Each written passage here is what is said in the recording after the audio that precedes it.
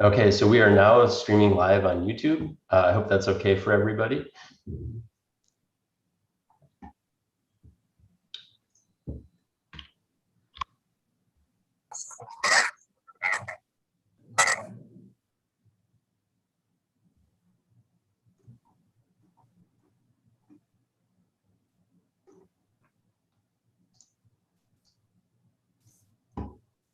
Great, thank you, Nick. No problem. Can you make me host again, please? Yes. Thanks. Good morning, John.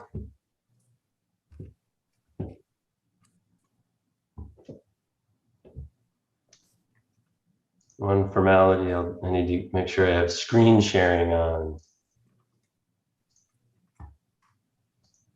There we go. Okay, fantastic. Well, I think most everybody is here, and in the interest of time, I don't want to waste valuable minutes here, so I'll do an introduction. And if one of the other thesis directors can sort of watch for admitting people into the Zoom, that'd be awesome. Thank you, Margarita. Well, welcome and good morning. This is Graduate Thesis at Tulane School of Architecture 2021. For those of you that don't know me, I'm Benjamin Smith. I'm an assistant professor and director of graduate architecture at Tulane, and I coordinate the graduate thesis sequence at Tulane. I would first like to introduce our guest respondents. I'm not sure if all of them are here at present, but I'll list everybody now and try to do a brief comment when people arrive later, if they do, or when they do. But it's really an honor and a privilege to share the day with such an esteemed group.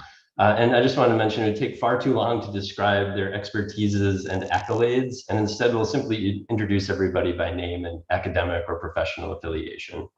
We have Mead Allison from Tulane Science and Engineering, Richard Campanella from Tulane School of Architecture, Maurice Cox from the Chicago Department of Planning and Development, Niek Hazendonk, a landscape architect from the Netherlands, Patty Hayda, from an MArch of 1995 from Tulane, an alum, who was at Washington University in St. Louis, Derek Hofferland, also an alum from Tulane in 1997, who is also coming from Washington University in St. Louis.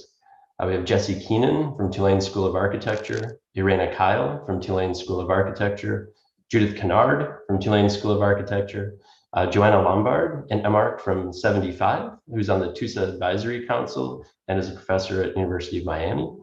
We have John McMurrah from University of Michigan, Adrian Parr from University of Oregon, Carol Rees from Tulane School of Architecture, Kelly Shannon from University of Leuven in Belgium, Laurie Smithy from Tulane School of Architecture, Pankaj Veer-Gupta of Veer-Muller Architects, who is also a Favreau visiting professor at Tulane this year, and David Wagner and John Kleinschmidt of Wagner and Ball. Thank you all for your time today. Next, I would like to introduce our graduate thesis students and faculty. From our Professional Master of Architecture sequence, we have Michael Bailey, Reed Campbell, Isabel Colon. I just want to mention Isabel, due to recent unforeseen circumstances, will not be presenting today, but on a later date. Claire DeVito, Andrew Porton, Gabrielle Rashley, Thea Spring, Katerina Tomasato, and Evan Warder. We also have one post-professional Master of Science in Architectural Research and Design student that will be presenting today, Charles Jones. The graduate thesis faculty this year included our Dean, Iñaki Alde, our Associate Dean for Academics, Scott Bernard, Associate Professor Margarita Jobert, Kentaro Tsubaki, also an Associate Professor, and myself. Now I'll just do a brief introduction to the context of graduate thesis at Tulane School of Architecture. So in the Professional Master of Architecture and Post-Professional Master of Science in Architectural Research and Design programs at Tulane, thesis represents a capstone moment in a student's education to apply what they have learned through development of original research. Students enrolled in graduate thesis work toward the development and execution of a design thesis overseen by a thesis director. Thesis projects should address a clear subject matter, identify actionable methods for working, and generate knowledge relative to their findings that ultimately contribute to architectural discourse. At Tulane School of Architecture, graduate thesis is optional.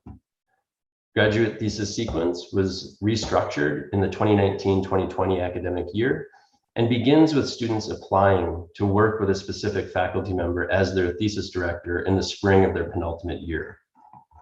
When matched with the student, the thesis director then oversees the student's thesis over 2 semesters in 3 courses, which include a 3-credit thesis research course in the fall semester, and then a 6-credit thesis studio and a 3-credit independent thesis research course in the spring semester. In the fall semester, the students developed research proposals from a common template that included a thesis synopsis, identifying primary questions and hypotheses, a list of key terms, a subject overview, a lit review, research methods, a project timeline, and a projected contribution of the thesis, as well as figures and annotated bibliography, as well as working knowledge of select texts relevant to their research area. The students presented their proposals in December and began the design work for their theses in the spring, while continuing to develop their understanding of the thesis subject matter by reevaluating their research proposals from the fall. Because of the independent nature of the work, students and their faculty directors would structure their own meeting patterns to complete their work. This spring, we had 3 reviews prior to the final presentation on May 12th, today, with the goals for, the thesis students' learning outcomes include the 3 following areas. First is to establish a clear subject of study within the field of architecture that's developed through design and its research. Second is to identify and execute working methods that address the subject of study through design from evidence that can be evaluated and guide the project's progress. And third, to articulate the contribution of the research and the designed project by understanding its successes and or shortcomings, as well as positioning the semester's efforts within the field. In an attempt to recast the tone, so to speak, surrounding an architectural review, born out of the belief in the spirit of academic collegiality and dialogue, our guests and students might have noticed that we have used the noun respondent in lieu of the more punitive association with a noun such as juror, with the hope that lively conversation rooted in discussion, debate, and discourse will present an opportunity for greatest use for students soon to embark on careers that will shape the future of the discipline. I'll close the introduction with something I said yesterday on undergraduate thesis reviews. I love thesis. I love thesis because of the speed and density of content. Thesis exposes the breadth of what our field can consider. While good theses can be many things, in general, however, I have found that good theses share 3 things in common. They are bold, they are confident, and they are humble. It is my sincere hope that today we will witness those 3 qualities in equal measure. Thank you, and we will now turn it over to the students. Are the students all queued up and ready to go this morning? Fantastic. So our first presentation will be by Andrew Porton, who is advised by Margarita Javert. And are you ready, Andrew? Yes. All right, and if you can, I'll throw the link to your concept board back in the chat. I'll try to do that for each of the students. Just to add that also co-advised by Nick Hazendong, who just arrived. Welcome. And I guess before you start, Andrew, I should ask, are there any questions from any of the respondents before we begin?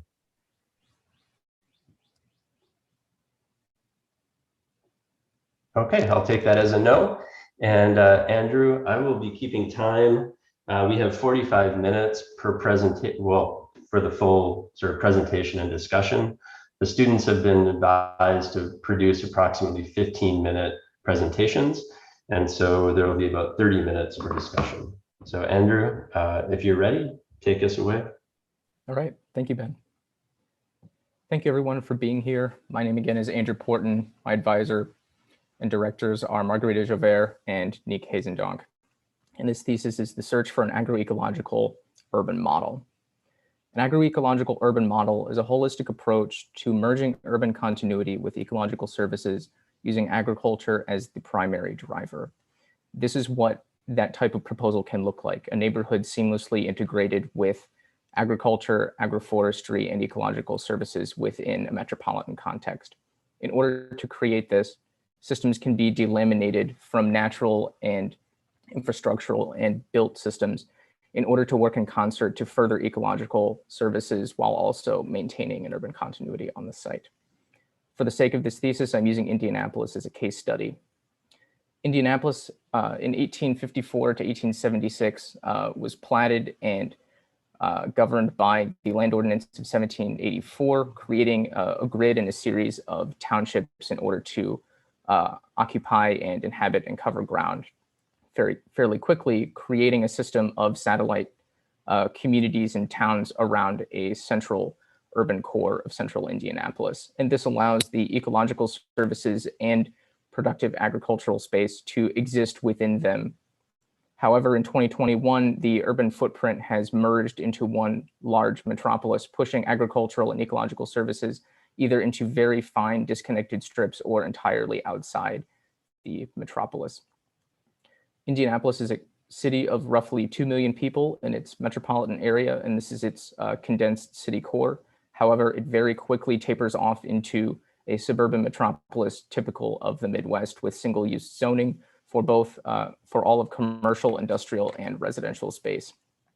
The river on which Indianapolis is platted, the White River in the metropolitan area, is largely privatized. Even though it is green, it is ecologically disconnected through things like cemeteries, golf courses, and privatized homes, and not contiguous habitat. The single-family home is 90% of this metropolitan zoning, further breaking up this ecological habitat and also producing the pinnacle of an extractivist, isolated single-use society. This is how you actually extract the last amount of value from land that has been through an extractivist system. Housing neighborhoods and commercial office parks are sort of the last way to get value out of things like gravel pits that have been filled with water. There's no ecological life or value left on this land, and it needs to be repaired and reinserted. So on the northeast side of Indianapolis, you can see the two satellite towns of Carmel and Fishers at their 19th century footprints, and how the metropolis has completely blurred those lines and coming out to join the 20th century additions of Keystone and Castleton growing around the highway from the 1950s. For the purpose of this thesis, the site will superimpose a municipal airport equidistant between these large commercial cores and against the White River. At eye level, this is still a municipal airport, so there's not a lot of architectural context. It's mostly flat grassland in order to maintain flight paths. It's bordered by a decommissioned railroad. It acts as a flight school, and so it's not actually a functioning metropolitan airport at this time. It has a nature preserve to the northeast, which is sort of a trapped, isolated phenomenon in an area that they couldn't develop because it has significant surface water and is prone to flooding. And this is its context that it responds to. Just across its southern border, within the city limits of Indianapolis, is an 800-foot setback to big box stores, impermeable pavement, and very, very little ecological presence. And so the search for an urban model for metropolitan Indianapolis is an alternative to suburban single-use separated functions in metropolitan society. Again, looking at each one of these layers individually being designed in concert to further these larger ecological goals. So the role of the architect is to look at each one of these layers, redesigning the existing systems and through material composition, and then reassembling and collapsing them into a laminated large urban site. The existing metropolitan condition is a single family home or a homestead or an estate, which is usually a half-acre lot. It is connected to a 100% global system of goods and services. It has 0% productive land area, and it's plagued by increased flood risk, degrading soil quality, and other issues. And the proposed metropolitan condition adds in the idea of agroforestry and the insertion of food production into this system, and creates a decentralized, dispersed living model, which creates a more resilient component against this global system. This has 40% land productivity, creates 30 to 40% renewable energy, and will also sequester 10 tons per acre per year through the agricultural production alone, let alone the forestry and other ecological services being inserted. The food production model for industrial agriculture as we know it is laid over America by a man named von Thunen, taking his agricultural radii and overlaying it over the country. So for instance, a single metropolis for these maps, it would be New York, has radial systems of agricultural intensity. So dairy and vegetables requiring the most labor and the most attention is closest to the metropolis, and then tapering off to lower degrees of intensity like pasture land and forest. And this really sacrifices soil health for continued productivity, and this compacts soil, causing runoff and further flooding, which takes fertilizer and soil away with it, causing erosion and eutrophication. And this is also furthering exporting and importing of phosphorus mining. So a permaculture or multi-crop agriculture system holds water on the site as long as possible, infiltrates back into groundwater, and this minimizes erosion. It minimizes the need for fertilizer, also through different layers, different stratified layers of agriculture, including forestry, including different types of species, really integrates the ecological functions of a natural forest canopy layered system with the idea of food production. Agriculture and urban society is not necessarily a new idea. Wright did it with Broadacre City in 1938. And he was still attaching to an extractivist society, though, through disregard for ecological impact, automobile glorification, and densifying the idea of a pastoral imaginary, still attaching to the single home typology as a self-sufficient unit. And an agroecological neighborhood will be unraveling this idea of extractivism through these layered systems, encouraging collective civic participation through its density. And it instead is using agriculture to positively and continuously interact and support ecological systems. So for this thesis, the systems are water, soil, and vegetation as the foundational natural systems actively supporting ecology, and then mobility, energy, and land use are the sustainable and conscious ways that we can inhabit such a system. These systems will be discussed in global and metropolitan contexts, look at metropolitan proposed solutions that do not work now, and then a proposed actual solution on the site.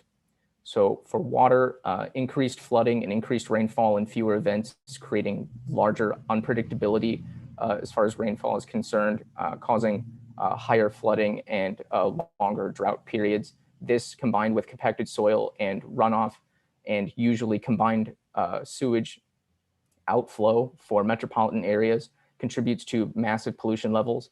The White River should have roughly 200 cultures per 100 milliliters of water, but we have over 18,000, showing that the combined sewage outflow is a terrible model for Indianapolis and even upriver outside of the metropolis.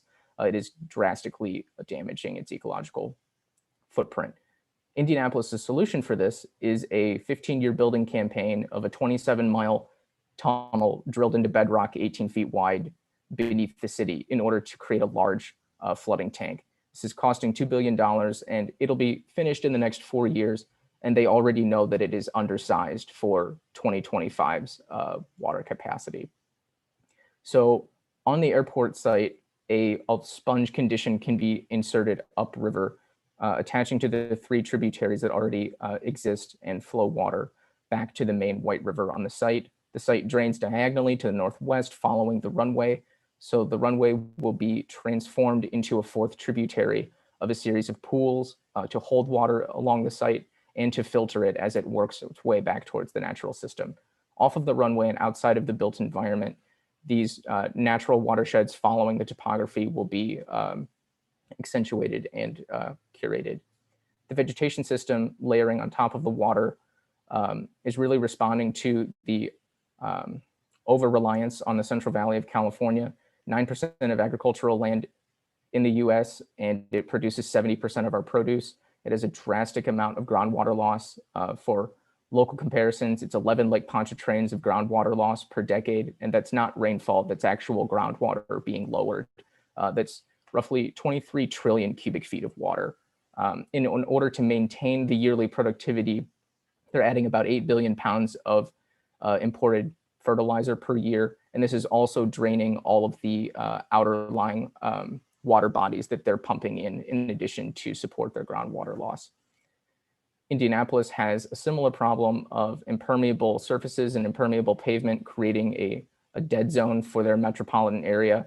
It's a 300% increase in surface runoff, and there's no agriculture within the metropolis, especially agroforestry, in order to promote groundwater retention. And then biodiversity only exists in isolated areas around reservoirs that are largely privatized. The vegetation system on the airport site is this nature preserve to the northeast, but it exists in an isolated system, not connected to the actual tributaries, not connected to the larger environments. You can see all of the single family homes around the site and how larger forested conditions do not exist within them. So in order to insert a neighborhood into this, each watershed will have an eco buffer of natural forested canopy, and then infilled will be an inverse curve of canopy for permaculture, decreasing from larger nut-bearing trees to orchard trees to shrubbery, and then finally to agriculture. And this will fill in the natural system and hold as much groundwater as possible. The vegetation system alternative would be acres of corn and acres of pasture, and this is conventional monoculture. However, that acre of corn, really only 3% of it goes towards domestic consumption. Over 70% goes to livestock feed and ethanol production.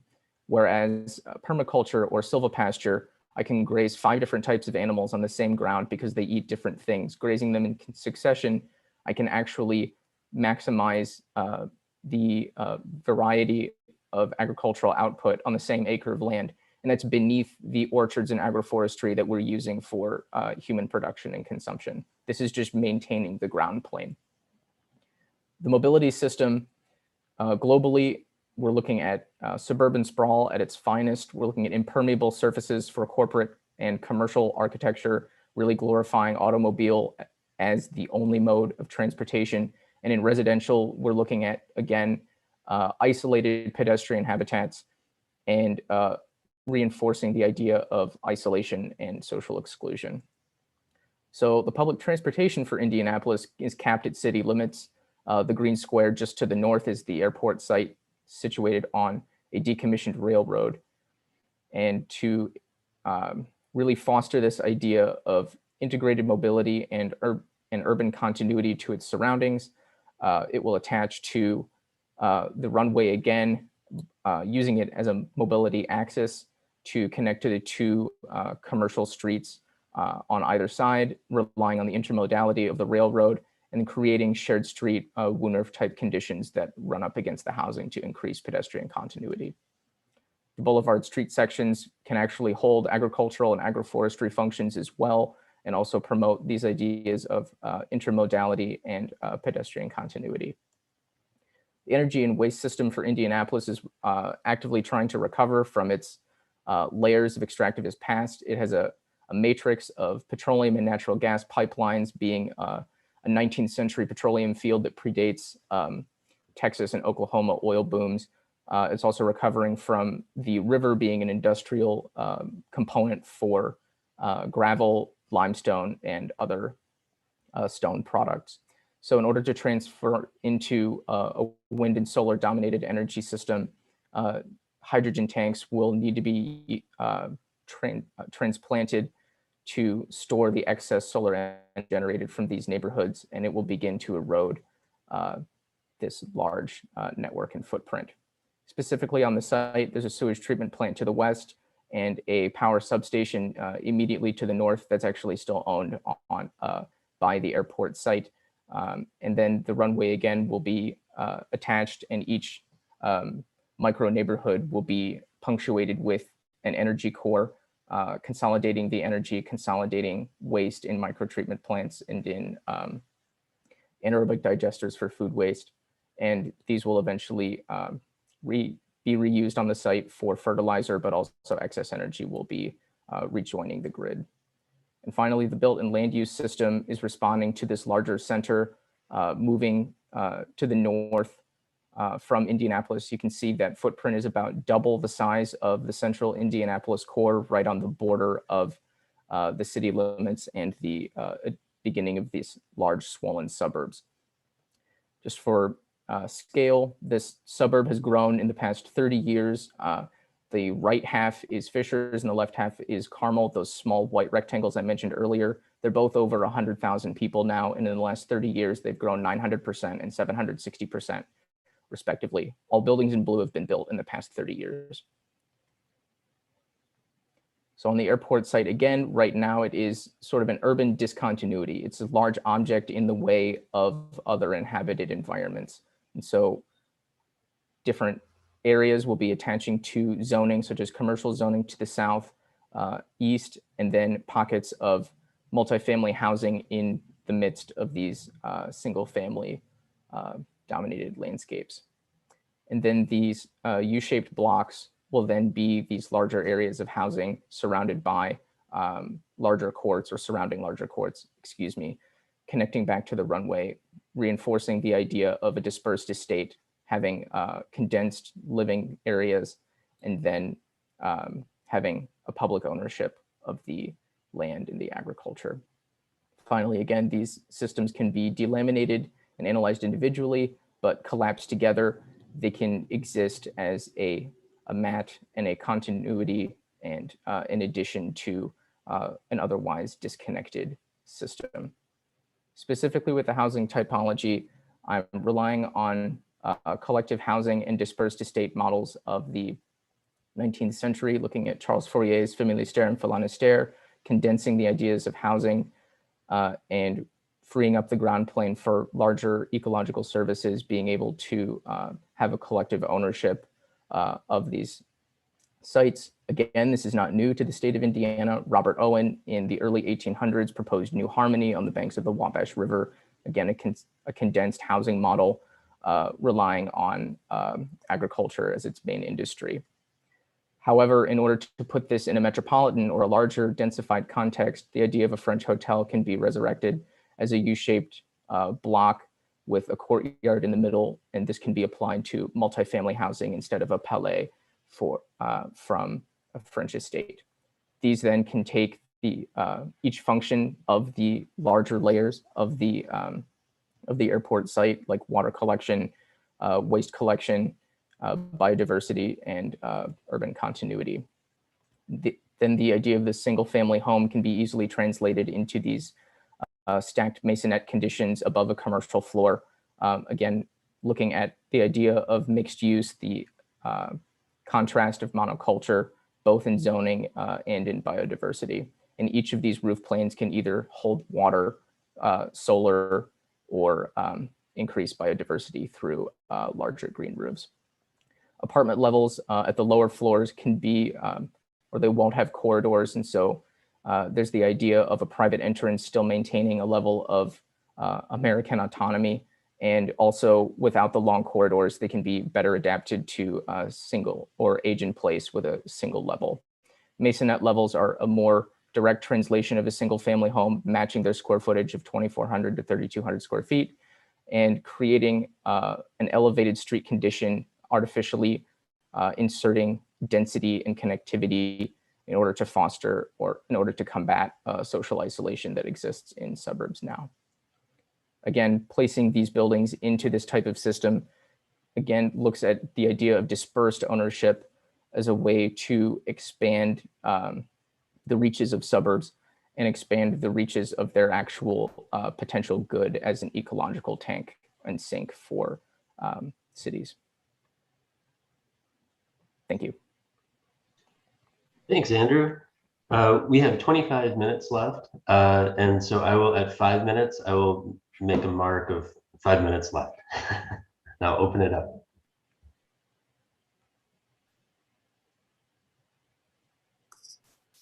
Well, Andrew, this is Joanna from University of Miami. Having worked with people who have spent a lot of time in the ag urbanism world, and completely deferring to the other respondents who are well versed in cultural and ecological issues of landscape and urbanism. I think that you've met the criteria beautifully that Ben laid out there in terms of what a thesis should do, establishing a clear subject, identifying a working method, and articulating a capacity for architecture to respond to this condition. So first of all, I would congratulate you on that. And then secondly, I would say you've done something that's really inspiring, because the integration of all the systems and your analysis of all these pieces, and then questioning what might we as architects bring to this that could be ameliorative environmentally, to individuals and to communities. And so, because, you know, these kind of situations, when you do such a great job, then you inspire all these questions about, oh, what about this? What about that? So one of the things that I was thinking as I studied yours, and by the way, thank you for having your concept board up there in advance of today, because it made it easy to study it more closely, and really appreciate the research that you put into the project. I wonder if there's a capacity for this system, and I realize this is, you know, taking you in a whole new thing, completely different from what you just said, but not entirely. Would it be possible for it to extend out and connect to those disassociated developments that you spoke of and that you've shown, and, you know, that you see them in the plan? Because when you look at the plan, there is the possibility for it to grow in and to kind of change and transform those communities. So one thing I might suggest is, in the future, like if you were going to do anything else with this, there might be just one diagram that's about how it might lead to a larger transformation. So I have much more to say, but I'll stop there so that all of the other august respondents can jump in. Thank you. I could maybe jump in. This is Kelly. So Andrew, I would also like to congratulate you. I think it's a very comprehensive project going, and also the abstract in particular I found really sharp. To write a short but very precise abstract, I think is not the easiest exercise, and I think you've done it really well.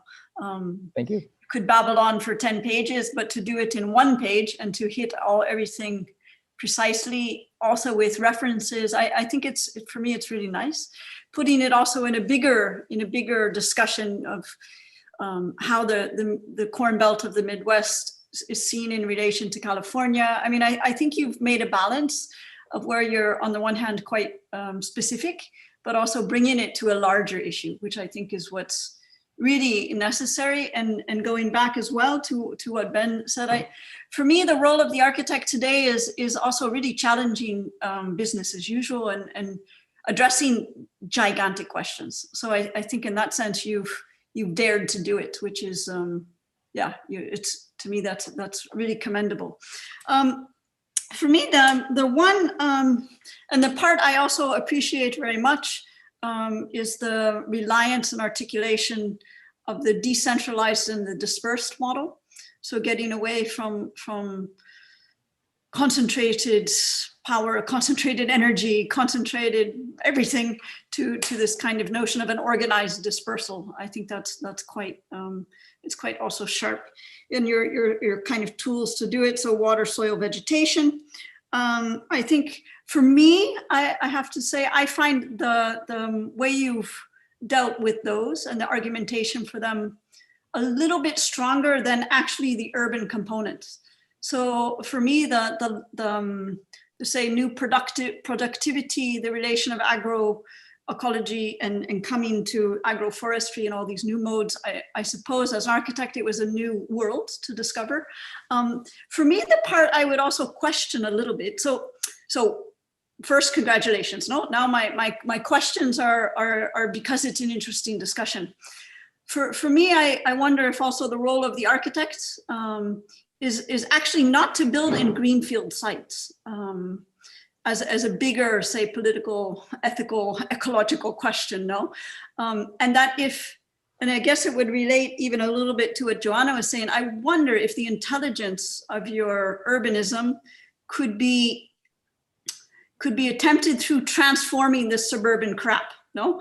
So Mhm. if we understand that we've got this kind of endless stamps of different suburban stuff, some nicer than other, but mostly not nice and not, I wonder if instead, if you kind of took all of your, say, political views, I would argue, and new economies, new productive systems, new ecologies, and tried to work them into weaving in and transforming, on the one hand, the big box, so the stuff by the railway yard and the stuff around, and that the kind of greenfield sites, they become more productive greenfield. So for me, that would say, it's again a bigger question, thinking about how to relate to sustainability of the planet. I mean, I think even as architects, we should not ever anywhere in the world develop on a greenfield site. So that would be a much more radical way to go. And so in that sense, I appreciate it a lot, but I still wonder if it's almost a little bit the modernist idea, of these kind of new stamps and the tabula rasa, because I think the other logics are so rich and so contrary to what we've been doing for the last 100 years. So, but as I say, it's a big question on an overall. Congratulations of a digging into something I think is really fascinating and super timely.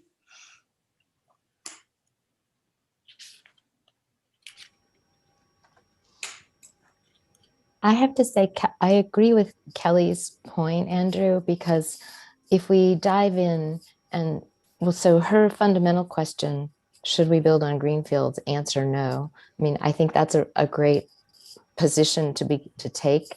And that I think you were, as Ben said, bold, confident, and humble. So I'm extremely appreciative of that. I think Ben should kind of have that tattooed on all architects' wrists so that we take that forward into the world. But when in studying, I think you might be able to argue for a kind of more micro insertion of the kind of agricultural residential component that provides a bit of a center, because I do think that if you were going to be ameliorative to the single family dwellings and the big box and the highway, what you might want is to give them a there, right? And what you are creating here has the capacity to be that. And I think that was your intention, to create this almost sort of agro-eco city in a way, a mini city, because you are bringing people together at a pretty significant density as compared to the neighbors. And you're suggesting that that density has benefits. So it's possible for that to be a bit more surgical, maybe a bit more micro. And in that regard, I think that some of the forms might change. I got the feeling in studying your project, you can tell me if this is wrong, but that you did this just unbelievably amazing, detailed, thoughtful analysis of conditions, both, at a local and a global scale. And then when it came to the buildings, you came up more with prototypes and you began to displace them around the site in relation to this larger strategy.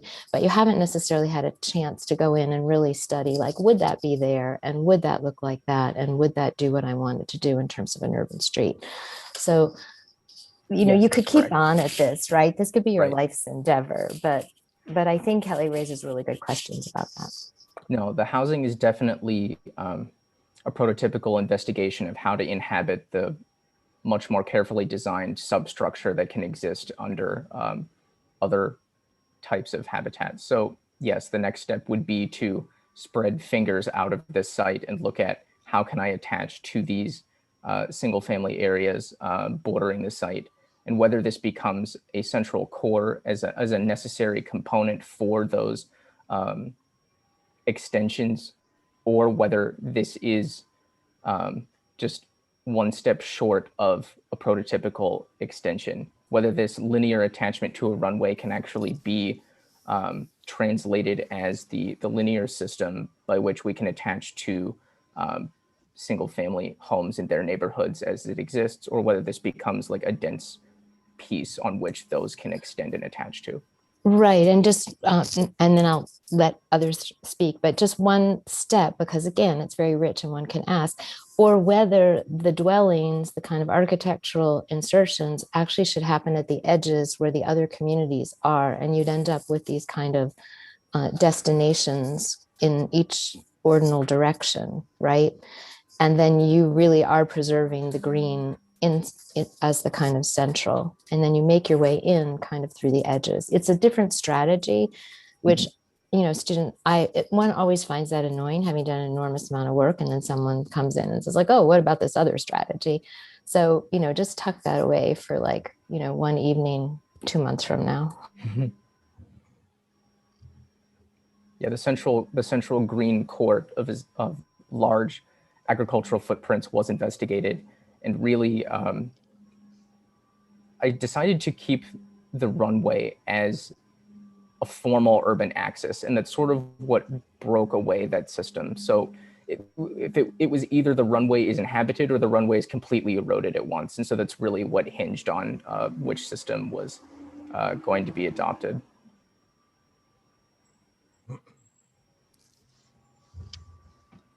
So let me comment by now. I'm Nick Hazendonk. I followed the project already quite a time as advisor, and I want to congratulate Andrew with the state it's in by now. So you did an excellent presentation. It was nice to see the total overview, but because up till now I didn't see it as complete as now and as elaborated, and it was before you presented it, but now you did all in a whole, but also very dense. So without elaborating in all kinds of directions, but it was very straight presented. Thank you for that. And for me as a landscape architect and a landscape architect working quite a lot with agriculture, it was quite a project to communicate with Andrew, being an architect with, sorry to say it, but almost zero knowledge of agriculture. So it's always fun to have people that can ask more questions than that you can really solve or answer, but also it brings you back to your own experience and knowledge, and how is this and how is that. And he really was asking quite a lot, and we were finding together in the group answers and new ideas. So, and Andrew did a good job in that, I think. He must have learned an enormous amount of stuff, I think. And the best thing is that he also was able to use it in his design and in his proposals. So on this system level, I think he did this very well. But during the process, I still kept having all these questions about the forms and how we laid it down in urban form, but also in architectonic form. So because on agriculture, I couldn't go and ask too much of him. He learned a lot and he used it well. But then on the architectural side, I think he has still a lot to do within this project. Some of the things to do are already mentioned by Joanna or Kelly. But for instance, for me, but maybe that's my Dutch perspective, it's strange when you go into urban agriculture that you start with rather high-rise buildings and rather high density, because the people, the social communities that normally are interested in connecting to the soil are not the people that are interested in exactly going to live in these high density complexes. So there's for me a kind of contrast, although it's also understandable that you want to be different from the one family houses, deserts that are all around this spot. So I can understand that you search on one hand culturally this difference, and on the other hand also because density as such is in a way environmentally good, because you don't consume too much fields and too much green fields. So I can understand it, but it kept amazing me a bit, and I kept having questions, because when you are suspecting that people are going to work in these fields or at least volunteer in these fields, then also this connection to the soil, I think is a good thing. And the same counts for this U form, this building, and how these buildings are placed in the space.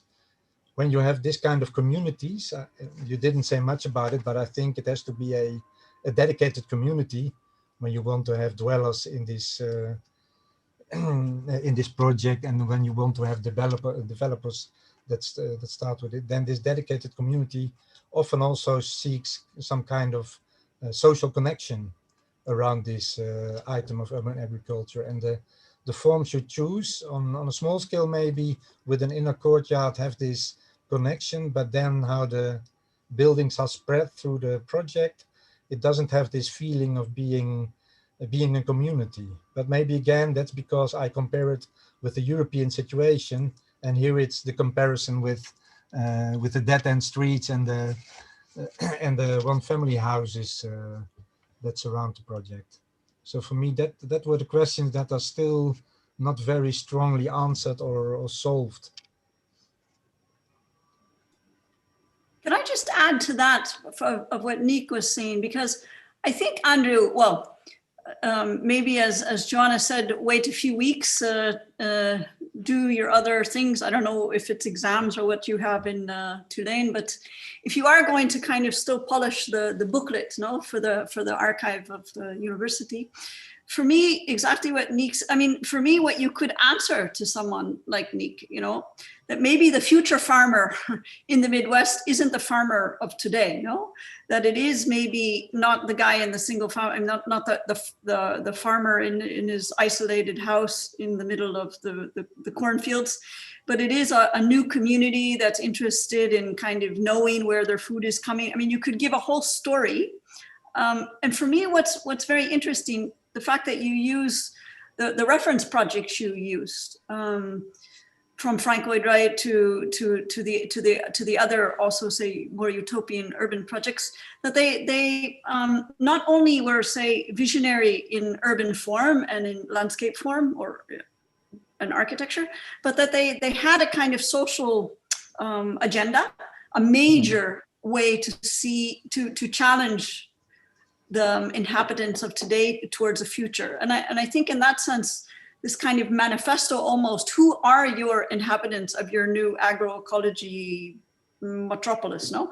And I think it's not the farmer as we know it today, neither in Europe or in the Midwest. It's the next generation that is a different maybe scale, level of cooperation, because that's where, for me, I think your main, you call it director, for me still the essay that Margarita wrote in Ecologies of Prosperity is a really fantastic example in a way, because it's projecting urbanism and you could say landscape systems to be radically different, but based on also knowing that human relations have to be different, so that you as an architect, and because I think that's what even Frank Lloyd Wright, no, it was kind of not taking the society we have it now, but how the project becomes a major transformation of society. So for me, that could be a way, something that you could even, you know, you write beautifully. So maybe it's also another piece of the text that you could have to kind of complement the project and put it in this transformation of society as we know it, not only the transformation of the territory and the settlement structure. I really agree with that, Kelly, because with this kind of interventions, you need really a social narrative. Who are the people who are going to start this, and what is their story, what they want to do in life, what they want to do to the rest of society? Because I think this could be a starting point, or a community that shows the region what is also a possibility and what also can be a way of living together. But that's the part that's not yet in it. We talked a bit about it, and he knows some examples that we have in the Netherlands, but he didn't give this story up till now. And then again is the question, what kind of forms belong to this kind of society?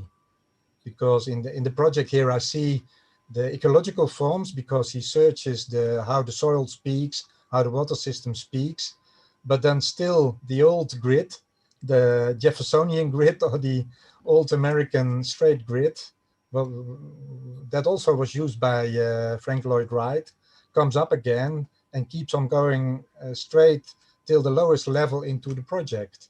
You could also say, okay, when we are already that ecological thinking, why not follow the soil, follow the system? And if I have a building, why not present it to the sun, because we need the solar system? So then you have all kinds of environmental things that guide your forms, instead of keeping close to this colonization grid and this taxation grid, because that is what the straight grids are, ways to tax people or ways to to colonize. And this should be a new kind of colonization, and an eco-colonization, which has other directories. Yeah, the main reason for maintaining that orthogonal grid is sort of attaching to the Jeffersonian grid that exists as a sublayer of all of this metropolis that I'm eventually intervening and responding to.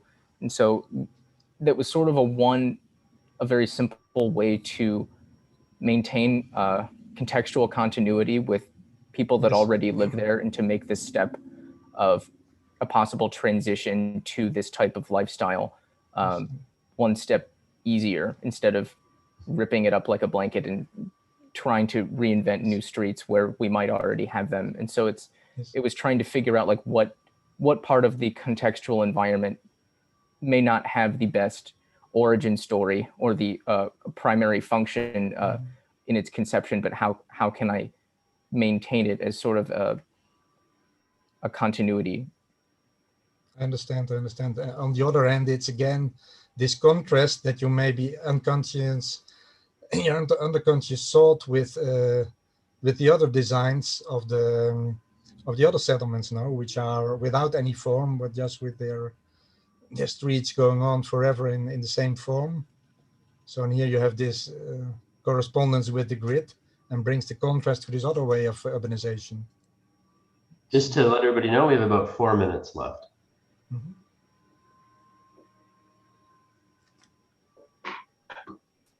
Maybe other contributors?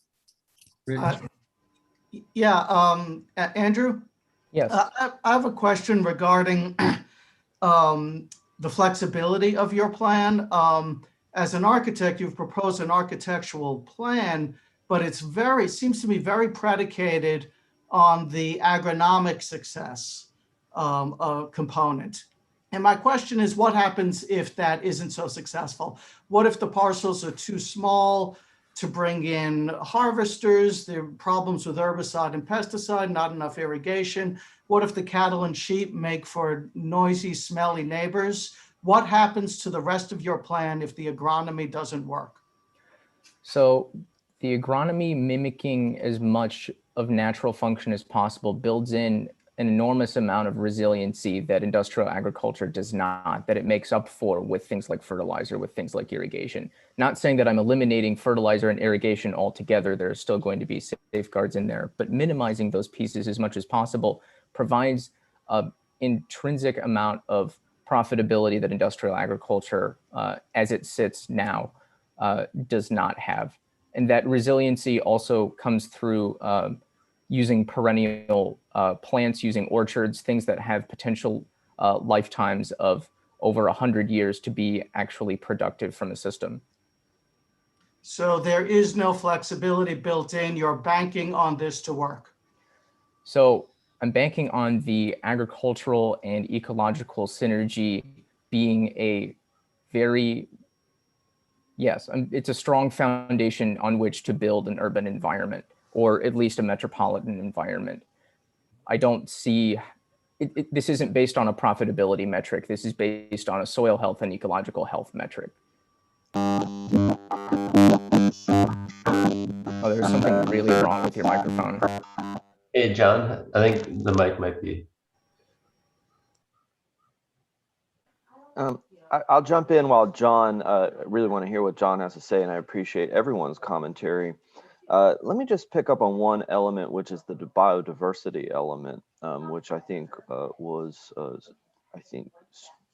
weaved into your narrative. I'm a little concerned, and maybe this is not so much a concern as much as a reflection of prior commentary, that when you look at the map and you sort of look at the elements of rows and columns, I really appreciate the extent to which you have interspersed what appears intuitively to be a flow of water, and you have a barrier or a buffer zone, which appears to be a more diverse tree canopy associated with that. And I think that's really key. And I think that that's the points from which you run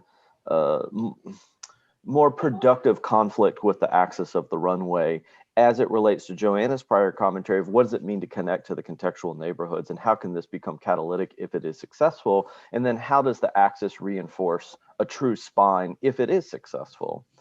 But the other aspect of that is to what extent, and this picking up a little bit on Rich's commentary, do those buffer zones begin to expand and take over in the name of true biodiversity, right? Because I don't think that, I mean, first of all, your storyline with extraction, agriculture is like by definition extraction.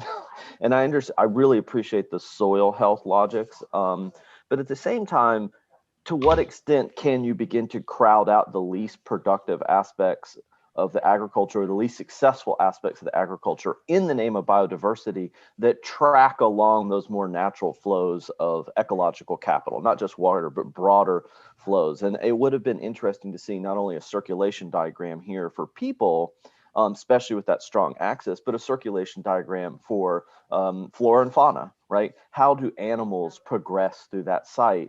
And how does their own pathways through the site become relational to the biodiverse elements, or at least what seems to be biodiverse in terms of the tree canopy and the representation, relative to these very hard dimensions of truly extractive agriculture? And I think this is a productive way to view this as it morphs over time.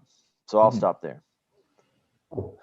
Well, thank you everybody for the fantastic comments, and thank you, Andrew, for a wonderful presentation. It's been a pleasure to work with you over the years and watch this evolve and grow. Up next is Gabrielle Rashley. Gabrielle, are you queued up and ready to rock? I am. Welcome, Mead. Alison just arrived. Oh, fantastic. Good. Hi, Mead. Nice to meet you virtually. I don't think we've met in person. Yeah, all right. Nice to meet you. Well, hello everyone. My name is Gabrielle, and my director is Margarita Jobert. My co-advisors are Mead Allison and Mark Davis. And this project is called Regenerative Habitat, a speculative urban model for metropolitan New Orleans. So to begin, the area of study is the Bayou Bienvenue Central Wetland Unit, kind of located just adjacent to New Orleans, or the metropolitan New Orleans. And to kind of understand the site, it helps to look at kind of regional trends, kind of at different scales. And so contextually, New Orleans sits within an alluvial delta. And so there's this sort of atypical section at the river where essentially the river is higher than the surrounding land because the land is formed by the sediment deposits from the river. And so historically, the city developed along this higher land along the river itself. And so you can kind of see in this bird's eye view where the settlement is occurring along the river, but then also how the land kind of then just recedes into lower lying back swamp, which is filled with water tupelo and bald cypress freshwater swamp, which is over kind of in the Bayou Bienvenue area over here, which is the area of study. So as the city developed, it kind of grew into the back swamp area, the lower lying back swamp area. And to achieve this, kind of during the progressive area, there was this huge undertaking of creating this pump system that would drain all the water from the city. And in doing this, it essentially kind of drained all the groundwater, and in a sediment formed landscape. This led to subsidence, which is kind of leading to this unnatural condition where you have areas that are below sea level kind of within this bowl of New Orleans. And so you can see that most prominently in section, of course, where you have the river kind of higher than the surrounding landscape, which is why, when Katrina hit, it essentially kind of created a bowl for water to collect. And these are just some section cuts taken through the site itself. And so just kind of some other larger, bigger picture trends. And so similarly, kind of coastal land loss is occurring throughout, and subsidence is occurring throughout coastal Louisiana. So you're seeing rising seas, coastal land loss, and increased storm frequency along the coast. Parallel to that, you're seeing this retreat of populations that are living along the coast, kind of inland. And I'll all the while the land is receding, there's a continued investment in extractive practices such as a petroleum industry along the coast, as well as navigation and waterborne commerce, which are in some ways exacerbating coastal land loss in Louisiana. So returning to the site, you can kind of see these trends kind of mimicked once again at the smaller scale. So, once again, the area began as the back swamp of New Orleans, sort of a water cypress all Tupelo swamp. And this served as like a natural storm surge protection system in a way for the city. The friction of the trees kind of helped reduce storm surge as it entered the city. With the loss of that, you're kind of losing any sort of protection from that. Additionally, as the city grew, these different cuts were made into the landscape in many ways for infrastructures and navigation. And that brought saltwater intrusion as well as a sort of wedge to bring in storm surge, essentially, which killed off the cypress swamp and its natural kind of storm protection system that was provided by that. So, thinking about the loss of the swamp, the cypress swamp and subsidence, conjoined, is kind of what made the disaster of Katrina so horrible, because he lost all its sort of ecological barriers that were kind of helping to protect the city. And so since then, there's been several different plans to kind of shore up the city with kind of more built systems. And so there's heightened levee protection system that was kind of revamped along the edge of the site. Additionally, there are these sort of there's the 2017 Coastal Master Plan, which is looking at kind of different ways of addressing land loss and sea level rise through marsh creation with dredging, sediment diversions, other sorts of structural systems, raising, housing. But even if this entire plan is adapted, there's still a projected net loss of land. And so there's still needs to be a sort of different attitude in terms of like how we need to inhabit this landscape. And so it's the sort of main questions that I'm asking, what does it mean to restore the wastelands of an extractive model of inhabitation? And I'm kind of pointing out that restoration seems to suggest a return to some sort of idealized previous state. I'm looking more at that concept of a regenerative model, which is less looking to kind of see humans and nature as a sort of separate systems, but as something that co-evolve together. Kind of, looking at Marina Alberti, an urban ecologist, as a guide. And so here, a regenerative models amplify the biotic capacity to support 3 interrelated forms of capital, which include natural capital, built or manufactured capital, and social or cultural capital. And in many ways, regenerative aims at a new idea of natural, which is kind of combining human and natural systems and looking at them as kind of co-evolving systems. So in terms of urban models, kind of looking at different theorists and kind of, thinking how this model situates itself between kind of organic societies versus industrial societies, which were formed, of course, after the Industrial Revolution. So, we're kind of moving from the idea of flows of energies to stocks of energies, and then, a hybrid system that are maybe combining the best of both, from physiographic determinism, which then moved to sort of like a disregard to your surrounding landscape to something that's more physiographically guided. And then from, recovering and recycling materials that then moved to an extractive model, to potentially thinking towards a more regenerative model. And so looking at the site again, kind of zooming in, this is just sort of the conditions you see.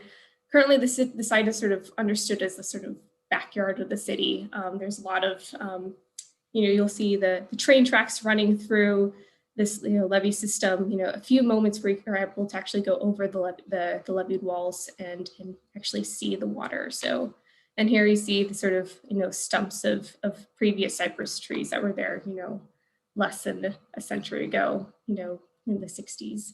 And then once again, this is over on the St. Bernard Parish side. You can see a landfill kind of in the middle of the site, electric substations.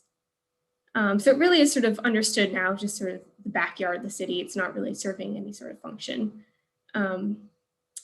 So in terms of site strategies, this project is kind of, identifying 3 different ways of addressing some of the issues on the site and kind of moving towards this regenerative model. And so the kind of backbone of how the site is addressed is kind of, with these 3 strategies. So there's marsh terracing, elevated urbanism, and then regenerative infrastructures and practices. And so I can go into each of these. So marsh terraces is sort of the first way of, kind of before everything else, just kind of building up marshes, again, on this site that's now converted to open water. So currently we have this existing condition of, 2 feet of open water in an area that was once cypress swamp. And by the simple act of kind of cut and fill with excavators, you can build up marshes again, around like 7 feet or 5 feet or so above the water level to start to rebuild habitat. And this is a practice that's currently used throughout the Louisiana coast to mitigate coastal erosion. And then in terms of elevated urbanism, so once these spines are created with the marsh terraces, it's possible to potentially think about inhabiting the site. And there's several reasons for that. So it occupies this really coveted land area within the hurricane and storm surge protection system, but then outside of the Bowl of New Orleans. And so, thinking about people who might experience flooding during hurricanes, or people who are having to evacuate from around the area, or people who are having to retreat from areas that are being, experiencing land loss, but are still tied to lifestyles that are, require an adjacency to water. It's interesting to think about this site as maybe a way of inhabiting a floodable landscape that's still protected within the levee protection system. And so in order to do that, there's kind of like, you have to kind of think about this elevated urbanism, which is essentially, taking utilities and lifting them up above the water level, and then also lifting up the buildings as well. So flows of water and others flows can occur beneath these systems. And so this is just a glimpse of what that might look like in a preview into some of the architecture of what this could potentially,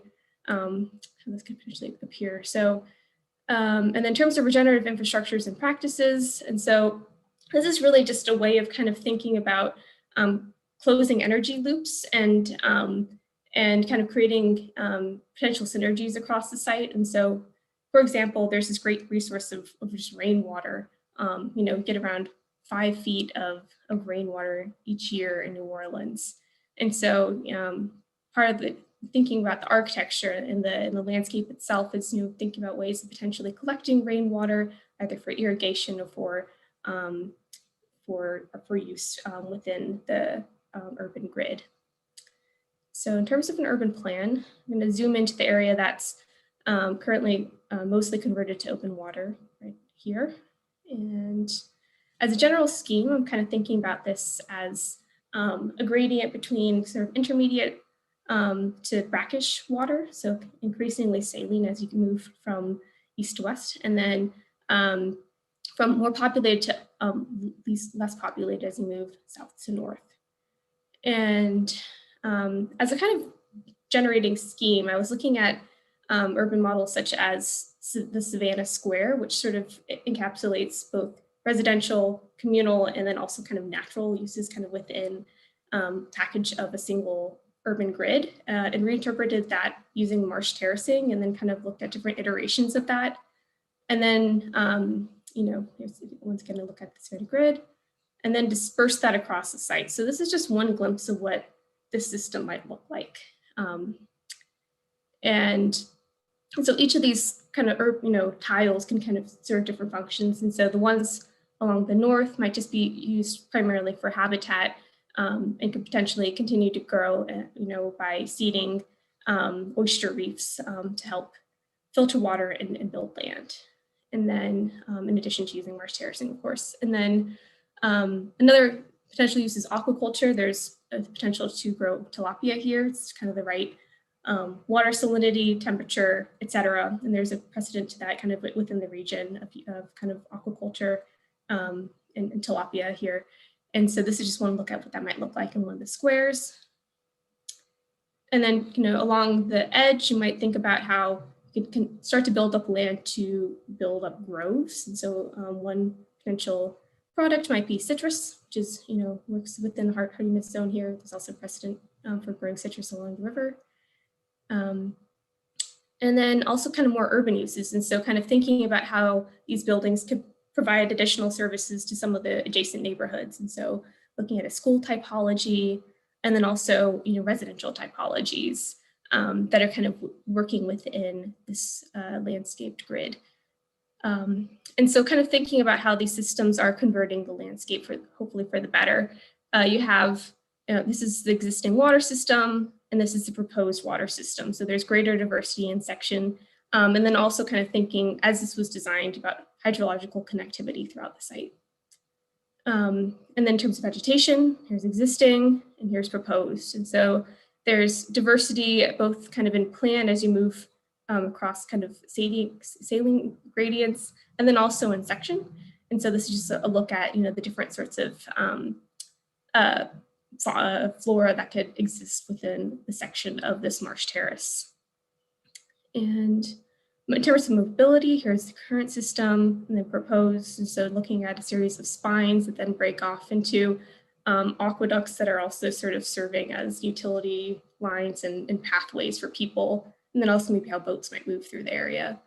And so this is just a look at that and all the different ways one might travel across some of the spines as well as along sort of elevated utility lines. Buildings, existing versus proposed. And so kind of creating more density. But then also, still kind of lifting up above the landscape to let the ecology do what it wants. And then energy systems, there's potential to install solar panel, and so it can contribute to the grid. And waste systems, and so since this is sort of perceived as this, backyard of the city, it's kind of questioning the two adjacent landfills on the site and kind of proposing a system that is moving towards a more regenerative model, which is looking at decentralized recycling system and composting system within the site, the grid. So once again, here's a look at what that might look like together. I'll zoom into one of the blocks, probably one of the residential blocks, and so you can see at the ground level it's still open to allow the continued flows of water and animals across the site, and then also what that might look like on one of the upper floors and how we could ramp up to these levels. And a section across the site. And then to close, this is a quote by environmental scientist, Jedediah Purdy, which is, Anthropocene finds this the most radical expression in our acknowledgement that the familiar divide between people and the natural world is no longer useful or accurate. In a world that we cannot help shaping, the question is what we will shape. And so hopefully it's something that is moving towards a more regenerative model. We can no longer afford to kind of disregard the ecological systems that surround us, and it's time to start to think about a sort of new natural system where they're working a little bit more in harmony. So that's it. I welcome your feedback. Fantastic. Thank you, Gabrielle. We have about 28 minutes.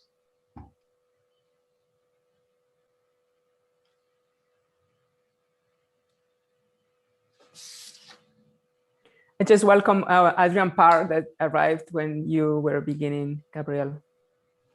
I'm so sorry for being late. My No worries. assistant had it 1 hour behind, but it's actually 2 hours behind. So I don't mind to start if nobody else is jumping in. Gabrielle, I would also start with really congratulating you. I think it's a quite fantastic project from the kind of conceptualization, which I find these diagrams that you had talking about the kind of organic, the industrial, and the hybrid societies, and the different practices, and kind of this whole notion of regenerating, which is not, of course, replicating, it's not renaturalizing, but I think it's a very clever word choice. And I think words matter a lot. And it seems that you've given a lot of attention to to these understandings, naming things. I think naming things for me is half of the conceptualization. So I think you've done a really wonderful job, and at the same time carried it through. I mean, well, the drawing you end on getting to really a new architecture, a new architectonic form. So I think you're from the conceptualization to the, say, architectonic details, including your rainwater collection and well, what we're seeing, this kind of reinvention of the kind of stilt house. I find it quite fascinating.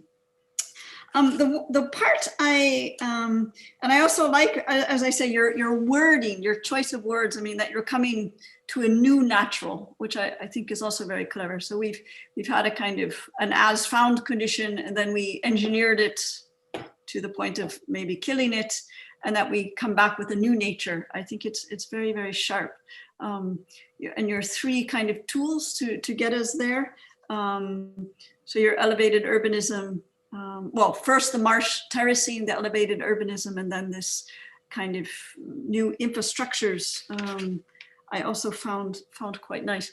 The one part that I again raise as a question, because it's so interesting. I think the key to your whole project across every scale is in the section. No, it's in the section at the scale of the territory. It's in the section at the scale, obviously, of the unit even, and the agglomeration of the unit. And I just wonder, when you look at the, say, overall plan, for me, the one kind of part where I question, can you go to one of the plan where you, so when your choice of the site, I found very, very nice that it's also, yeah, in this area that is already has a kind of story of bathymetry and water systems. But for me, the part where I'm wondering is again, the formal imposition and the structure of urbanism, that it's kind of ending, you know, in this, if I even use I mean, that it ends in this, you know, at this line, that it all ends there, and it kind of gets a little bit different treatment here and a little bit treatment there. But when we understand the natural system it's not just a slot to fit into, but it has a whole system of bathymetry of different waters. I wonder if, I think for me, it was very somehow similar also when we were looking at Andrews, that there was this kind of formal way of urbanism that fits into grids, that fits into a kind of predetermined Cartesian order that doesn't maybe kind of adapt itself to the other geometries on the site. And so for me, that's the only part where I wonder if there could be, because it seems so sensitive to the site in a way, but then when you look at the urban structure, it really looks like, again, an imposition, no, of a grid and a structure. And for me, I wonder if that's the one part where there can be a little bit more play, and where also even the widths and the notion also that you start from the Savannah Square, that maybe the squares are different sizes and different hierarchies of things, because now it just looks like a stamp, you know, or a computer thing that you array and repeat, and but where does it start and where does it stop? And I wonder if there could be a hierarchy to the whole kind of collections of places for production, for fishing. I mean, all of your different kind of oyster reefs, your fish farming, if they maybe have different sizes and that can modulate the thing a little bit more, that it's not just the same stamp, almost kind of relentlessly applied. So, but that's, as I say, a kind of a thing that you can talk about only because the rest is so incredibly well developed. And I think it's a beautiful drawings as well. So congratulations for a very powerful project. Yeah, I'd like to pick up on that front, if I may. I had a very similar, first of all, it's really beautifully designed, and I really appreciate the drawing work here. It's something that's been on my mind throughout reviews recently, actually. I think the idea of reproducing terracing and elevation and different, I mean, you have the plinth, And what we don't have are these mezzanine layers that bring you at different experiences that programmatically vary. I think in plan, your program with the schools and the housing and the integration of various commercial activities actually seems really well developed and has a certain set of logics to it in terms of the intensity of that associated use. And I appreciate that. But I think I completely agree with Professor Shannon here that indeed the challenge now, I think, is in section to understand these different gradations of experience as it relates to what is, it comes out in the architecture here for me is the superstructure, which is encapsulating this. And I think that there's some fundamental challenges here about how you handle shading on the water and how you handle runoff and turbidity, and and I think that there's probably a flow of sediment and material that leads to a fundamental question, which is how does this development steer these flows of material in a way that this becomes a polder, right? That this has a permanence to it where there's a abiotic relationship from which the material and the superstructure itself begins to become accumulative. And I think in that process, the landscape, because it is truly landscape in its designed intervention, begins to integrate, if not infiltrate formally, in these different, let's say, mezzanine layers or different horizontal planes that begin to integrate within that superstructure. And I think in that you will not only vary experience, but you will be able to, I think, have a more acute sensibility for the degrees of intimacy that you are trying to draw people in. I mean, people are going to live here and work here, and they're going to need their own places and spaces that vary in their publicness, if you will. And I think landscape, as it infiltrates at different elevations and grades, begins to really reinforce that. And some of that may just be simple screening with the right species. And I saw you kind of draw in some planters and things like that. And I know where you're heading with that. And I think that feels strong. But I think at the end of the day, how can the superstructure itself, and I kind of envision the roof actually sloping down on one side for radiant management all the way to the water, right? How does that really work with you in supporting not only the flow of material, but supporting a broader environmental health and ecological health? And this is where I turn it over to me to really land the ship here.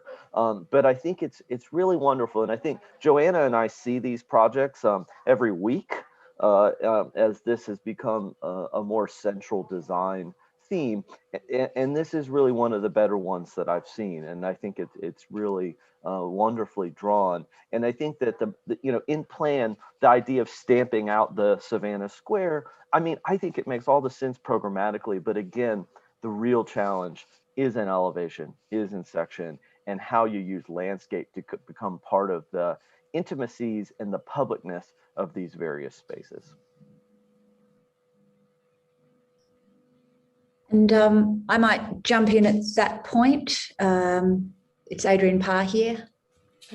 I don't know if it's coming on for you at all. Yes, perfect. Yes. Yes. Oh, great. Welcome.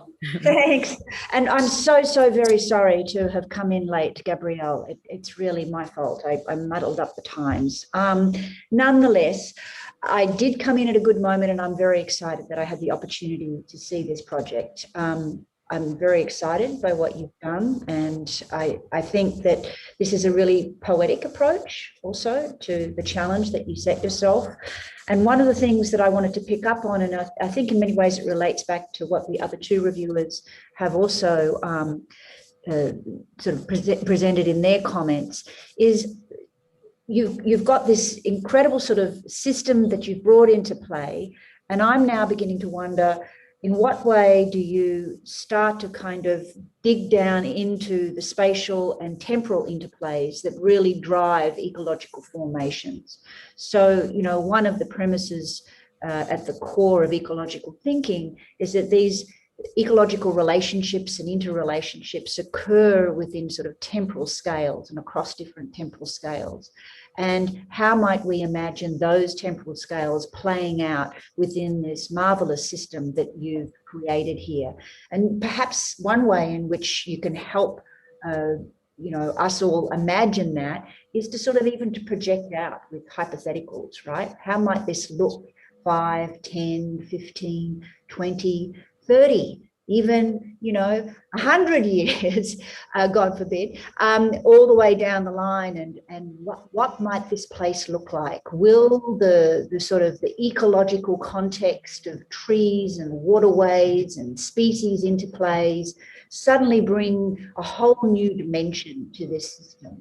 How will it sort of seep its way through this incredible system that you have created to even kind of interrupt and problematize the grid that you've been working with in many senses?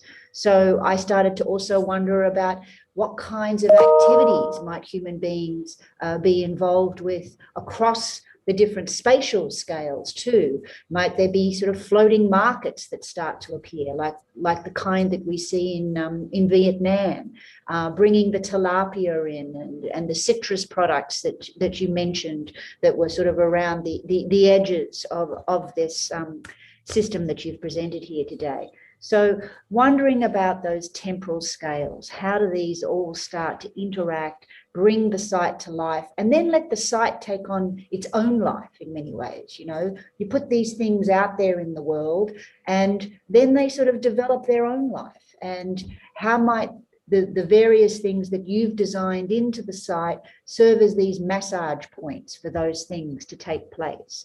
So how do we kind of imagine and put the sort of temporal variability of ecological systems to work to infuse and deepen the poesis of this project? But I think it's a marvelous project. Thank you. I to all your comments, I think I would love to take this grid and put it into some sort of simulation machine and see what happens over time. And because I think part of the reason for developing a kind of a more regular grid is to, I guess, kind of like help set sort of like a base level for change over time. And so what's missing then is this sort of, actual drawings of maybe how this could, potentially change and shift over time. And I think showing flows and changes, I think would be. The disequilibrium physics can be a really interesting method to try to just play around with the way things might change.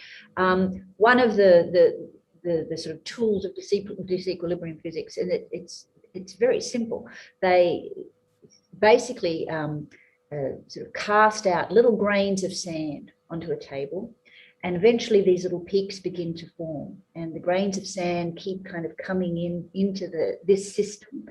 And then eventually, one of those peaks just collapses, right? And everything kind of shifts as it does this. And they use this to study earthquakes and all kinds of things. But it's an interesting approach, I think, that can be used in a variety of other ways. If we're thinking about grids and so on and so forth, how might, these random moments, but not so random because they're connected to other things, cause these shifts in dynamics? And that's sort of the way ecology works too, right? They come in and interact, different kinds of species interact with one another. And then it's not that one species and one interaction necessarily causes this change. It's a result of the ways in which they're all interrelated to one another. And you can't quite predict which way it's going to go. But the sort of variability that's at its core random emerges through that. But I just started to imagine, trees and birds and other kinds of wildlife and migratory species, how do they exist in this system? What migratory species move through this area, and how might your design help in their flourishing, right? I'm reminded here of, I've forgotten the name. Someone on the review might be able to help me out here. But fantastic group in New York, the studio's in Brooklyn, and they're designing a monarch habitat for the migratory monarch species, and the facade of the building is designed in such a way that it's going to invite and help the flourishing of those monarch habitats as they continue on their path.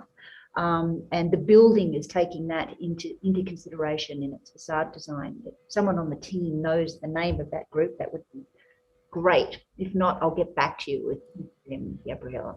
Thank you. That sounds fascinating.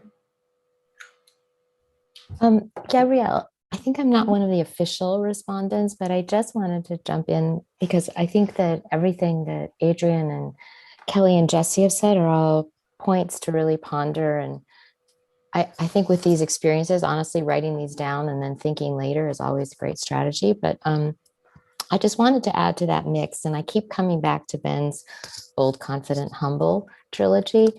And I wonder if after you've done all this, one question that one might ask oneself is, the grid is a distribution system. Many communities, we find urban grids, throughout, they're generally land-based. Water-based communities tend to be a bit more dynamic in their formation. So like you could compare, for example, Savannah with some of the fishing villages of Southeast Asia that Adrian mentioned. What I wonder is if you might, now that it's not the thesis anymore, and you could take a step back, maybe there's a unit that now that you've done this project, you might say, actually, there's a dimension, and that dimension probably is coherent. And beyond that dimension, it should become something else. So that's one thought. And the second thought is that maybe what's provided is this platform, the system, the kind of infrastructure of where you dredge and fill and how you deliver certain services. And then beyond that, the architecture actually becomes something that sits on a platform, and it may be, a variety of unique elements. And it's not done by one person or one building type. So those are like future questions to ask oneself.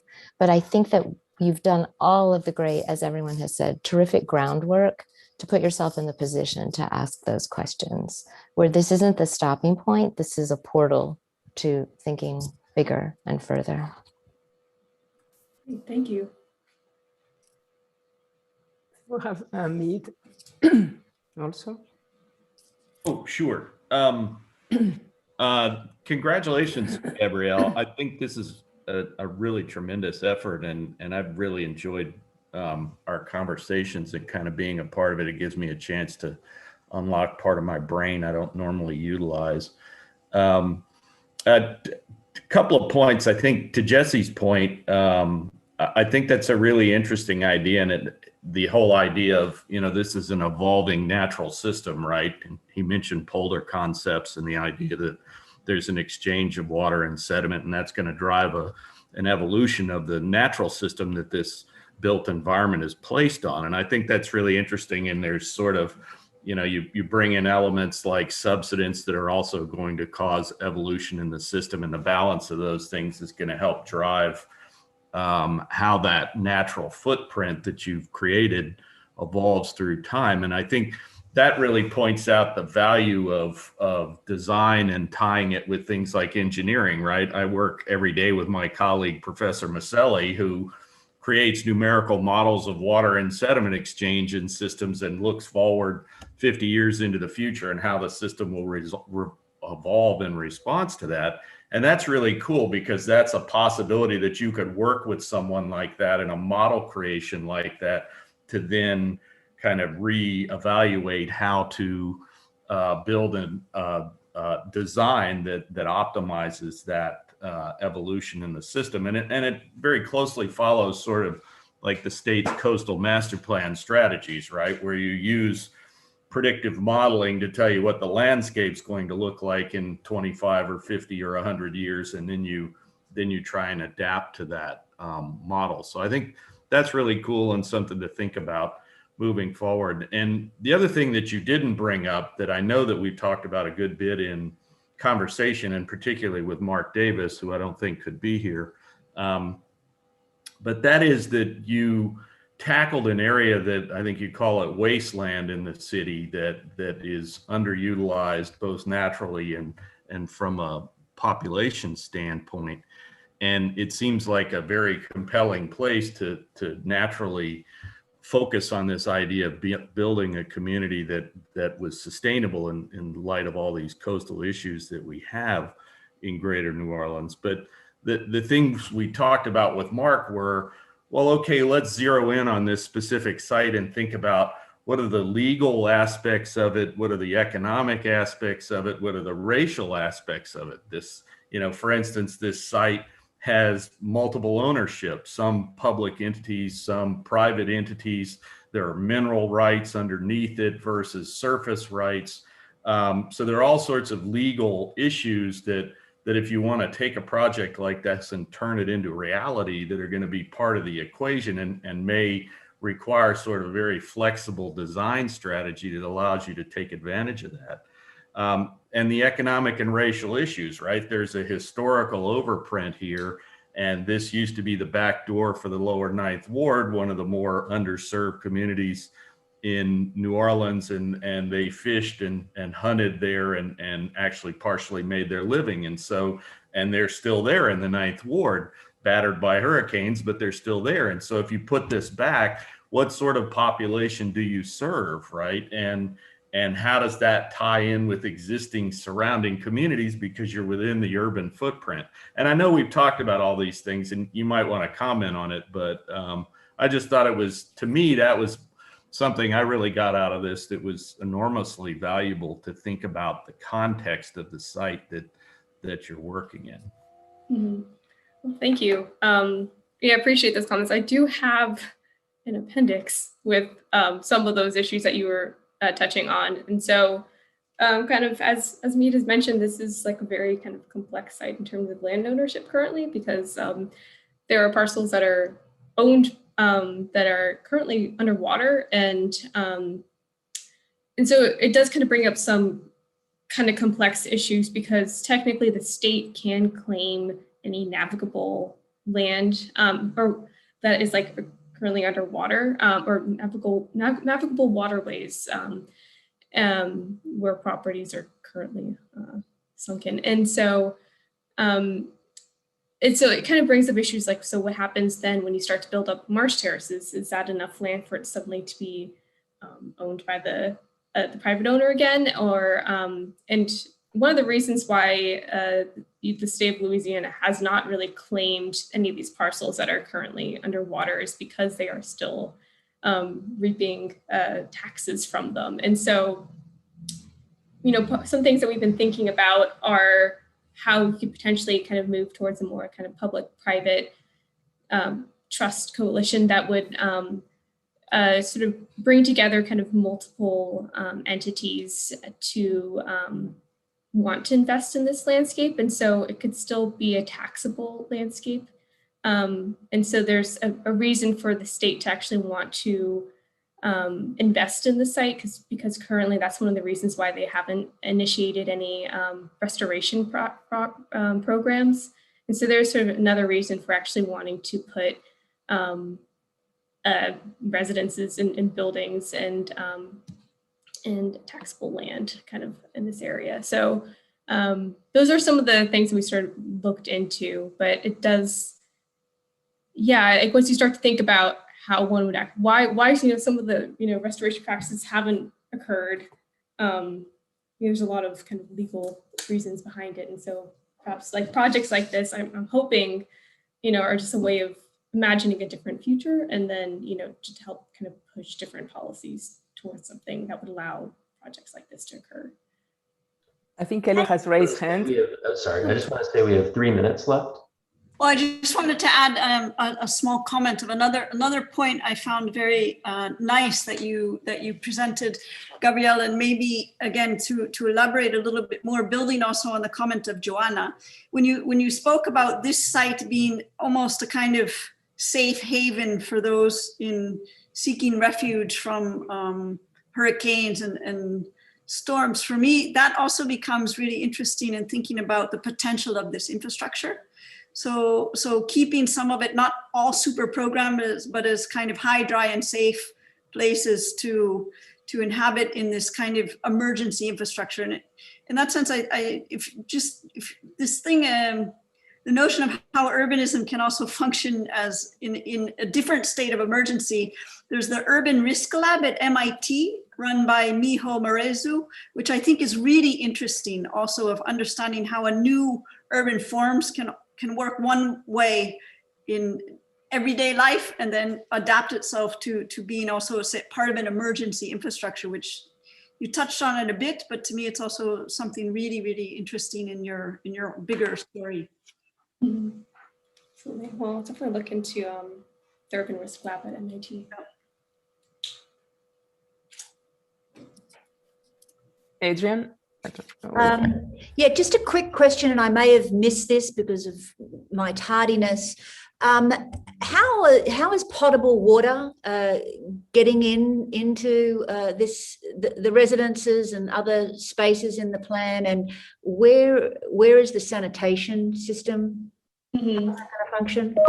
So that's actually part of the elevated urbanism system. So that's what is kind of occurring. I don't know if you can see my mouse in these channels right here. So I'm imagining it's still kind of tying back with it to the city waste systems and piping it along these elevated pipes that are kind of bringing in fresh water and sewage pipes and electricity and things like that. So that's how it's conceived of now.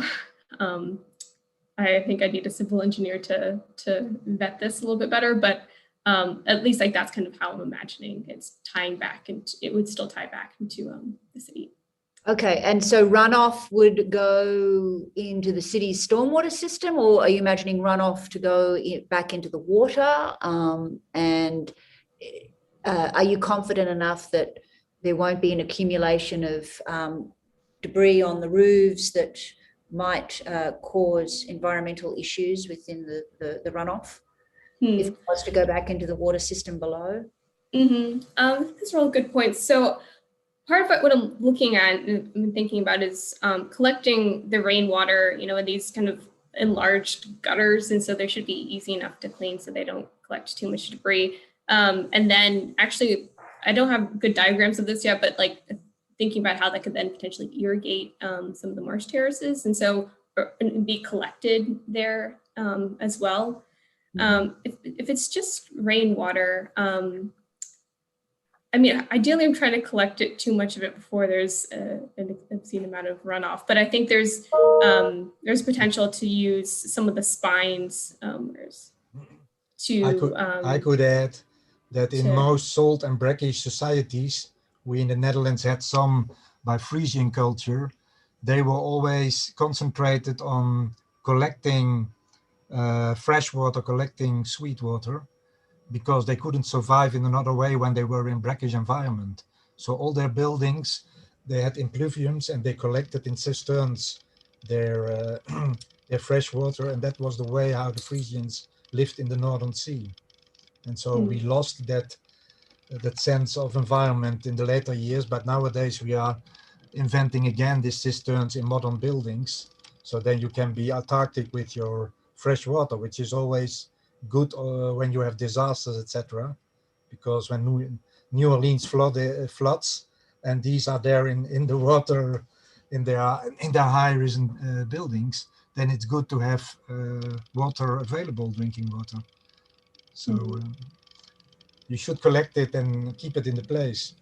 And only an overflow you can bring to citrus plantations and the rest of the. I was Thank wondering, you everybody for the comments. We are at time, and we do need to keep on track here. Thank you for such a wonderful conversation and a fantastic presentation, Gabrielle. Thank you all for your feedback. Really appreciate it. Thea, are you queued up? Yes, I am. 1 moment. Fantastic. I will put your concept board link in the chat. Great, thank you.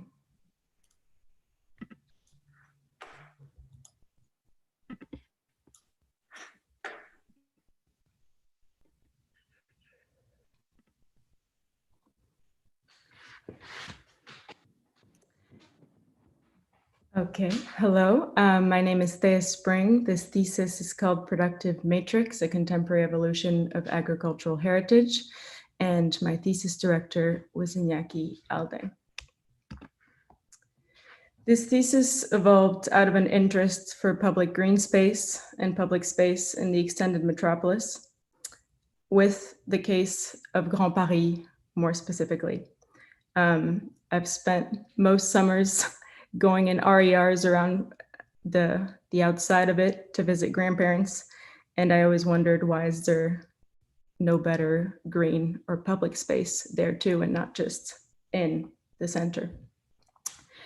And this aligned with that was quite a surprise, a discovery made just a couple of years ago of, even though the city is expanded and to most the city feels less green, or the extended feels less green, turns out there's much more nature than there ever used to be, but on edges, streets, open lots, third landscapes.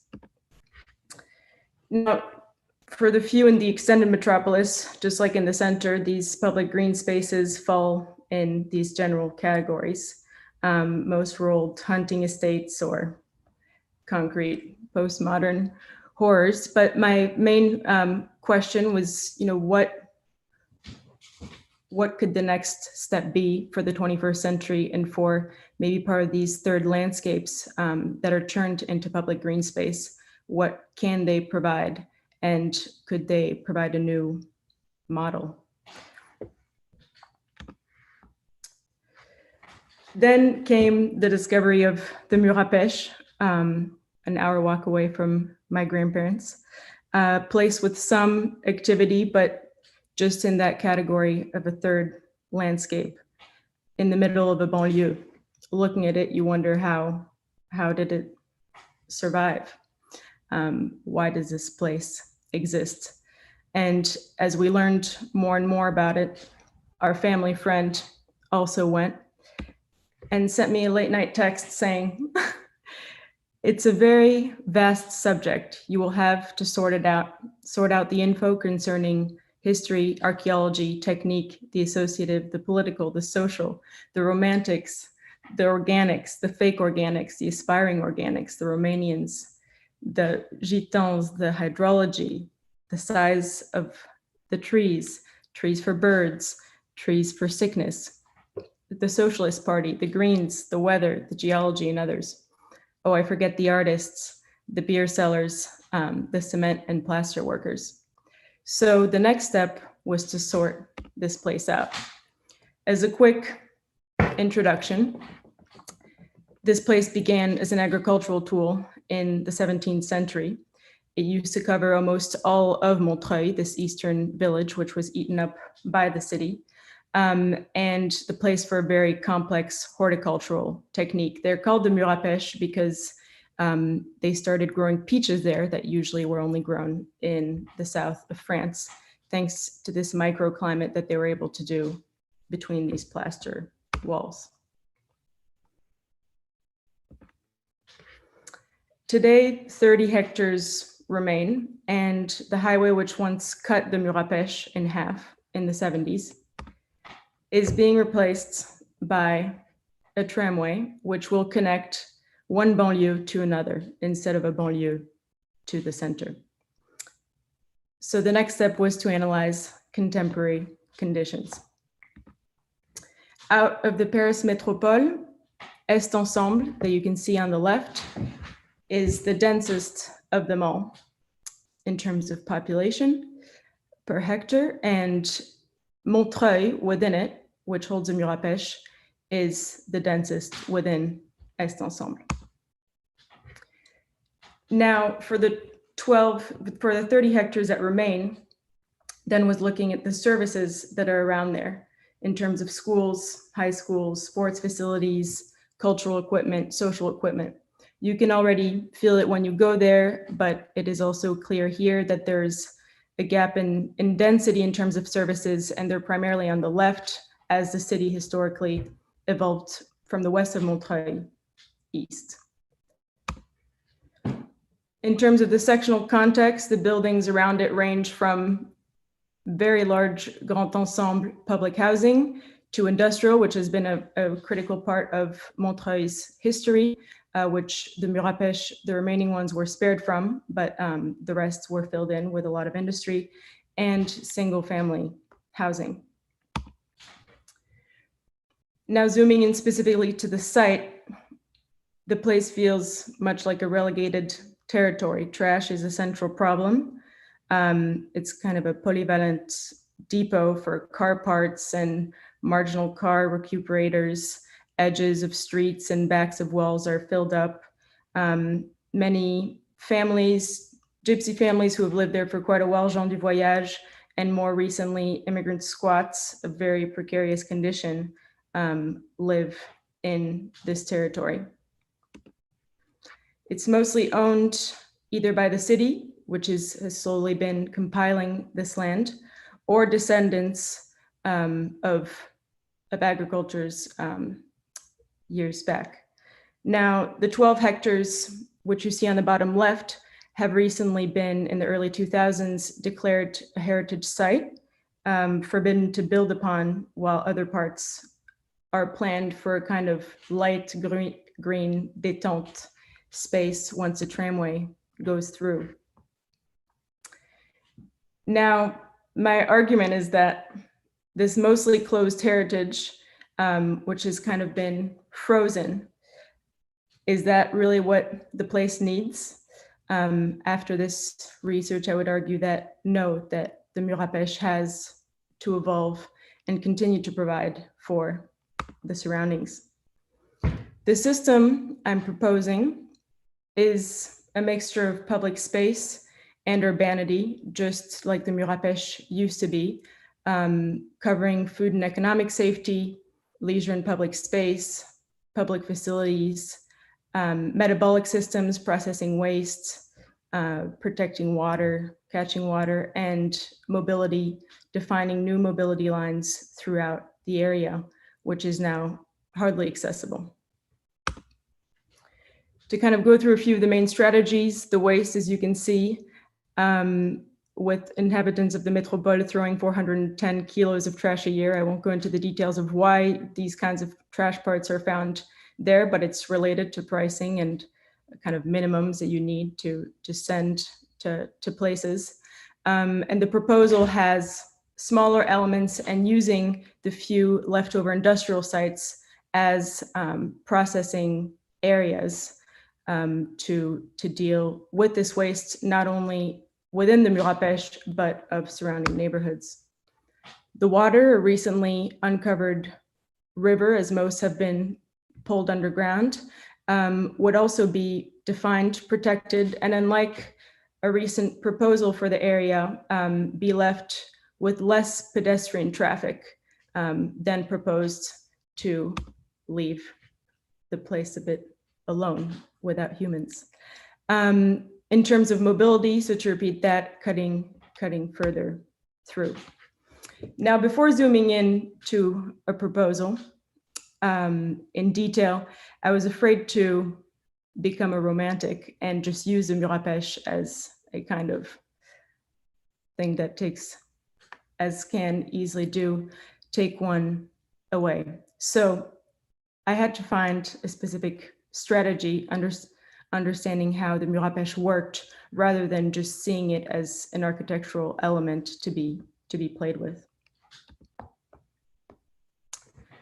First, exploring the basic construction, how the mur à pêche were built, in terms of the stones, the layerings, as well as the additions that were made upon the wall, as you can see on the right, small poles or structures that were added as appendages in the winter or as production trends changed and they were needing to produce different things.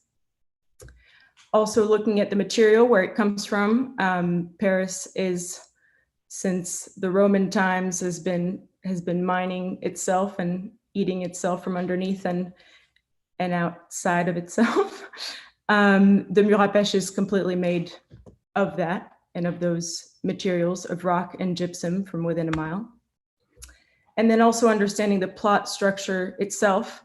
that the ideal was a north to south plot structure, but as the city expanded and as the town expanded and they had less options, angles began to form, as you can see on the remaining ones, and were used as an advantage to extend cultivation times. Now, the next element was understanding how these units work together, how these plots work together.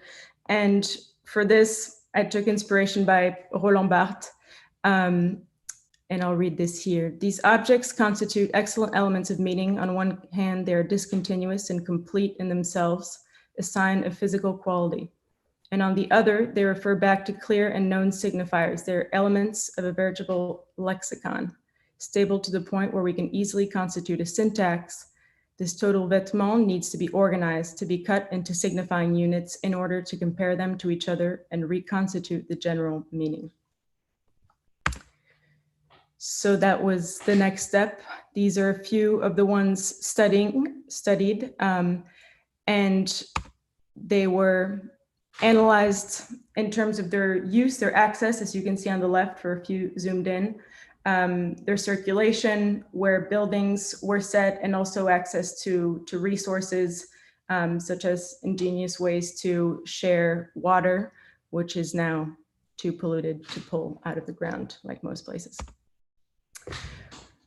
Overall, after this research phase also was getting the main lessons of what could be brought forward in this new type of public space from this historic heritage.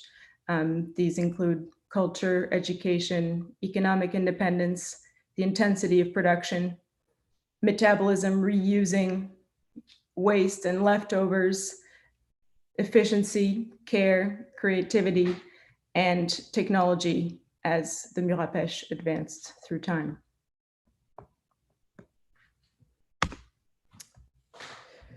One test site, which I've ended upon for now, is on, as you can see on the top left, on the southwestern section of the site, and is close to schools and grands ensembles.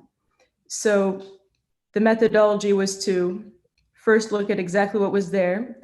In red, you see the light industrial and kind of depot which exists there, which I would argue to remove. And also these signifying units have been picked because a section of them on the bottom right are heritage protected. Then the next step was to reconstitute these signifying units how they used to be, to see this land not as a blank canvas, but as something which has been used for production over time, and lines that need to be considered for the future proposal. And this is an iteration of what this mixture of public space and urbanity could be, using some of these lessons and logics learned from the Murapêche, with the majority of the buildings being towards the front of the street, access as an urban corridor, which didn't exist before, crossing between two streets from north to south, a mixture of kind of an extension of some smaller actions which are happening now, but within proper buildings. So a community center and reinsertion program to train people, including building walls and other construction techniques, cafe and offices, agricultural production, though that one is with an asterisk. Some lands are too polluted, but flower production has been quite a successful one in one plot on the east.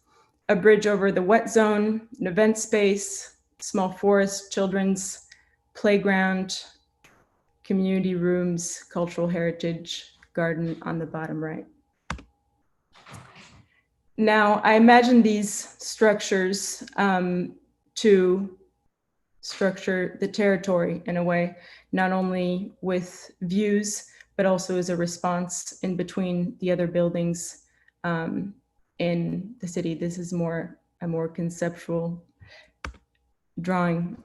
In terms of the architecture itself, my argument would be that the relation, it needs to relate to the Murapêche materiality, but my choice has been a charred cedar wood that is different from the context, there's nothing else around it to stand out, but also extends out of the materiality of this plaster, which was often cooked on site and therefore has little pieces of charcoal in it. On the first floor would come transparency and translucency at various moments to still see through in what's going on inside, which is not currently the case. The structure is very simple and efficient. It's easily reprogrammable, and it's a timber structure. The roof shape is a wink to historic and industrial buildings in the zone. And as said before, the height would be structuring the territory higher than the single family home, but lower than the grands ensembles, and also use as a kind of directing line when people are going through this public space and gardens. Here's a general axonometric, but I will zoom in. A timber structure that functions primarily with a few elements on its outside. So as you can see on the first floor, there's only glass with some shutters, but the way this functions is it can either totally close as a kind of black mass, or open only its shutters, or open its shutters and windows with just a remaining rail.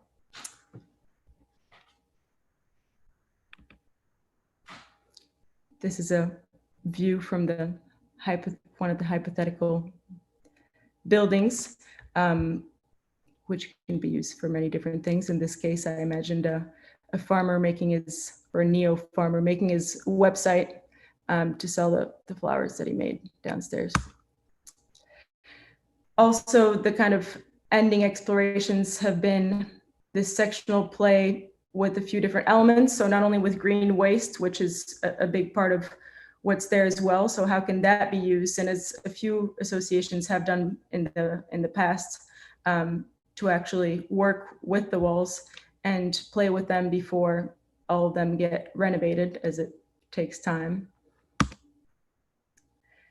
Another sectional play is between food production and public space. So how visibility also could happen on its long edges, using the idea, which I had shown previously, of these appendages that could be added to greenhouses and shade pathways on its other side, kind of winking at the fact that something is happening behind it. And lastly, a little play with excavations as well for the walls that are not there anymore. With a few that could be planned to be renovated, it would be impossible to build them all back up. A lot of them which have disappeared are around this polluted wet zone, and excavating the foundations which remain to redirect the water and also inform users, viewers, passerbys as they go through could be another potential. Here's a little view of what that would look like with some pieces of a Gauguin painting. And yes, that is all. I would like to thank Iñaki and Margarita because they work together for their passion and teaching by example. That is the way I learn, and they are the best examples. And to my family and friends, thank you. Thank you, Thea. We have 25 minutes left, so we'll open it up. Well, Thea, it's a beautiful project and really inspired, and I think brilliant in the way that you're trying to weave together a history, a future, a social condition, a landscape condition, and an architectural reality and an architectural possibility. And you've brought those together in ways that, draw from science and art, and your sketches of what it might look like are very spirit-filled sketches, which I think is terrific. It conveys a a sense of place. I'm not sure this thesis could have been possible if you hadn't spent all those hours around your grandparents' house exploring, because what the thesis speaks of is a very deep and intimate knowledge of place and people and culture and history. And with that as a foundation, then you begin to imagine a future. And so in doing that, one quick question I had for you is, and you may have said it and I just was distracted as I was going through the drawings with you, but is your thought to kind of reinstitute some of that craft of, weaving, the wattle fence, the espalier, the horticultural techniques of grafting and culture? Is your thought that can almost become the economy? I think you may have said something like that and I missed it. So do you mind just revisiting that for a second? Yes, and what's interesting is that a lot of these potentials are just continuations of elements that already exist, but either have been through very short-term projects, organizations with little funding, which kind of appear and disappear. So this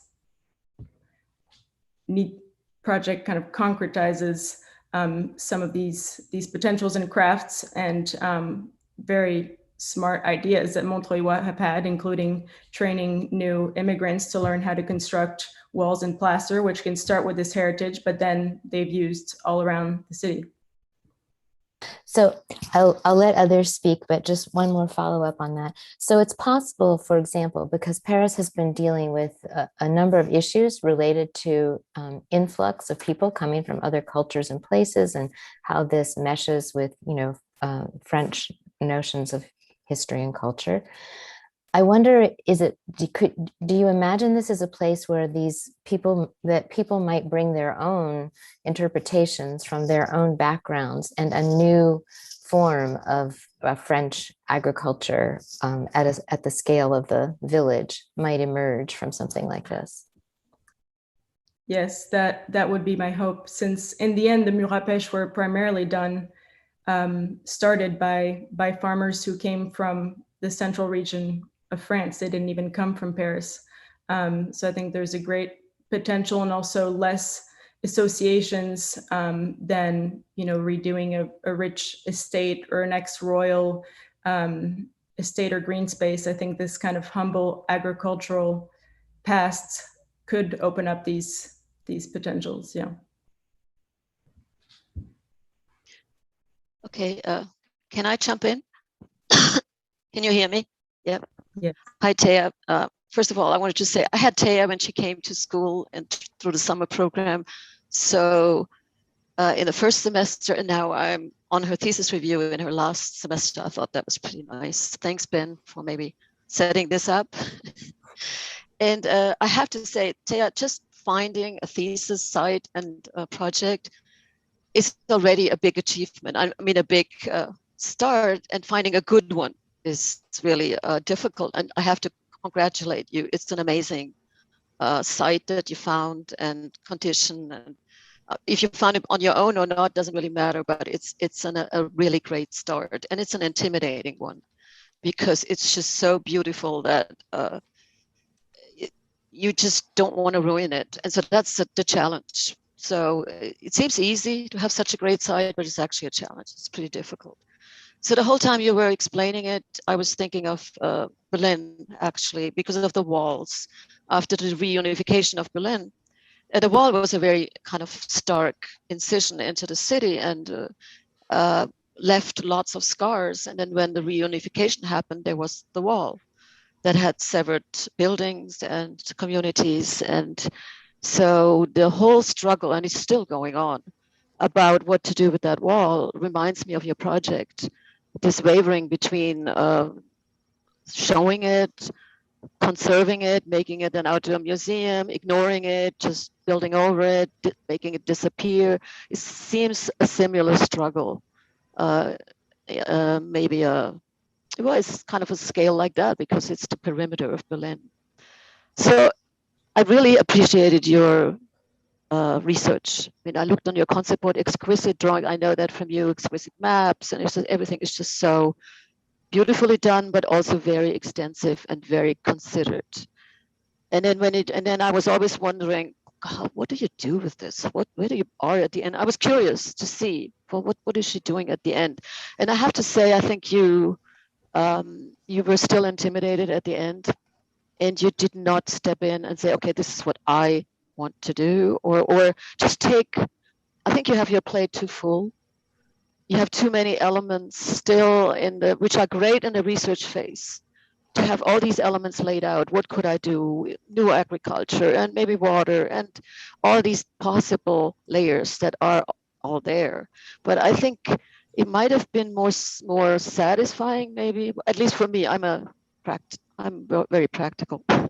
So I would have liked to have an outcome that I could somehow judge, and then I could speculate on the other layers, or I could speculate on the other parcels, because you only looked at parts of this. So that's one thing. I would like to know, how does this influence the other ones? Is there something that you lay out that another person looking at others, or you, if you continue, could amplify or repeat? And then how does it link to the context? So where does this road go that leaves that one parcel that you look at, or that one compound? So how do I integrate the outside in? And then also, how do I set up a strategy that would work for the others? And of course, if you pick any of you, I like the one with it seems kind of very romantic, your little house that you insert, but you could be more rigorous about that too. And you could say, I have a type, a module, and that module, this building, is so generic that it can serve as some farmer decides to farm again in a parcel, and they store their tools there. A school has a garden that they tend to, and maybe they have a educational space in there. So I think you still have lots and lots of opportunities that you left open, and I would have liked to see one that you grab and go further with it. So you have beginnings everywhere. But so I don't know what the role of the thesis is. Maybe that is the thesis, that it's still open-ended and still not really completed to some, because there's always this part of the thesis where you say, how do you test the thesis? How do you know that this was a successful research or a successful proposal? So maybe that has disappeared from thesis. I don't know. I haven't taught thesis for a while, so I might be completely on a wrong track here. So I don't know. But it's a very, very great project that you kind of set up and found. Thank you. Those are all considerations which I agree with of the next steps. And maybe the only comment would be that the last little modules and potentials, I think, was not clearly explained, but will be available in model format in a few days. That's cool. Okay, great. Thank you. Then you have Kelly and Adrian Parr raising hands. I don't know how that works. Did you want to go ahead, Adrian? I saw your hand was up for a while. Yeah, that'd be great. Thanks, Kelly, because I'll have to hop off soon. Exquisite drawings. I mean, really, I have to commend you for the representation of this project. And I really like the way you set the project up and how you leaned into your personal relationship and history with the site. I thought that was all beautifully executed. I also liked how you set up the problem for the project, saying you were more interested in how the area works, as opposed to seeing it like another sort of architectural element to be manipulated. So I really kind of held on to that. And then I also started to hold on to your use of the sort of metabolic at some point in the presentation here. And, to sort of lean into some of the concluding comments that Irene Kyle also made, I felt had similar sort of reaction to her. I wasn't sure where we ended up. And that's not to say that you have to sort of necessarily produce this sort of static, finite plan for things, but it was more about how does this system work? If you are going to sort of be talking about the way something works and you are referencing sort of ideas of a metabolism, as you probably well know, works through these sort of processes of exchange, right? It's got a sort of an anabolic element that's about sort of building up, and then it's also got this catabolic element about the way in which things break down. And it's an exchange of energies and materialities and the sort of cumulative reactions that emerge through this exchange and synthesis too of matter and energy. So if this project really is about the way in which this site works, and it does connect to the metabolic, and it connects to the history, the social, the economic histories, those layers as well. Where is it sort of going? And I wasn't clear about that by the time we got to the end. And that you could even perhaps present the final thesis as being a gift that gets given over to the community, and they are ultimately given this sort of toolbox. If we're really going to follow the logic of how it works, the design might be a toolbox, a kit that the community then can put to work together to think about ways in which they might want to arrange the site and design the site. So then we sort of end up with a different kind of idea of the way in which the final outcome of this project, the direction that it's taking. And you're sort of then thinking about architecture as having a variety of elements that are none of them are finite in their eventual combination. And it's the community that decides how it's going to dissipate, how the flows are going to work. Or maybe the design of the site is you creating a series of flows, and you diagram those flows out so we understand the general principle of how the site is going to work, but that you're giving specific architectural elements or over to the community that they then put to work in the flows and nodes that you've sort of set up in some shape or form. And therein lies the open-ended nature of the project. This is not a finite conclusion for you. It's just a sort of proposition to try to understand how you imagine the direction that this project might potentially take. Thank you. You have your hand up, Kelly? Well, for me, I think, Thea, it's also, well, it's, as it's been said, it's a wonderful site to make a thesis. And the fact that you've been there and it shows that you know it. For me, I found a few things super interesting in, say, the bigger questions when we start to look at this notion of the Grand Paris and extended metropolis and the relationship of the city to the banlieues, and then the say leftover or the old villages and the kind of patchwork that makes. And for me, what was really interesting is almost the hidden garden, the forgotten, the backyards, the cracks between the walls. And then from that, developing this, lexicon / syntax, I find very interesting. So the bigger, say, discourse of what is the park of the 21st century? Is it, the French garden or the English garden?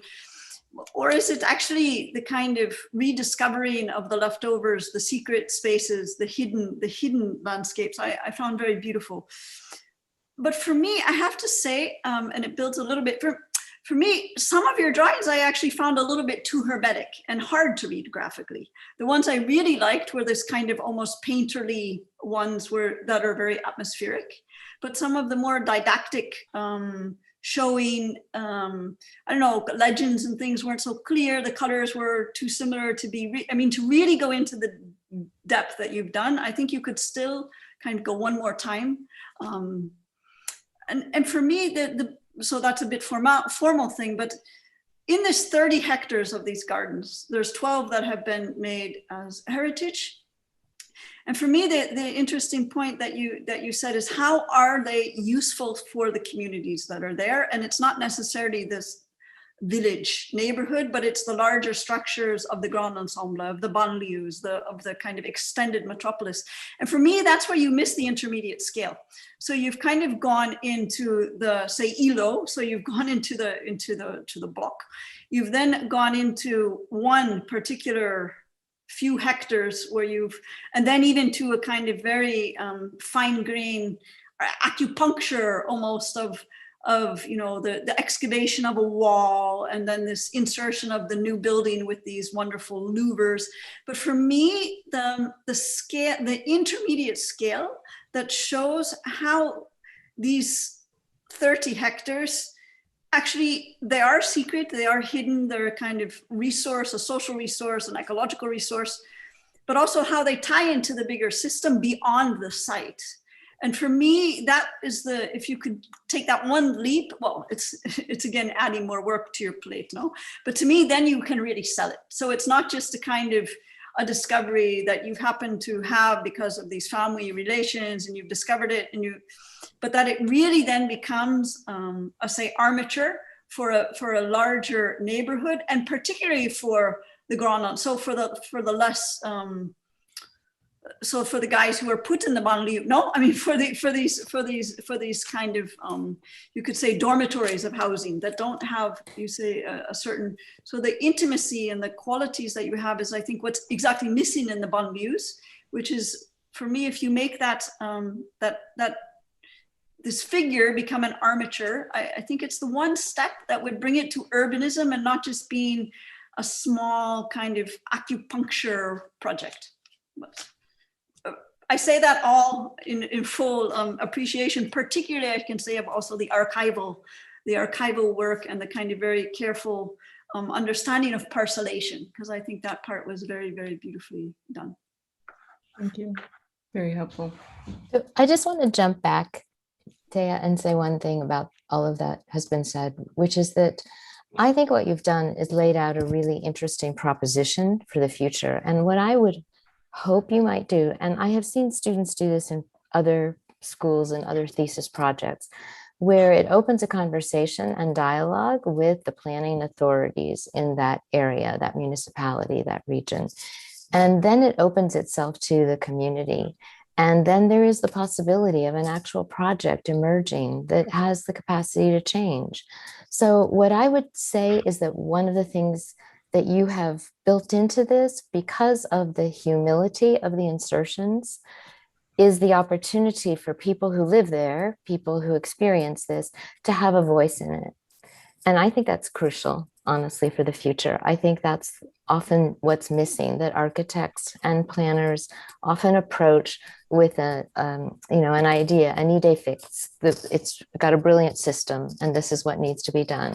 And I think what you are saying is that in this, there's many discoveries and many possibilities, and giving physical form and showing people the history, because many people who live places actually have not done the archival research you have. They've never seen an exhibition of the history of the place. So I think if this is something that is your passion and you want to go forward, you actually have everything you need to open those conversations. And I would imagine that it could lead to something really interesting for you as a young professional. Thank you. Can I jump in one more time? Do we I still just have time? Sorry, real quick. Yeah, we have 6 minutes left. Okay. I will have Pankaj also, I think, in the panel.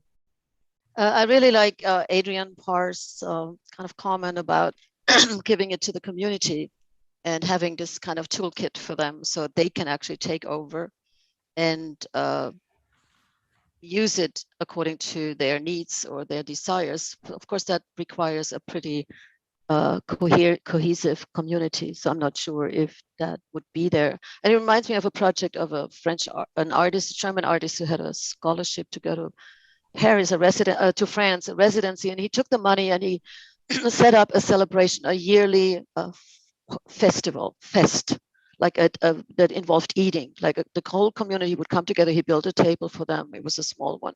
So anyway, he started a ritual. He started a process. Then he could remove himself from that, and the community every year would now get together and celebrate and cook and eat on that specific day and a specific location of this village where he had the residency.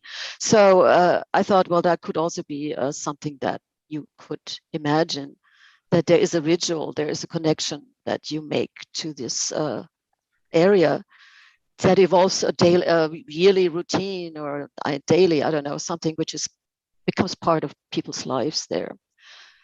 The big question for me also is, though, I'm so kind of torn about your site, is I do not really know what makes the site, because we always look at plan drawings. It's very easy in the plan drawing to look at these walls and it's really beautiful and it has a structure.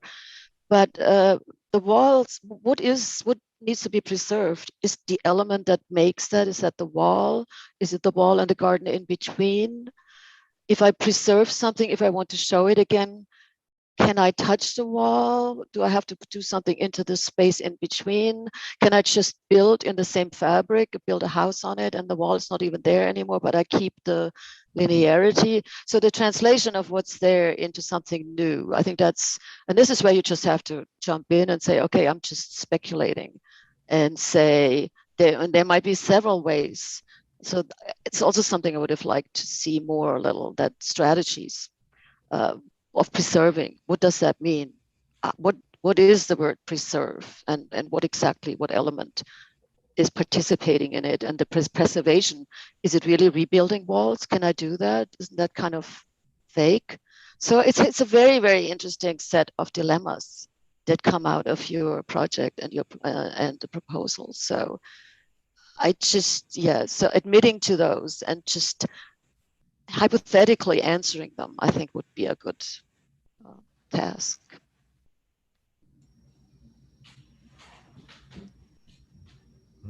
If I may make just one quick comment, Margarita, do we have time? Yes, we have time. Okay. So I actually want to make a comment across the three projects that we've seen today, not to take away from the time for Thea, but I think there's something that we've seen today that leaves me with one question. First of all, I think all the three projects that we've spoken of and have been presented have been remarkably refined, really sophisticated, and demonstrate a kind of deep intelligence and a commitment, actually. But the question I want to raise, and this occurs to me when I think of Andrew's project, and then especially with Gabrielle's, which I think is just spectacular, is the question of how we are perceiving the human being and the human community that participates in these designs. I especially thought of Andrew in your project when you were presenting, in the late 1930s, Joseph Stein, the great American Indian architect, worked with some faculty at Stanford to create a community called Ladera on the outskirts of Palo Alto. And they imagined this remarkable community, in many ways very similar to some of the aspirations your project showed, but they imagined it to be racially integrated, and they imagined it to be sustaining human populations that were so demographically and economically diverse that they thought it would be great for this to have a social kind of ownership. And the project was a spectacular failure because the banks weren't ready to lend. The banks weren't ready to provide mortgages to this kind of compositional aspiration. In Gabrielle, in your project, which I really am overwhelmed by the deep intelligence and the lyricism of the drawings, the question that it leaves me wondering about, again, with relationship to the human communities that you're teaching to equate in a new or reaffirm their identity in a new equation with ecology. The project itself equates all of the human interface to be the same. All the habitation, the dwelling, the architectural pieces that are placed there are almost identical. And that leads me to wonder, so what does that do for the kind of mixology that we believe is essential to urbanity? And I think for me, the comment on Thea, on your project, I think the intimacy with which you describe your sets of relationships observed carefully over a long period of time is remarkable. And I just wonder, as deep an insight as that gives you on a personal level, what does that say about the ability of contrary points of view, of other people who might feel about that same community with a different lens or with a different perspective? And what would their place be in this setup? But that's all I wanted to add. Otherwise, I think the commentary has been really excellent. Well, that was perfect timing, Pankaj. We are exactly at time. I gotta stop my music here for the time. Well, I just want to say thank you, Thea. Thank you to all of the critics, respondents, I should say, for their comments this morning. We do have a 15-minute break scheduled for now, so I hope everybody can stretch their legs a little bit, grab some fresh coffee, whatever it may be, and we will rejoin at 11:30. Does that sound okay for everybody? All right, fantastic. Thank you so much, everybody.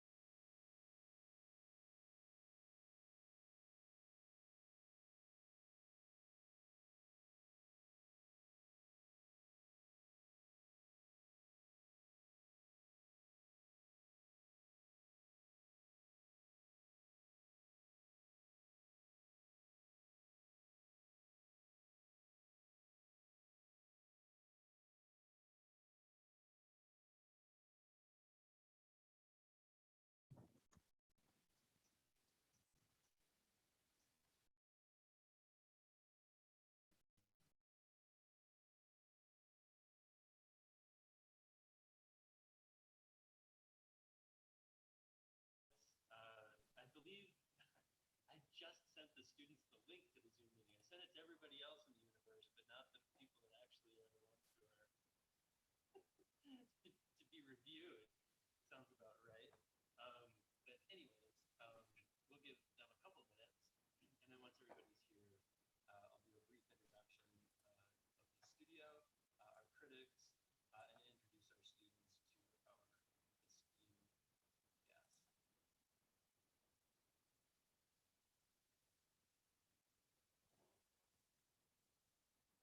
Do you happen to have a preference of where of how the students watch who are not going today? Do you want them to be on Zoom or YouTube? Do you have a preference?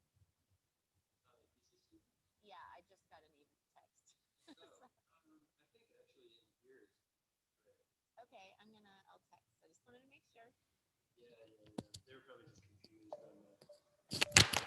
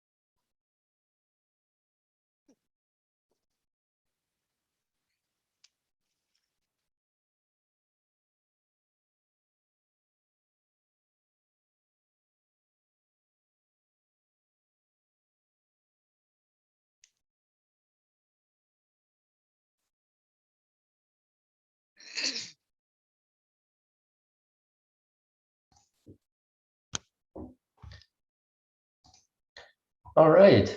Welcome back, everybody. I hope everybody was able to get some coffee or whatever it may be. Our next presenter will be Michael Bailey. Michael, are you ready? Yes. Great. I'll post your concept board link in the chat.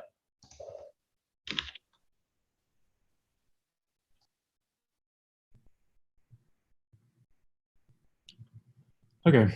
Hi, everyone. Thanks again for joining us today. My name is Michael Bailey, and my thesis director is Scott Bernard.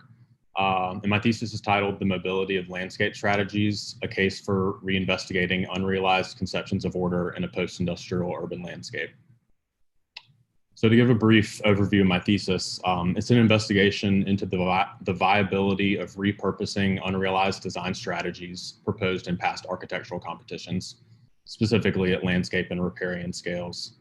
My research framework involved dissecting and extracting potentially advantageous and contextually appropriate tenets from a set of proposed strategies, and subsequently interpreting and adapting them to function at a new contextual site and scale, which in the case of my thesis is the post-industrial riverfront of New Orleans West Bank. The first set of competition proposals I examined were those submitted by Bernard Schumi and Rem Koolhaas for the Parc de la Villette competition in Paris, France. Schumi's winning strategy utilized distinctive objects as a mechanism for suggesting order within a landscape, while Koolhaas's proposal superimposed overlapping programmatic bands to make connections and establish a continuous atmosphere throughout the park. The next set of competition proposals I examined were those submitted by Koolhaas and Schumi for the Downsview Park competition in Toronto, Canada. Koolhaas's winning strategy suggested that objects should lose importance in favor of landscape, while Schumi's proposal advocated for a permeable and harmonious mixture of adjacent realities, being the man-made and the natural. The final set of competition proposals I examined were those submitted by OMA and a collaboration between Sasaki and Gensler for the Yangtze River Master Plan competition in Wuhan, China. OMA's initially winning strategy sought to resist the river's natural tendencies to ebb and flow through infrastructural intervention, while the revised proposal by Sasaki and Gensler strove to achieve a symbiotic negotiation between city and river. In analyzing these design proposals for each of these competitions, I became enamored with the concept of salvaging and repurposing this unrealized set of architectural strategies outside of the competitions for which they were submitted. This fascination catalyzed my thesis into becoming an investigation into the mobility of landscape strategies, more specifically, how these unrealized strategies might be reinvigorated to formulate a synthesis of design strategies deployable at a new contextual site and variation of scales. In testing this initial hypothesis, I chose the post-industrial riverfront of New Orleans West Bank as the site in which to explore the viability of reimagining these unrealized design strategies. New Orleans West Bank has a rich and extensive history of serving as the city's industrial and productive lifeline. However, much of its riverfront today has fallen into post-industrial ruin and is largely inaccessible to its residents. So to give a bit of historical context to the West Bank's riparian region, prior to European settlement, the West Bank was home to a diverse array of thriving nomadic indigenous groups.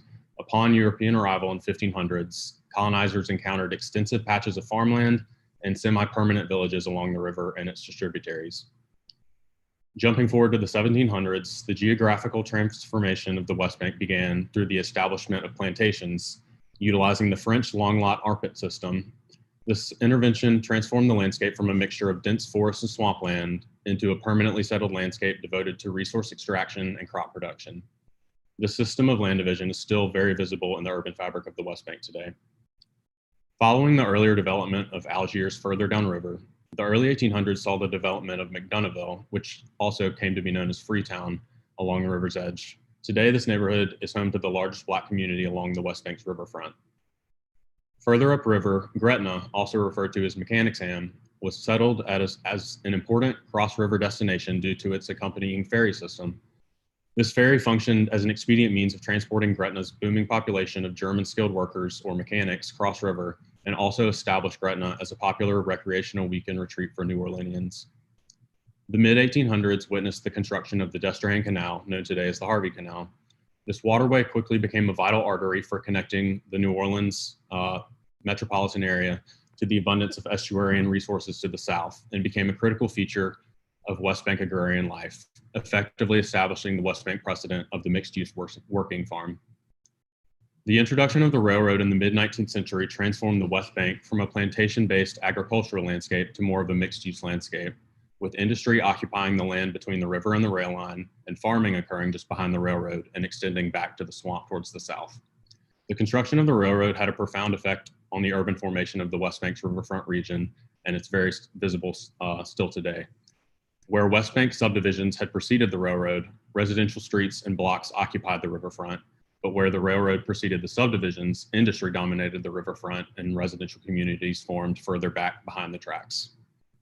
The former scenario is representative of earlier settlements like McDonough and Gretna to the right, while the latter is true of the West Bank communities like Marrero and portions of Westwego, which exhibit this stark industrial versus residential divide created by the railroad.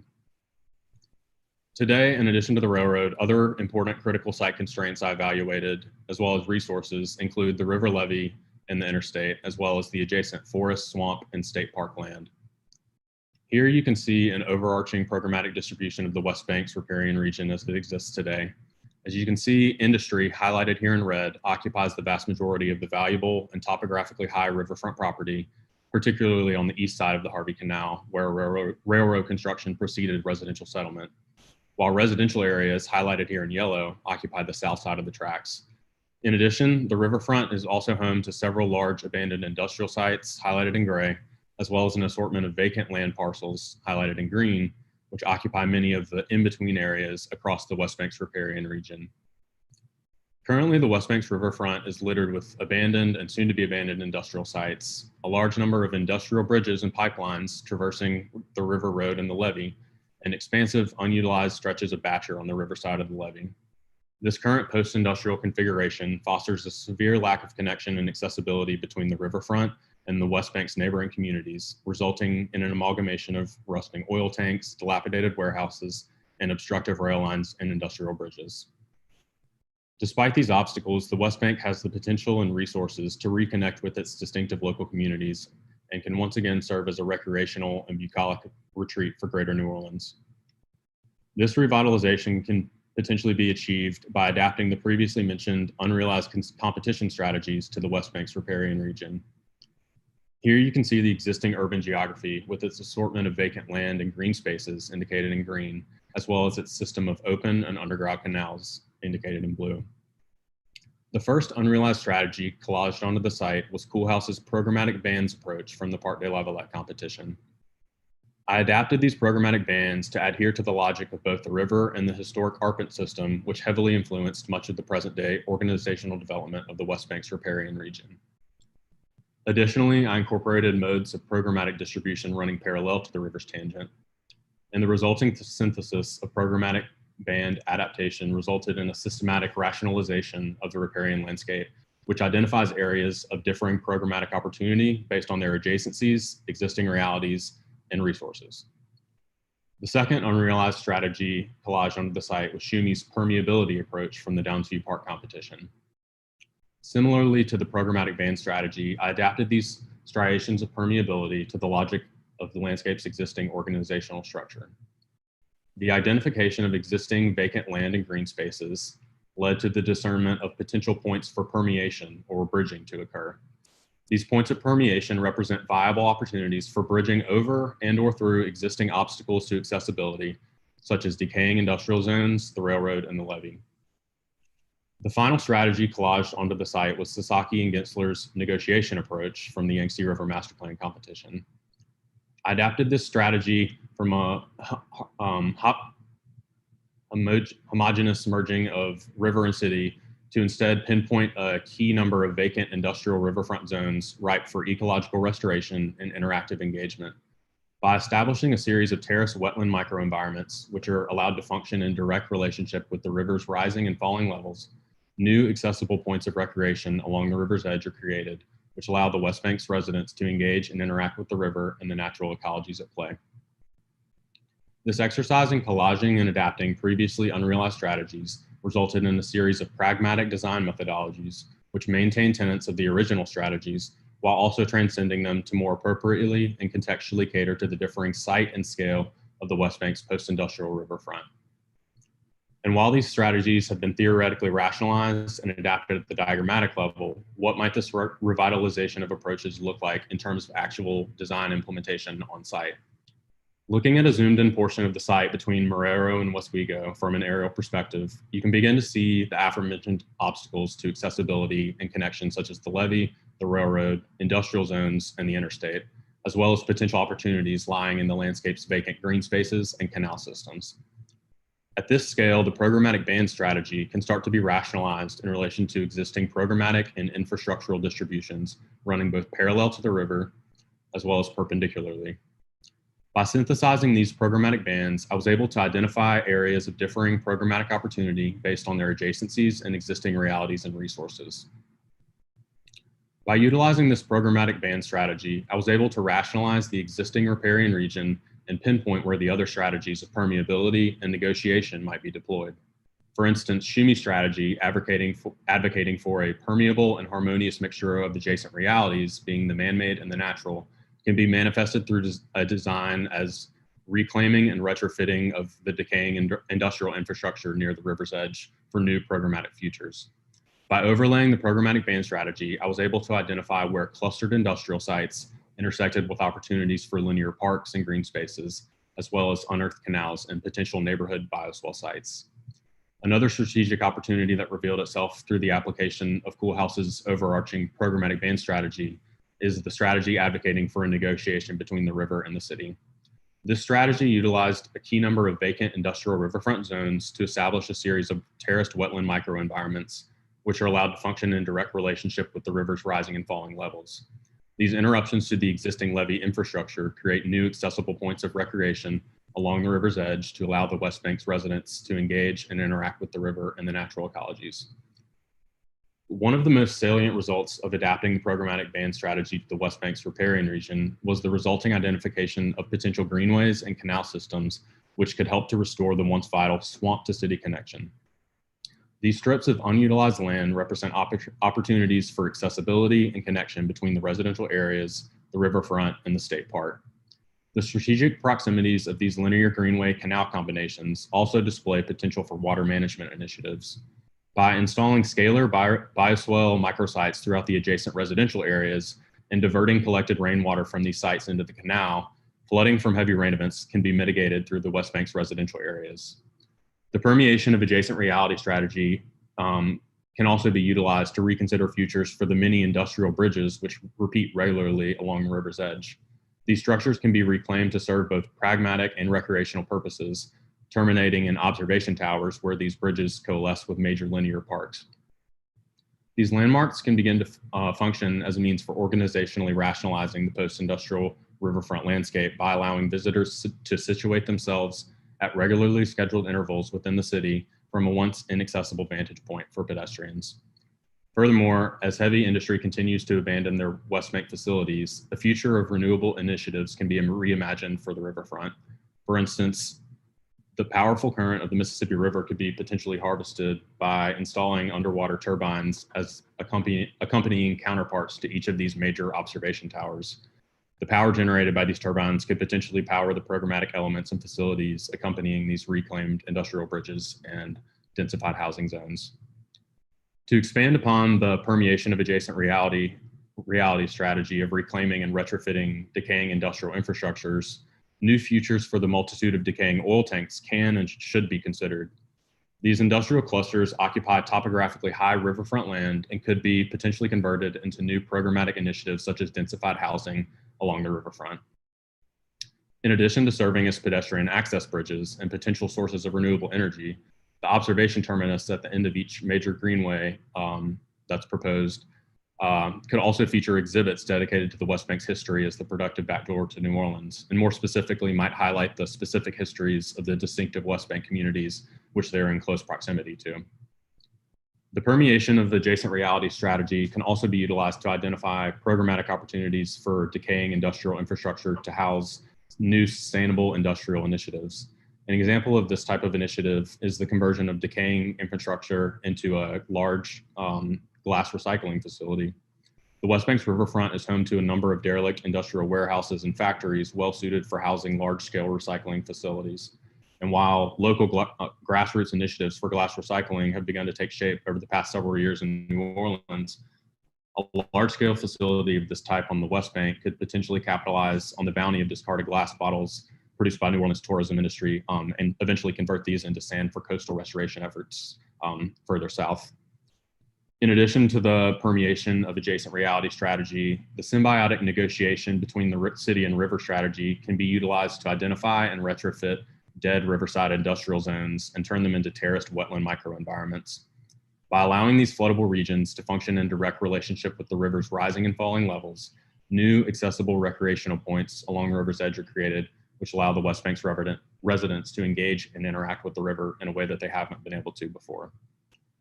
The goal of this research, while intended to reimagine the West Bank's post-industrial riverfront, is primarily to explore the viability of recycling unrealized architectural competition entries and to utilize the untapped potential that exists in revitalizing each of these strategies at a new contextual site and scale. This thesis seeks to acknowledge the intellectual waste perpetuated by the cyclical process of attempting to, quote, reinvent the wheel every time we as architects approach a new project. This project is an exploration into a new method of precedent analysis, which learns from the untested path past by reinvigorating otherwise overlooked and discarded architectural strategies by giving them another chance at realization. And that concludes my presentation. Thank you. Thank you, Michael. We have 33 minutes for conversation. Can I jump in?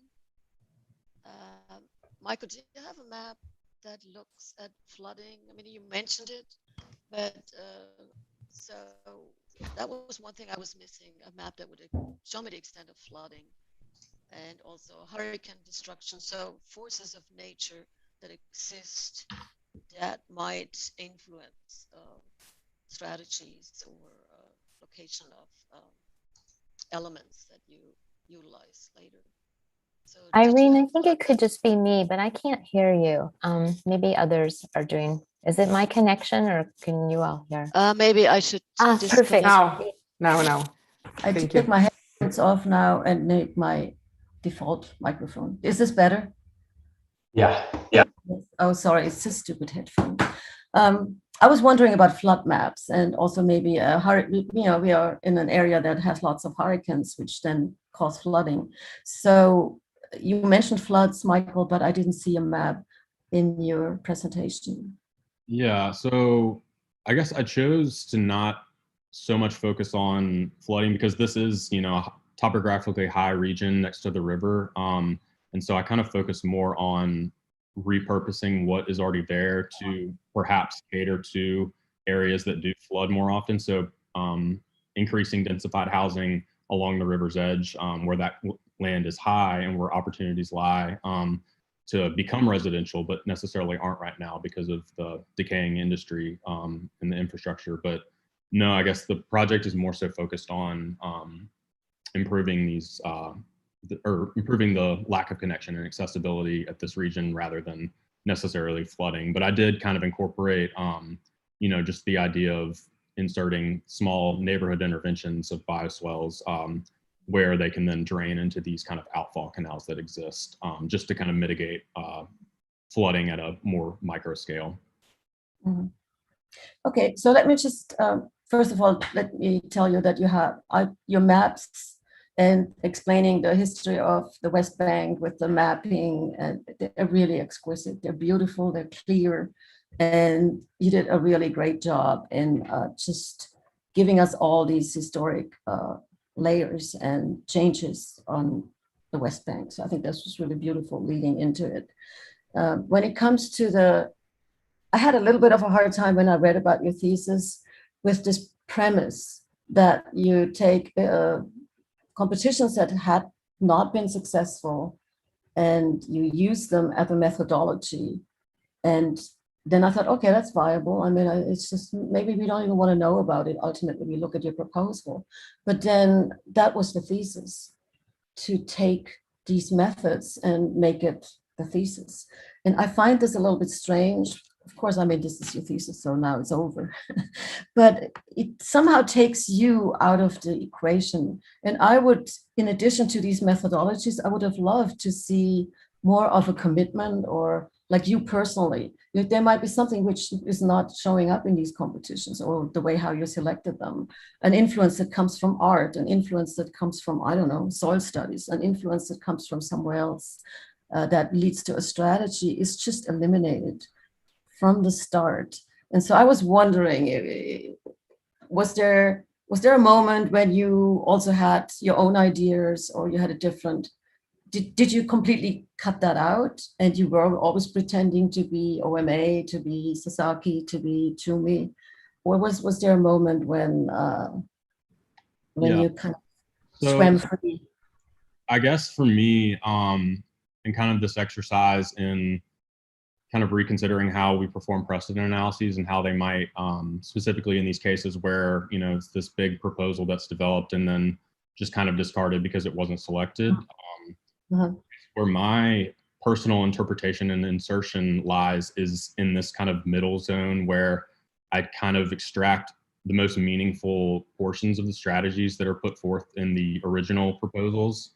I then kind of adapt them as to how I see they would kind of contextually and appropriately work on the site, and then converting that strategy into more of a pragmatic and practical application that benefits the community in which it's inserted. So I guess the personal aspect is kind of embedded in the interpretation and how that is valuable in and of itself to look to these past proposals and not necessarily just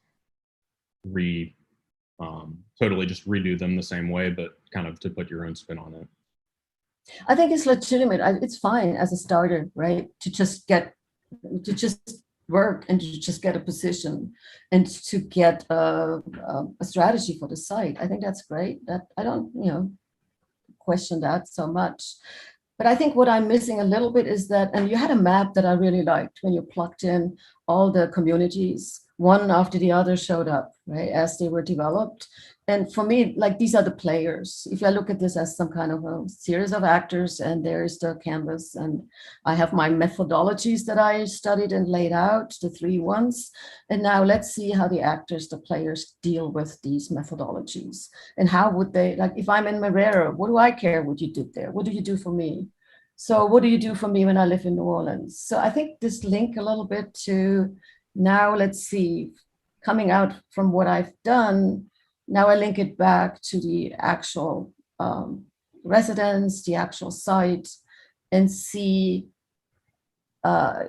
is it a positive proposal? Can I add something to it? So suddenly, can I leave my pragmatic, kind of almost suffocating at some point framework, and can I break it open a little bit? Anyway, so I stopped there. Michael, I have just a couple of questions.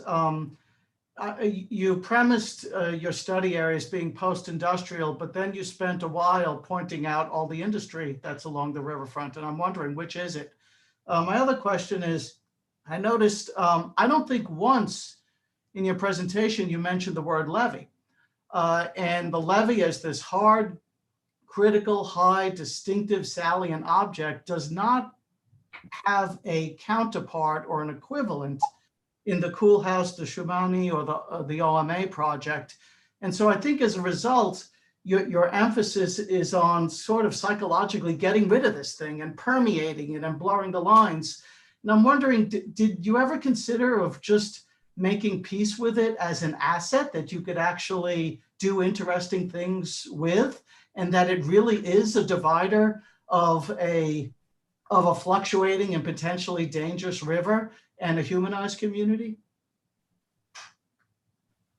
Yeah, so I guess for the first question about the post-industrial, it's from, I guess for me, there are these large areas that are fully abandoned industrial sites, but then currently there are tons of areas, for here, and for instance, that are active, oil tanks and these kind of industries that I guess I'm looking more towards the future, that these industries will eventually leave the city and they will eventually not be as relevant as they are, and they won't need to occupy this valuable riverfront land.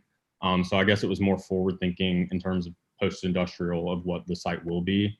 And then in terms of the levee, so I've essentially wanted to create, mainly leave the levee as it is, just increase accessibility to the levee and kind of create access specifically on this Marrero and West Wego side, which based on site visits, when I went to the Gretna side of the canal, since those residential areas were allowed to develop before the railroad and the industry came in, tons of people were up on the levee, enjoying the river, looking at it, engaging with it. Whereas when I, went on a run over on this side of the levee, I didn't encounter a single person because it's all industrial areas with very few access points due to the railroad. So I wanted to, capitalize on these industrial bridges that exist kind of frequently along the river road that go over the road and the levee, and kind of create those, or make those more pedestrian friendly. And then also create kind of regular breaks in the levee that aren't, flooding the city. They still have the levee that is pushed back kind of in this direction, but it allows water to come in and kind of reimagine and refoster the like natural ecologies, that have all these cypress trees and kind of general micro wetland environments. Yeah, in hydrology, that would be called how to create a crevasse. So, Michael, if I might just ask you, I want to kind of thread my way in between Irene and Richard here for a moment. What I think you've done is really interesting, which is to say there were these competitions, right? Chumie won, Koolhaas didn't, Chumie's got built. You could, then you took the next one, the roles were reversed. I think where it could be interesting, if that is a method of exploration, that having gone through this whole project, like I do a lot of, let me just step back for a minute. I do a lot of, one of my research teams is based in public health, and we have a really great group of people who range from cardiologists to statisticians to me, an architect. And one of the things that happens in these studies is sometimes you find that the thing you thought was going to have an effect has no effect. But it turns out that finding no effect is also an important result. So I would say that exploring a thesis that leads to something you want to develop professionally is great, but also finding a thesis that tells you these methods I explored and I'm going to take this away and it's going to become something else is equally valid. So what I would say to you is, if this idea of, I think there's something very interesting about looking at these competitions, because a lot of the world, you know, design world is about competitions, looking at the ones that won and the one picking, obviously, ones that won and were built, and then those that seemed like they were credible contenders, and looking at what got built and did it do what it intended to do? What were the unexpected consequences of it? That's an interesting exploration to make, and then to draw very tangible lessons from it. So you moved into that area with looking at their, you know, what they described as their conceptual process. But I might suggest that if you found that intriguing and that was something that you enjoyed doing in this process, it might be interesting to take it a step further, because those kinds of evaluations of projects are not as common in our field as one would like them to be. And when you're working in an area like this, where these decisions about hydrology and neighborhoods and urbanism and industry are so complex, having good lessons of what failed are as important as the things that we find that succeed. So I might just put that out there for you as something to kind of consider going forward. Yeah, thank you. Michael, this is Derek here. Thanks for that great presentation. I think I see Scott just put maybe a clarification in there in the chat about the competition strategies as analytical tools to approach a site. I see that too. What's interesting when you look at the diagrams of those competitions in relation to the reality of the West Bank and the site, they're strangely similar already. I mean, they're bands, they're whether or it's Shumi's, where it's the combination, or thinking about what a riparian edge is. So it kind of shows the point that the competition ideas aren't like reinventing the wheel. They're just kind of obvious analytical tools. So I can kind of accept this premise. I think it would be interesting is maybe you run the next version of this script to things that are not necessarily architecturally design based or competition winners. You could do it for engineering. You could do it for the levee system. You could do it for the railroad. You could do it for, water management, whatever you want to call it. And then maybe that becomes a clue to picking up on what Irene and Richard were asking about, the kind of things like hydrology. Like the design competitions aren't going to get you anywhere with river engineering, for instance, right? So how do you then, as an architect, engage those tools through a new methodology that doesn't just reinvent, the divides that you're talking about, which are the levee and the railroad, or even the highway, or even the canal system. So I don't know if that makes sense, but I think it would be interesting to take it to other disciplines and not limit it to just design diagrams that get overlaid on the same thing, which is the ARPAN system. Like that's already banding, right? So how do you layer other complexities of other, and I think engineering is a big one.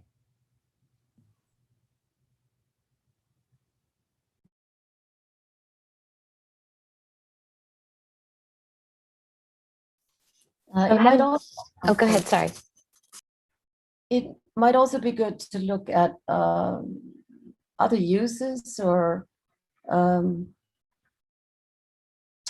industries that are in the area, so you're not just limited to the industrial elements that are there. And Richard made a good comment when you say post-industrial. Why do you zoom in on the industrial one? Also, the river itself is kind of strange for me that there's the river and there's the railroad, and they're taken out of the equation. They're there to produce the map and to be the edge, but the railroad, I don't know what the future is of that railroad. It's a freight line. There's tons and tons of freight that goes on the railroad. There's freight that goes on the river. So what's the future of that industry? And somehow it borders, so you are in between these two. And it seems that they could play a role, that maybe the railroad could also accommodate something else. The river could accommodate something else. So there are links maybe that you could make. So I think it's a great site. It's a great proposal. It's a great kind of task and field of research that you set yourself. But for me, it's a little bit removed from reality, a little bit kind of done at the desk.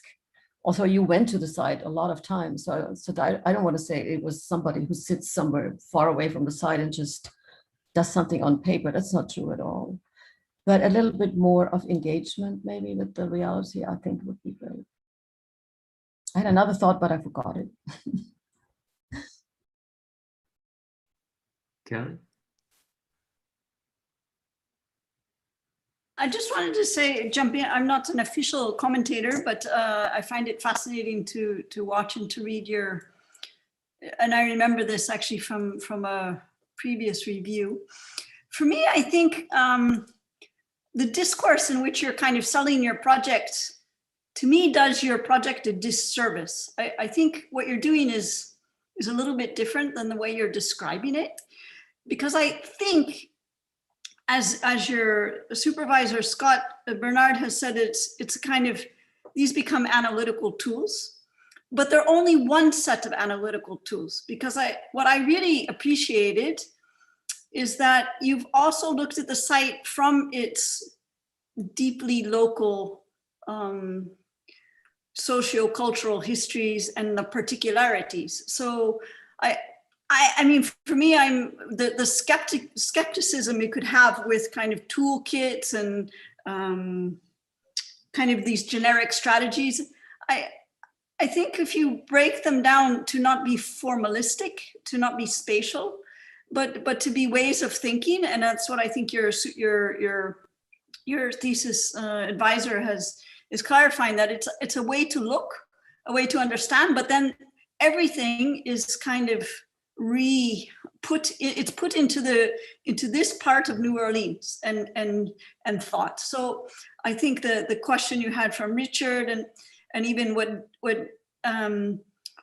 what Derek is also asking, if we go to other fields, I mean, how is all this hydraulic engineering, how do different fields of, I don't know, even using urbanism as a kind of certain kind of social stratification, how did it land here? And then how can it be modified? Because I think you're starting to do that in your drawings. I mean, the criticism I have on some of the projects that you're showing is that they aren't very contextually embedded. They're kind of treating their sites like tabula rasa, at least the first two, I think, Downsview and La Valette. Wuhan maybe not as much, but I think you're doing something that is much more embedded in these kind of socio-cultural and potentially engineering logics that are very specific to your site. So I wonder if your almost discourse could sell your project even without changing it in a quite different way that would lead to a very different conversation from. I guess another question I have is, and you know, how far do we go with this in this thesis with the architecture? You know, I think we've laid out a lot of, you know, both, I think, congratulations, praise, like with the kind of a unique approach to a thesis and a site and the urban scale strategy. But when I look at the architecture, you didn't really speak too much about it. Like it's all, I'm assuming when I look at your renderings, it looks like it's a lot of, it looks like Corten steel. It looks like it's rusting, and maybe it isn't. Maybe it's wood. I'm not sure what it is. So could you spend a little time just maybe talking about what it is? Sure, yeah.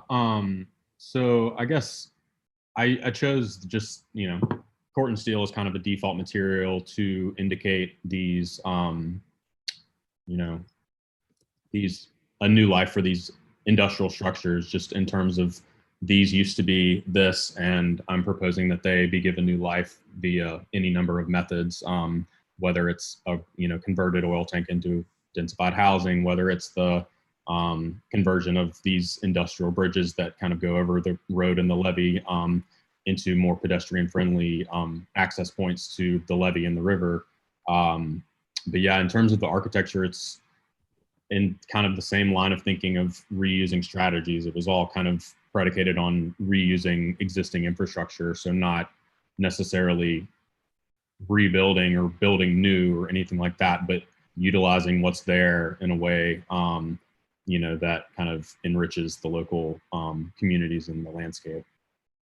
So is there a, I mean, it'd be helpful, but is there a diagram, or maybe you can point to, like, is it all adaptive reuse? I mean, maybe that's not the right term, or retrofitting, or what's new? Like, yeah. Can you point on, like in this rendering right here, because like the turbine and the piles, and that's a whole other question I have about the river turbine. Maybe Rich can chime in on that, but I am very intrigued by that. But everything's rendered the same. So it's an interesting architectural idea that you're putting forward, but I'm unclear with what you're actually trying to do. Sure. So like structurally, there is an existing bridge and a kind of a pipeline system that spans this particular section of the river road and levee. And then there's kind of these protruding docks that go out for a ways. I'm suggesting here that you would build these kind of organizationally situating terminus for observation, as well as inserting, the turbine. And then over here, for instance, the railroad crosses this kind of greenway and through this neighborhood here. And I'm kind of proposing to continue the logic of, this reconverted bridge and have that cross over there as well. And then so looking towards, I guess this, for instance, is, one of these large scale factory warehouse facilities that sits abandoned now. And it's, right along the river road. It has access to the levee. And how can we repurpose these existing structures? They already have these big garage bays. They have these overhangs. Like, it's all there. It's how can we meaningfully use these sites without, totally tearing them down and building anew? Regarding the turbines, these have been proposed before for the lower river. There is one system in place in the old river area, but there's probably not enough power and head in the river here to make one viable. There's also sedimentation problems, and they usually meet with fierce resistance from the maritime community, the port servitudes here, and the Army Corps of Engineers. I think there's one in Vicksburg, isn't there, Richard? Yeah, it's in the old river area between Natchez and Vicksburg. But the river's in an alluvial valley there. It's not in a deltaic plain, and it doesn't have anywhere near the number of deep draft ocean going vessels like you see here. Mm-hmm. I would say that you make a groin and then you make a hole, and there you put the turbine, because only then you have enough pressure. Because when you just put it in a river like this, the water is everywhere around, and you don't use the flux in an optimal way. So if you do it anyway, it should be totally different. And I think that's an important point, because I mean, any of these projects, and again, we know that this is a thesis, and trying to be bold, those three terms that Ben said, bold, confident, and humble, right? I really like that from earlier today. But any of these that take on the levee or the Corps of Engineers, you know, or alternative energy and river dynamics.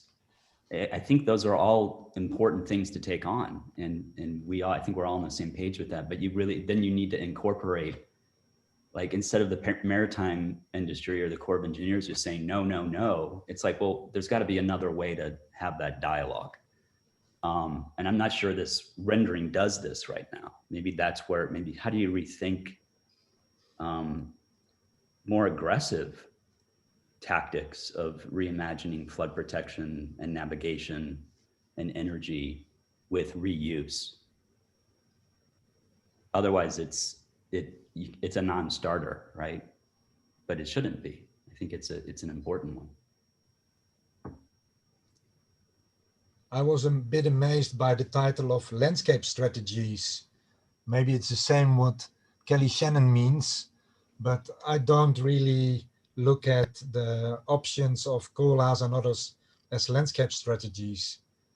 They are more ways of structuring a difficult spatial situation, like the brown field of La Villette, to structure it in a formalistic way. And I would say a landscape strategy would be using hydraulics, using soil, using processes in the landscape to get a new landscape. And so funny is that in this combination of Koolhaas and later the New Orleans landscape, you make this switch from this formalistic structuring concept to a landscape strategy, because the ditches and the landscape forms of New Orleans were a landscape strategy. They used the drainage system to form a landscape, or that they were not really forming a landscape. They were just making it usable with the drainage system. And that brought in this linear structures, this pattern, and the pattern looks a bit alike as that of Koolhaas, but it's in reality a totally different thing. One thing is this formalistic structuring of space, and the other is thinking, how can I build or use a landscape by making interventions like drainage in straightways, like building levees, like dealing with the hydrological processes and dynamics. So, and when you combine it, it's possible, but it's a strange way of proceeding, I think, because you combine things that are not not out of the same domain. Can an outside person speak up? Yeah, I mean, I guess I'm going to be the voice that speaks up and says that I see a lot of merit in this. I think precisely because it's neither exactly a landscape strategy, but it's also not a kind of grid logic being implemented on the landscape either. And I think that the fact that it's a bit alien and a bit sort of, it is formal, it's kind of in between a grid strategy and a landscape strategy, and as an analytical tool that can be laid over and not come with sort of either agenda, but to re-see the landscape through a new lens as that analytical tool, I totally buy into. I agree that, you know, the way that the particulars are developed could go much further with more time. So yeah, thanks, Michael. Thank you. Could I just follow up on what Lori said, because I think, you know, she raises good points. And what I think, Michael, just for you, what you've done in this project is you approached it, you took several different points of view. You took an architectural kind of formal analysis. You also took the on the ground biking, understanding the place. And you looked at a situation that's honestly an incredibly complex situation. This is an area where some of the public health outcomes are some of the worst along the river in Louisiana.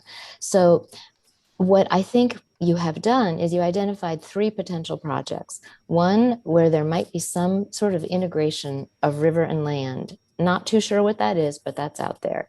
The second one is there some recreational or greenscape possibility that could grow out of that whatever that becomes. And the third is you approach these essentially toxic, poisonous structures, and you're asking, is there any way to rehab them? Each of those projects, if someone came to you and asked you to design them, you would never do them as an architect alone, right? You would immediately put together a team of engineers and hydrologists and public health people. So if any of these interest you in going forward in life, I would suggest that that would be a great thing, because it means as an architect, you've actually acknowledged that all of these are important forces, and you can start building your network of people who would work with you on something like this. And these are like a springboard to where you might want to go. You could select which of these is really your passion, and then start to work with the people in those offices, even spend time, working with engineers and landscape architects. So if this project has led you to a place where you know what your future might be, as well as what your future isn't, then I think you could consider your thesis to be a major success. So, and that doesn't happen for everyone. For many people, it's just another project. So I would congratulate you on tackling that kind of exploration, uncovering and peeling away a lot of questions, and now you have a journey that you can continue. Does that make sense to you? Yes, thank you. We have about 2 minutes left.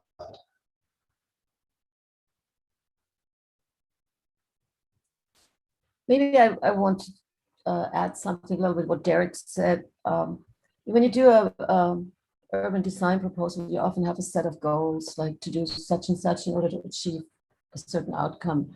So I think kind of carving out your moves and your interventions and being precise about them probably would have been a good addition to your presentation, because Derek had a little bit of difficulties to understanding exactly what you were doing. I did too. And why is it limited to a specific area that you're looking at? So clarifying these things more in kind of a point by point, maybe, I don't know, 6 goals or tasks that you gave yourself in this kind of, it's almost like headline form. And then showing the maps and showing the images that would explain it, probably would have would have made it easier for the critics, or at least for me, to look at your thesis. And also would have clarified what exactly is it that you're looking at. Is it landscape? Is it the building? Is it architecture? Is it something to link New Orleans to the water? Or is it just for the West Bank? One last thing, and I agree. Again, I really like the project, and I think it would be interesting. It seems like it could be a counterpoint to, what's the name of the riverfront? Was it Reinventing the Crescent, right? Which is about the East Bank, and this is the West Bank one, right? And maybe to layer this in with the other side, go back to the East Bank, back to the idea of crossing, and lay it back into the reality of Orleans Parish, or the east side or the north side, whatever the side is, because that's where all the attention is, and you're bringing the attention to the West Bank, and I commend you for that. So maybe this is the counterpoint to that ambition that's already, we know, being built. I think it's a great suggestion, Derek, to have these dual East Bank, West Bank. I think that's great. Yeah. Sorry, Michael, I took the word away from you. Oh, no, I was just saying, yeah, that's a great point. And, thank you for all of your feedback. Yeah, it was great drawings, Michael. Thank you, Michael. And thanks everybody for the comments. Next up, we have Caterina Tomasato. Kat, are you ready? Yes, I am. Give me 1 second.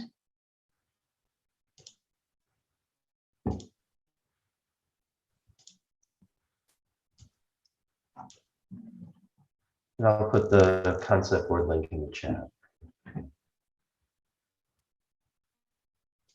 Yeah, hang on.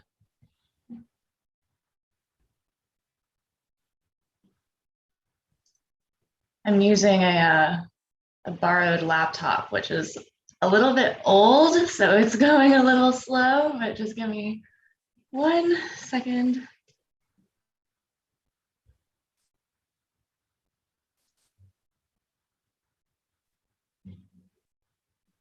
Okay, share screen. All right, can you see my screen?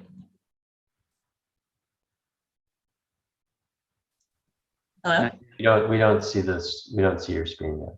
You don't see it? No.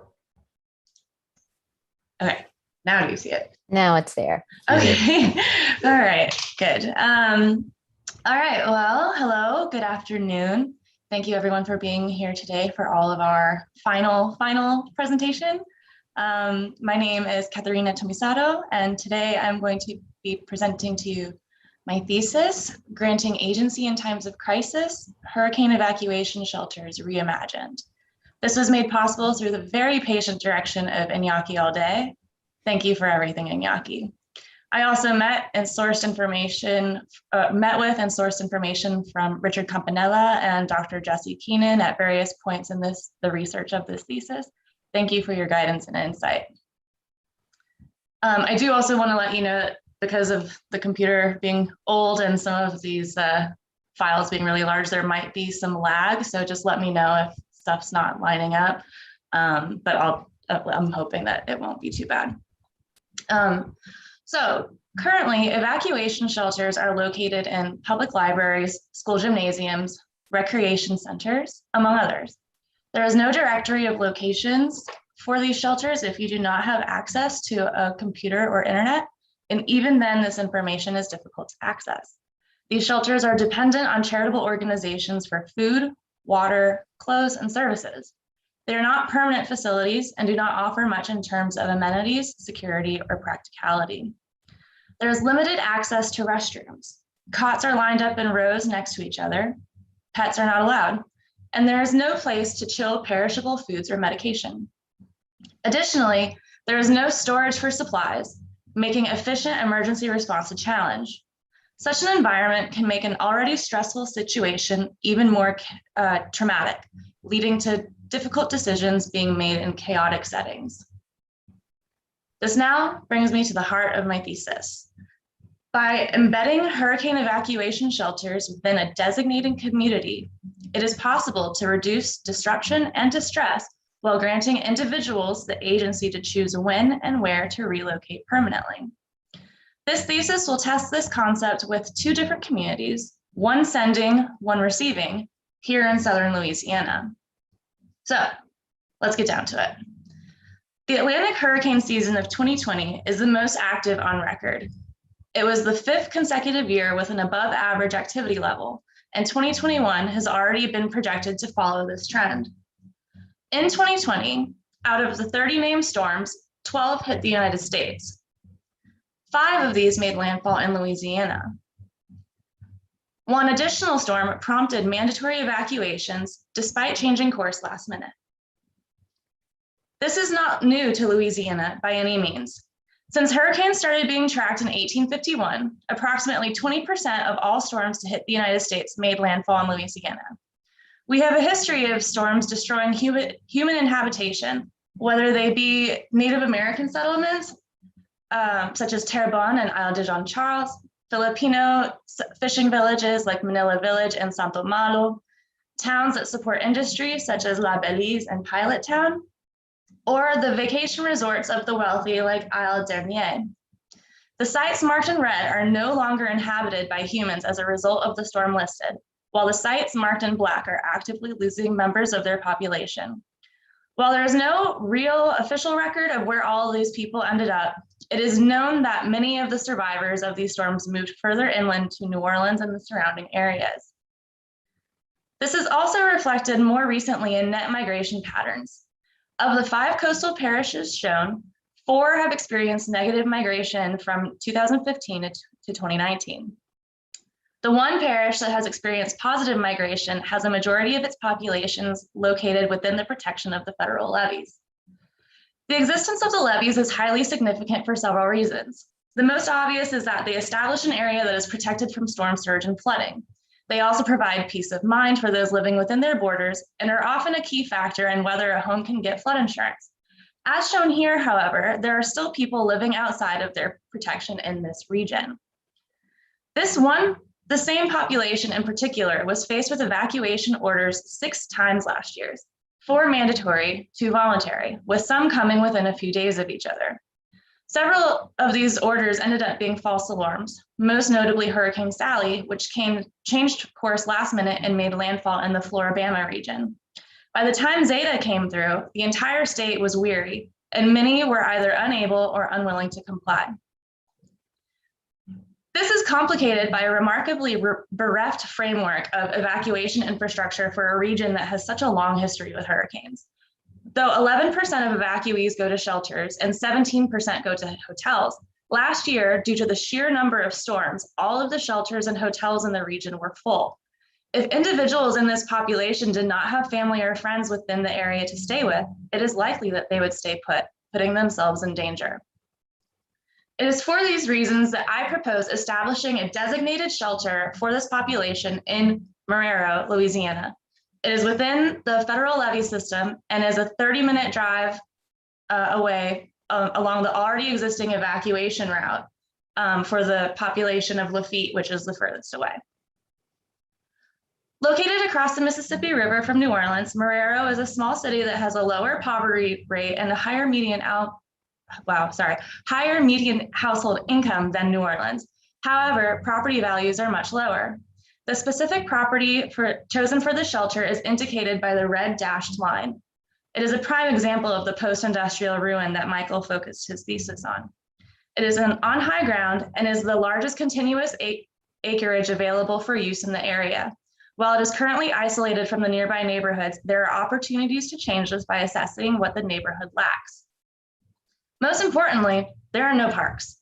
While there are 2 large areas on the map that look like they could be parks, the reality is that one is fenced off private property and the other is just an empty field. Also, while there is a grocery store, it is within acceptable walking distance for only this half of the community, leaving this out of easy walking access. It is also very important to consider the history of this site.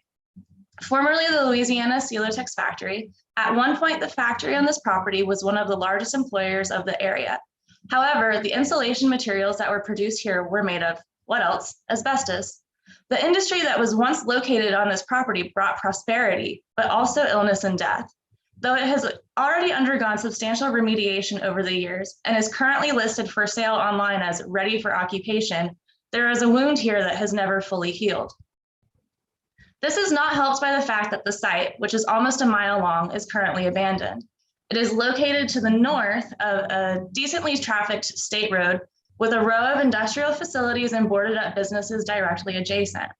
To be fair, we were still in one of the earlier phases of lockdown when I last visited this site, but the general disrepair of the structures on this street indicated that there is a long history of neglect. It is for these reasons that the shelter, as an intervention, should not only serve those using it when they evacuate, but also serve the existing community that it is established within.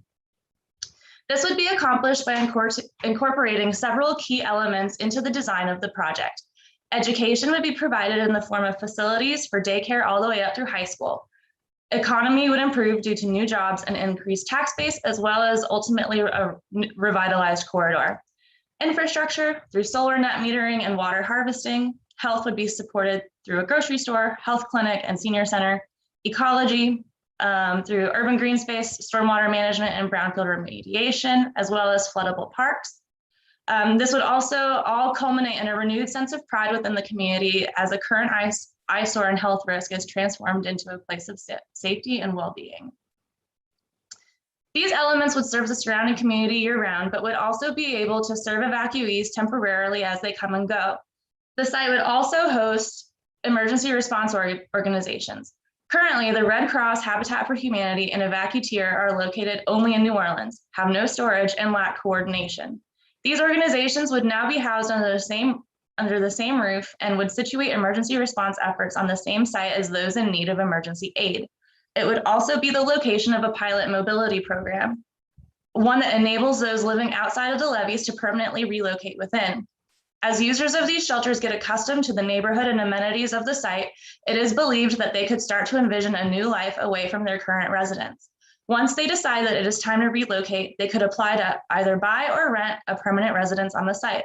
They could also move elsewhere, but the point is to provide that option.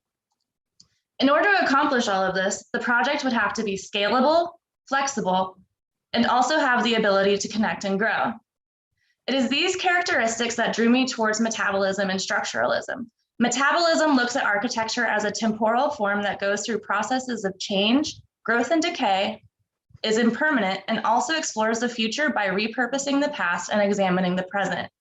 Structuralism makes open-ended building structures by the repeated use of basic elements and uses the elements and their links to facilitate multiple uses. When one considers some of the projects designed by the metabolist and structuralist, it becomes evident that a recurring design resolution is a mat building, or a building that can spread across the ground, kind of like a carpet, arranged along grids and corridors. After playing around with a variety of grid unit corridor variations, I ultimately settled on a block of 160 feet by 160 feet with 10 feet corridors and 30-foot units. These 30-foot units can exist individually or can be combined into various forms and then dispersed. The larger blocks themselves are then linked by the same 30-foot unit. This now brings us to implementing this proposal onto the site. The first thing to do would be to establish the first parts of new urban parks by planting trees in existing green spaces to initiate public engagement with the new program of the site. Structures on the property that are unable to be renovated would be demolished while remediation strategies are performed concurrently. It is at this point that we are able to layer the established grid system onto the site, using the southeast corner of the remaining warehouse as the launch point. Next would come the construction of the hurricane shelter, as well as the emergency response headquarters described earlier. These are located in close proximity to the warehouse, which would be used for operations and storage of emergency supplies and equipment. The other half of the warehouse would be a publicly accessible athletic pavilion, introducing another amenity that can be used by the surrounding neighborhood in the early stages of the implementation of this project.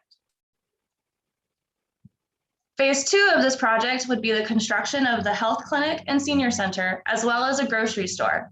These are the first amenities which are included specifically for the existing neighborhood. Oop, there's a lag. Okay. The next phase would be the construction of a school. It would serve children from daycare to high school and would be designed with extra classrooms to accommodate schools in areas under evacuation orders. The final phase would see the construction of permanent housing on the site. Due to the modular nature of these blocks, this housing could be built as demand increases. The current image shows the site developed to its full capacity, but this could be built up over the years. It is now time to zoom in on two main features of the project, the shelter itself and then the school. Here you can see the shelter as blocks connected only by the corridors. These corridors also serve as elevated water collection tools that channel rainwater off of the roof and into designated rain pools. This strategy gives rainwater a designated destination, thereby reducing uncontrolled runoff from the structures onto the site. This will be shown in sections shortly.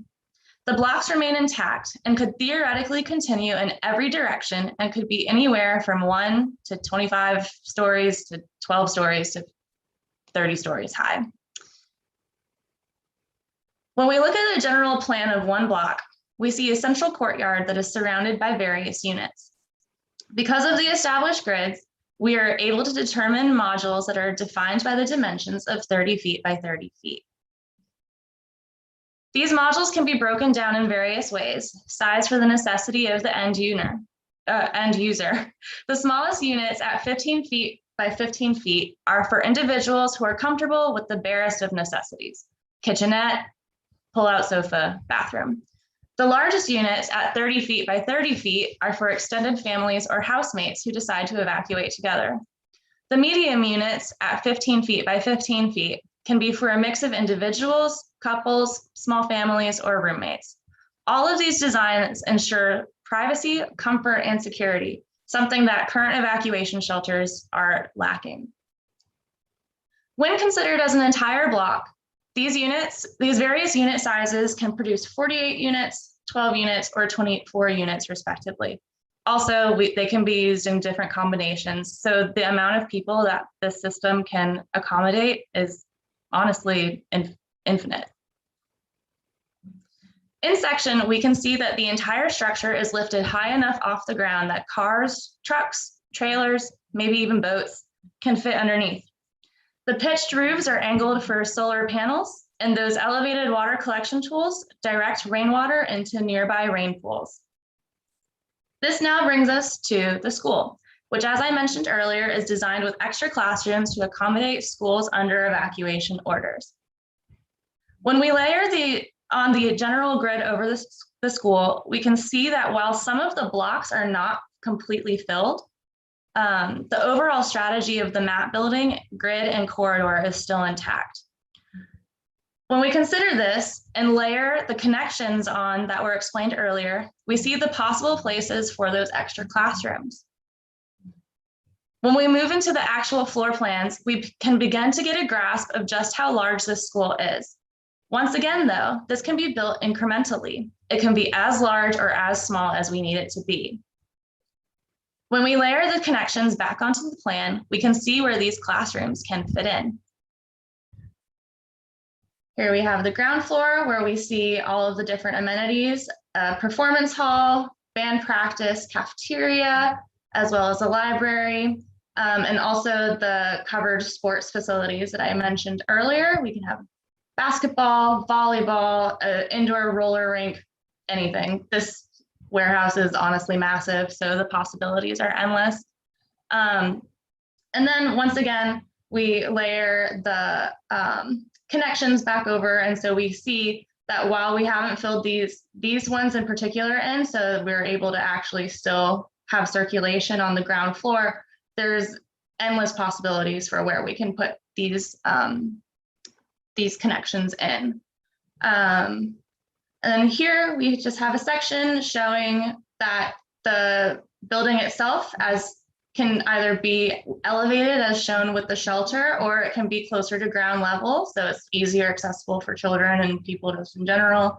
And this highlighted area shows the connection, the extra classroom, which in this case acts as like an elevated bridge over exterior circulation. And this leads me to conclude with one of the tenets that was brought up by the metabolist movement earlier. And that is that it is beyond time for us to explore the future by repurposing the past and examining the present. Thank you very much. Fantastic, thank you, Kat. There are 27 minutes for discussion.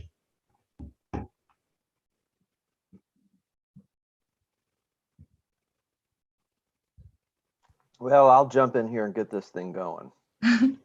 So I really appreciate how, one, it's a good setup, this idea of sending and receiving zones, right, as you position it.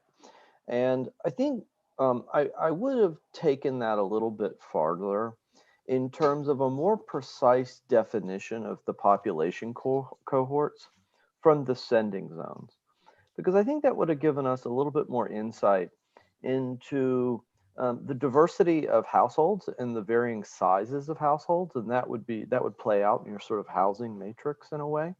It would also give us some insight into underlying demands associated with services, as well as this idea that there's this somewhat tenuous connection with their own sources of employment and their own communities. And I think in that regard, you would find a great deal of programmatic richness in this process that is indeed informed by existing typologies of both supportive housing, transitional housing, and emergency housing. And here you're trying to conflate these time horizons. And in many ways, that's a reflection of existing emergency management and emergency shelter provisioning that has been really 20 years in the making. So I think in that regard, where do we begin to find the spaces for the supportive and transition services? If we challenge ourselves to think that this isn't just several weeks, but could be several months or several years. And I think it becomes more problematic when we think about long haulers, right? And the people who may find themselves trapped here, right? So that's one dimension. I think in the more near term, there's probably programmatically a greater demand for food service and kitchen provisions in terms of collective production of food. You probably need to think about storage space. I would imagine these people are bringing things with them that are going to be storage. Now, I know you said boats and fitting boats in there. I can imagine a lot of people with boats and trailers, right? Where's that going to go? And I know you're sort of attuned to that, but even simple things like animal shelters and people bringing animals with them set up this kind of immediate conflict over time and space, and particularly public space. And so I think, that's just some examples of probably a demographic that when you dive into this, and we could break this down by age cohorts, we could break it down by household size. I mean, there's a lot of different ways we could partition this and try to find a more precise alignment, because I think, what you have now, it doesn't really bridge this mid to long term time horizon. I think it feels like there's a kind of allied dimension associated with the school, and that's important and the like. I think in architecture, there's some interesting things here. I'm a little concerned in this project and the last project about this, these ideas of post-industrial ruin as a kind of artifact. I question that a little bit, in part because its existing habitation in the land that it consumes is indeed a form of invested infrastructure. In that sense, that there's a lot of capacities from the latent capacities which are untapped in the land itself. And I think in a way you're sort of addressing that, but I think the rhetorical dimensions of this are somewhat problematic and don't fully work in favor of what you're doing. But nonetheless, going to the architecture section, I mean, there's not a lot to draw upon here, but the one, section perspective that we have, the kind of spouts of water. I don't know, there's something about that seems, there's an animation to that I think is, it's a hyperbole. And I think it may actually sort of rub people the wrong way, because you're trying to escape water, yet you're being surrounded by water, right? In that, I can see in a heavy storm, it just sort of, the way you've even drawn the water coming off the building, it's a kind of mockery in a way of the fragility of what you're trying to escape. And maybe not, maybe I'm misreading the implications of that and how that would be perceived. But nonetheless, you set up something that starts to feel like an emergency operations center in the co-alignment of institutions. And then you walk us through different phases leading ultimately to this idea that you can buy a part of the site. And I think intuitively, there's a tenure class here associated with renters, not owners, that presents you with the long hauler problem. And this is a problem that shaped the trailer parks of prior generations and post-disaster housing right down there in Miami and Homestead, as you know, right? So I think that's more of the housing dimensions that I think you need to think about. I'm a little skeptical of this idea of ownership and trying to accommodate something that's, I think, I get a sense is sort of remote in terms of accessibility for mass transit, jobs, and other things. So you've built this autonomous nest, and it's nested with a richness of program. But I think that those levels and degrees of isolation undermine some of the transitional intent, even though you've been explicit about trying to address that intent. So I'll stop there. Well, Katerina, if I could interject a minute, because I was just in a meeting with our I work on a resilience, a kind of climate resilience adaptation research group. And we were having a meeting with the county. Miami-Dade County has created these, what do they call them? Adaptive, you know the name, Jesse, adaptive action areas. They call it AAA. And one of the things that they're dealing with are these locations. Jesse mentioned the trailer park, which is one of them. And when I looked at your scheme, I thought, you know, what's interesting, my first question for you was, well, what happens, like, how is this space empty? And then someone can come and occupy it, because if someone buys it, then it's not empty and someone else can't occupy it. And so it occurred to me in looking at your project, you are creating this new internal grid, right? An internal street grid for the composition of this community. But what one possibility to consider, if you really wanted to take this forward, is could a community, for example, connect the existing streets? Because your streets have the capacity of really beautifully terminating, and you could create with the school public spaces that would be destinations for the community.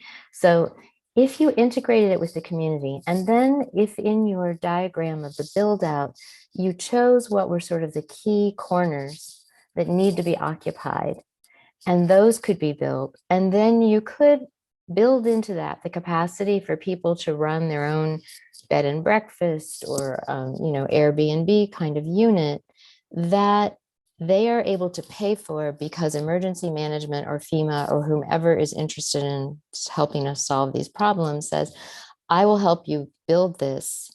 I will be your co-investor. But when there is an emergency evacuation order, your paying guests have to go, and we're going to fill it with our evacuees. And that's the arrangement that we have going forward, right? So that could be a way to build a kind of economic structure for the community to give people an opportunity to plant themselves in a place. So what I think is really interesting about your project is you've taken the step to try to understand the problem and define it beautifully. And then you've started to suggest a sort of infrastructure that might work. And there's that third step that I think Jesse's talking about that I would suggest to you that really would get you to occupying this place and imagining how it might work for this community. And then what would happen if you did it in a different community? Like if you brought it to Miami, to one of these areas that we know has these problems, how would it look? But there might be principles that you've now derived from your study that tell us, here's how you connect to an existing community, here's how you provide an economic infrastructure. These are the kind of constituent elements. Does that seem kind of aligned with where you're thinking?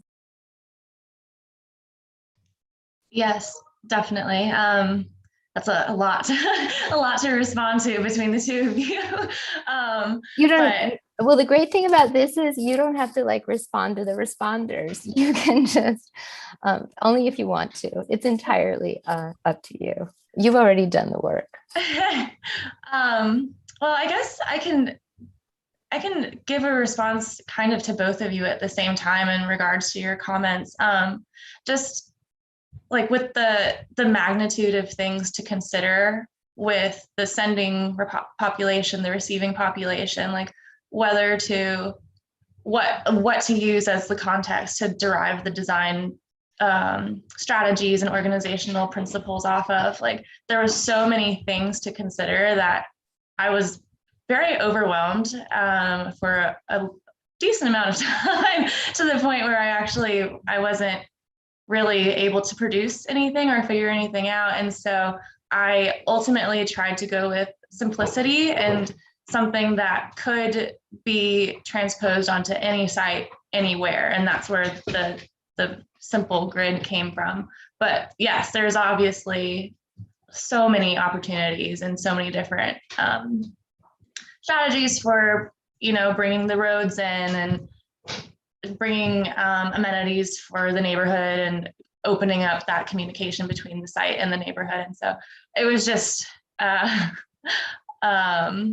the first attempt to try to figure out at least an attempt of a solution to a problem that I've identified. Well, I'll give you a quick response to your response and then open the floor for others to speak. But I hope you understand, though, that what you took on is a really important problem. And I mean, again, I keep coming back because I think of the many different thesis reviews I've attended at my own university and other universities, I think the clarity that has been put forward in the 3 goals for this thesis project are really exemplary. And I think you met each one of those because you did identify you established a clear subject of study, you identified a potential working method of it, and you articulated how, as an architect, we could contribute to that. Do you have the final answer? Frankly, if you had the final answer at this point in your career, I would find that to be a very strange phenomena. It would be highly unusual, but also I think it would be in contrast to what we have all learned, which is that we need to be part of a community of people looking at these issues together, bringing all these levels of expertise. And there are entire departments of counties and cities who are trying to look at the exact problem that you've put out there with, 10 or 12 people working over a 2 or 3 year period, and they still don't have an answer. So I think the fact that you've gotten as far as you've gotten, I think you should feel really good about that, and that we can begin to discuss, well, could it be like this or could it be like that? That's a really great position to be in. Yeah, I think. Thank you. I think you've gotten to a really good point. And I think the comments before, those are great. And I wouldn't attempt to even get to that kind of level. So I think that's a testament to the issues you're taking on programmatically and in time and resiliency and all those. I couldn't help but think, looking at the grid, and maybe you already thought it through, but I think the references of the metabolists and the structuralists are really good. I see that, and it's really strong, and you're bringing that kind of outside influence. So I guess I have a question about context and site, but also these are what, 120 feet square? Each one of these units add up to 120 square? It's 160 by 160. 160, which is like strangely half the size of a French Quarter block.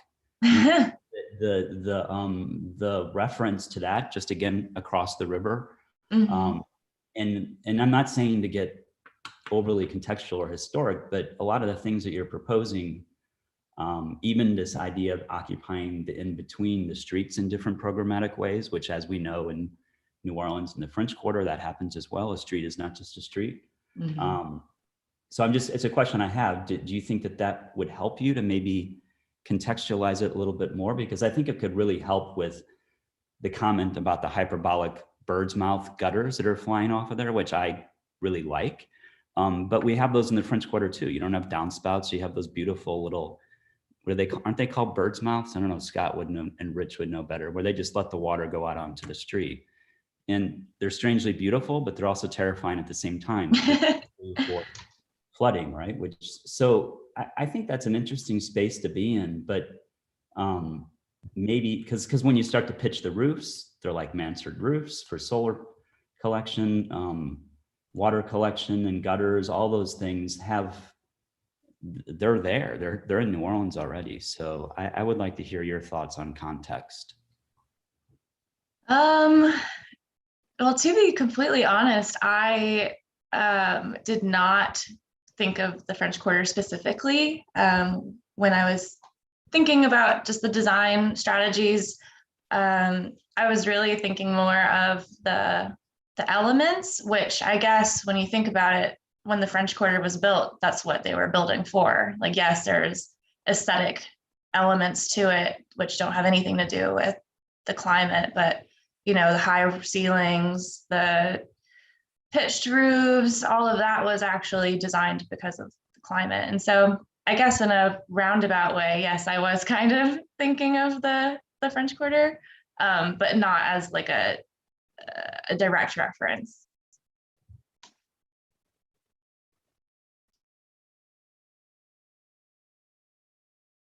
Does that answer your question? Yeah, sorry. No. Okay. And then maybe, I guess it's more of like, also when I look at the site plan, how, and you've said it, you want this to be transportable to other regions, whether it's Miami or other places in Louisiana. And so you're taking an attitude towards, you're kind of indifferent to what's across the street. Just morphologically, the streets come and they hit the southern boundary of your site, which is this big industrial site, and you accept that. And that's fine.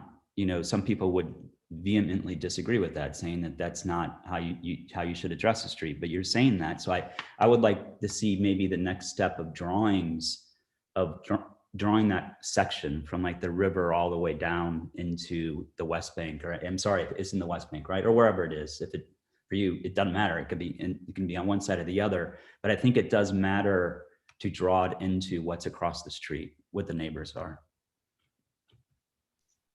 Yeah, that's definitely. I've done studio projects which are directly informed by the street grid and whatnot. And so this was a little different for me. I've never imposed a grid system that was this rigid, that didn't really incorporate that into it. And the next design phase would be a way to attempt to figure out how to connect the circulation from the exterior into the actual site itself. There are some spots where the streets do line up pretty closely with the grid. So I figured I could expand and connect, and but yeah, that was definitely something that I also was having problems with, because I said that I wanted it to invite people in, but also didn't really make it easy. So it was more the connections of the parks and like the amenities, like the grocery store and the clinic, which are easily accessible, rather than the school or the housing that you would have to go further in the site. So yeah, and I'm not encouraging literal connections, and I don't think things should line up or connect physically all the time, because they don't in New Orleans. I think right. are the shifts, or when a street does dead end and you see something, like when you drive down Dryads or O.C. Haley and it dead ends and you see that, whatever that beautiful building is right in front of you, that's a nice moment in the city where it's not just everything connecting. You got to move, you got to shift. And I think your system coming up against the industrial aspect to the north, and then, or wherever, to the top, and then the residential to the south, just needs to acknowledge that and maybe amplify it.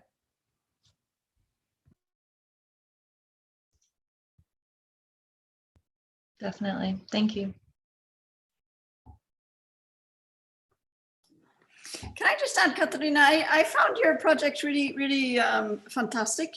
And of course, addressing something that is going to be more and more necessary to address globally as we have more and more disasters, whether it's from flooding or from fire or from whatever. So I think the research and the kind of notion of making agency from this crisis and understanding the kind of vulnerability of communities and how you can then say enhance social infrastructure and economies in kind of, you could say, communities that are maybe less privileged. I think all that's really brilliant. For me, the question well, I guess it's something that keeps coming back over and over again, is this kind of insistence or a kind of compulsive behavior of making grids. I don't understand it, to be honest, because what I understand is in this kind of very long, elongated sliver of land that you have in this kind of post-industrial thing. I mean, most post-industrial sites, I assume that one as well, it's been flattened, it's been turned into a kind of concrete platform. But when you start scraping away, there's, and even if you look at digital elevation models and start to play with contrast, there are micro topographies, there's different levels of pollution. I mean, it's not tabula rasa to me. To me, a grid and the imposition of these grids, it's as if there is no site. And I think even post-industrial sites are sites. Some parts are really interesting to recover. Other parts, maybe you should not live there. No. So for me, I thought the part where Joanna started talking, if somehow we know that if there's also a kind of low, basically a kind of low density housing, if the housing itself doesn't become the place of evacuation. And that, because what I was struck by when you were showing your field photographs, and you made the comment, there's no parks here, or there are few parks. And if you start taking these large area as park space, and then imagining how can the social infrastructure that isn't, everything but housing, which could be, I think, intelligently put as granny flats, as evacuation flats, because then you get rid of the problem, I think, and it's something that in our programs, postgraduate programs in Belgium, we work a lot with, which is all this emergency stuff. I mean, you want to get away from the notion of camps, no? I mean, this notion of the kind of temporary, the transition, and the permanent. And most of the times when we respond to emergencies, you make something temporary, meaning to be temporary, and it becomes, 3 decades later, it's still there. So I think that's the part for me that's very tricky. And I think questioning how can we rethink radically what this evacuation, I mean, I think you were your story was really strong, showing these sheds where you just have a kind of cot without a refrigerator to put medicine. I mean, that is hugely problematic, but maybe then jumping to a kind of, home away from home is maybe, I don't know if there's something in between where the real investment, I know in Japan, they're doing a lot, for earthquake but where the actually public parks become, they're parks by normal life, and during emergency, they're places for people to get medical attention, to have hookups for telephones, to get potable water and all of that. So I wonder if there's a way that you could kind of build more robustly the social infrastructure and almost park infrastructure, and the housing, as Joanna, I think, started suggesting, could be taken up in transforming the existing and leading to an eventual transition of urban fabrics in general that we know needs to probably become more dense in the safe places. So I have to jump in, Ben. I know you want to leave, like maybe even if just Kelly and Katerina want to stay, but I got to say, no worries. so what Kelly just described is exactly one of the initiatives that's coming out in Miami-Dade. It's the idea that parks are health and resilience hubs. And what they haven't done, which is what Kelly's suggesting to you, Katerina, which I think is a really brilliant idea, is that you could begin to think about those spaces as partners in the community to house these kind of temporary conditions. I think about when we had Irma, which wasn't even a real hurricane in Miami, and yet people from the Keys were inundated and they were sleeping in the FIU parking garage because it was so hot, there was no power anywhere. And that's where people had landed. So what I would also say, the other thing that's embedded in what Kelly's telling you is there was an earlier kind of proposal that was made. Actually, Dennis Hector here at UM had done this study with some others. And what they had proposed was partnerships. In our case, it was like in Miami, where, a community that's in danger of inundation on the coast would have a partner, and it could either be a church or a school or community group. And you would be able to go to their homes, their church, their school, their extra bedrooms, and you start to establish those partnerships. So if you took the seed of that and married it with what Kelly's saying, a person could actually, have their income producing granny flat. It could serve as an evacuation partner. You could even know in advance who that partner is. That's how you could build the relationships to get to your end goal that you mentioned, which is having people relocate away from these vulnerable places.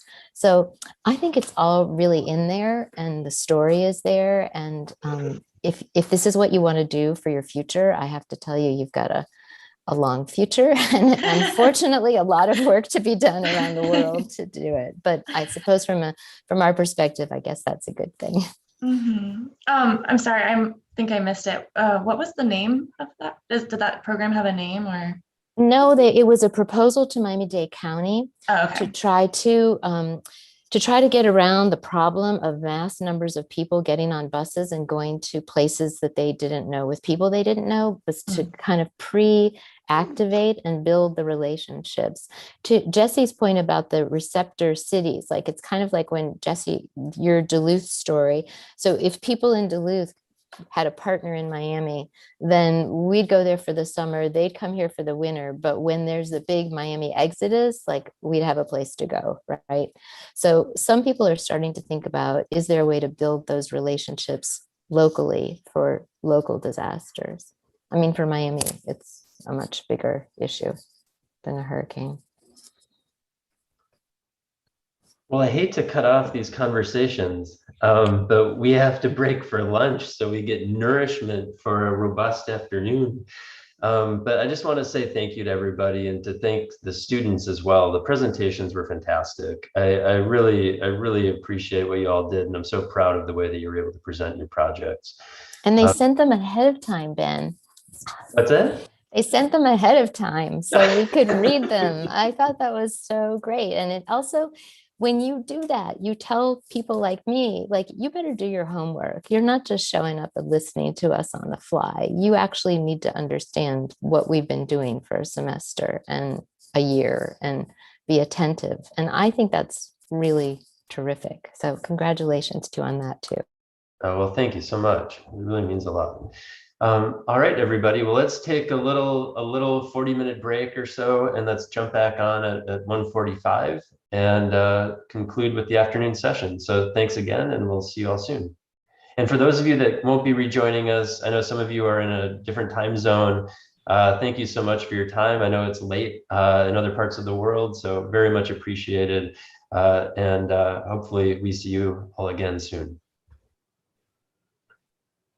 Thank you. Thank you. Thank you so much.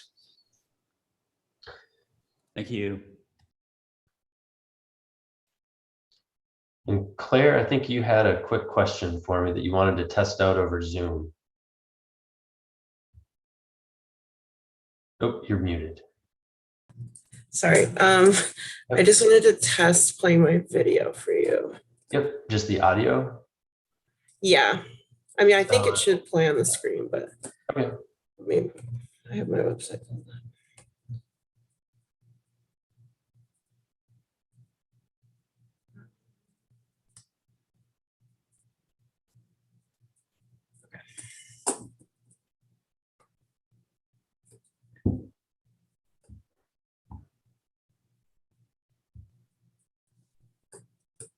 Okay, so I see your website and I see the link to Vimeo. Okay. And then you're going full screen, and now it's full screen. Ooh. Yeah, and then do you want to hit play? Yeah, I hit play. Can you see it? It's moving. I'm just doing time lapse of the circulation of the lava. Can you hear it? Yeah, can you hear it? I can hear it. It's a little choppy. I wonder if it would be better. I think what would be better, honestly, would be if you put the link in the chat and had people play it on their own machines. You think? You don't think that'll be awkward to wait? I can try. How about this? Well, let's try it the way that you have it, and we'll see if people can hear it okay. And before you turn it on, just say, if you can't hear the audio, please let me know so that we can, I'll just share the link and you can watch it. Okay? Okay. And they have the link to it already, but. Yeah, right. So they may have watched it already. Yeah, that's what I was going to ask too, is whether you thought I should even play it because they may have seen it already, but. I think it's fine to play it. Okay. Okay. All right. Thank you. All right, Claire. I will see you soon. All right. All right. Bye. Hey guys. I was just listening into YouTube about the video woes. Yeah. Claire, when you share your screen, are you checking the things in the bottom about sharing sound and optimized for video clip? Probably not. Thanks for lurking in the darkness. Wow. No problem. I just got back from my lunch. So try to play the video again. Okay. That's fantastic. Let you two troubleshoot this if that's okay. Sure, yeah. All right. Thanks everybody. And Claire, I'll see you soon. Thank you, Nick. Thank you. No problem. Yeah, I hear some background audio. I'm just doing time lapse of the circulation of the plaza. You can hear it? Yeah, it sounds pretty loud. It sounds as loud as you. Okay. Is it too loud? No, I can adjust my volume. I'd rather it be too loud and then me have to lower it than too low. All right, great. Thank you, Sweet. Nick. Dude, no problem. All right, good luck. Thank you.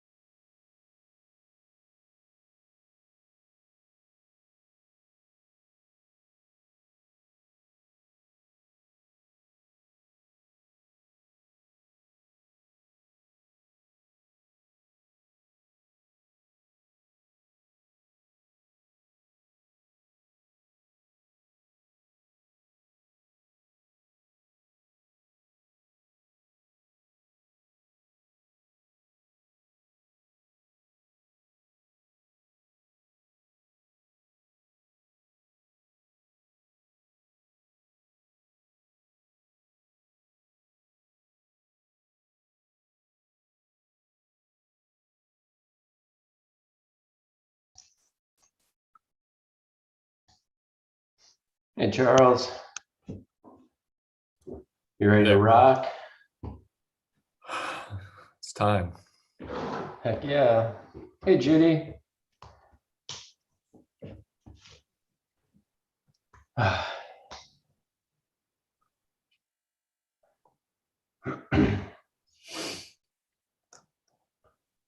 Rich is back.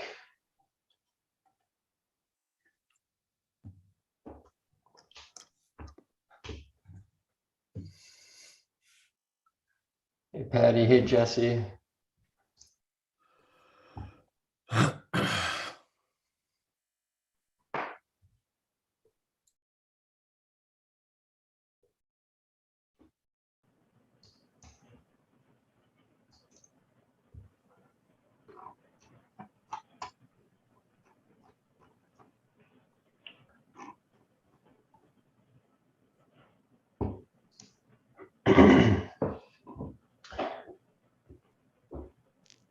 So let's see if we have.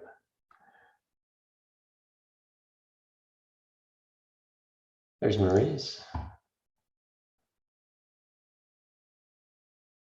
Hey, Maurice, welcome back. Great to see you back in the Zoom world. Oh, I think you're muted. I don't know if you were. Hey there, good to see you. Nice to see you. Wow, I like that. My God. It's pretty awesome to see these very familiar faces. Yeah, I bet. Hello, Maurice. We miss you, Maurice. Oh, no, thank you.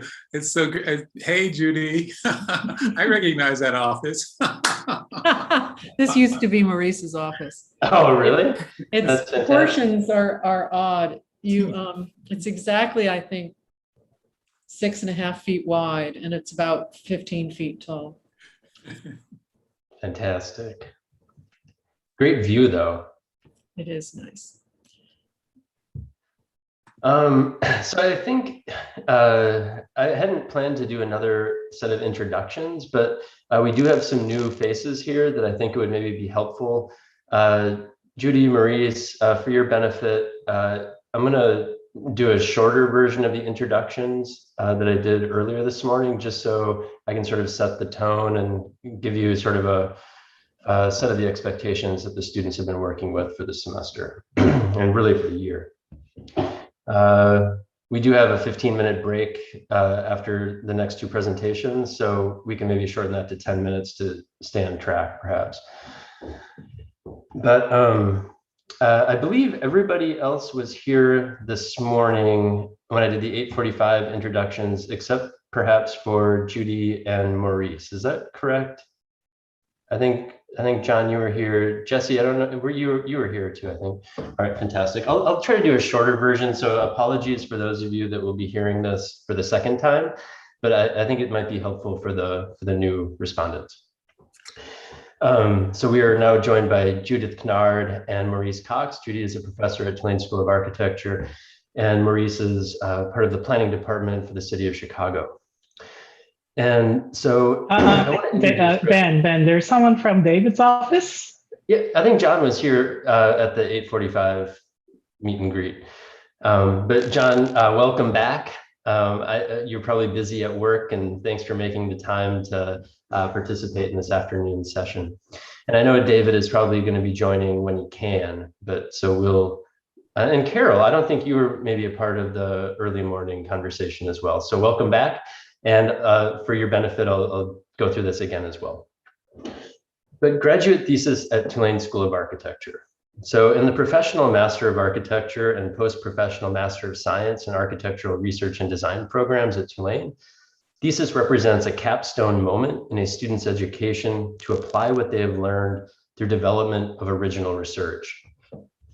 Students enrolled in graduate thesis work toward the development and execution of a design thesis overseen by a thesis director.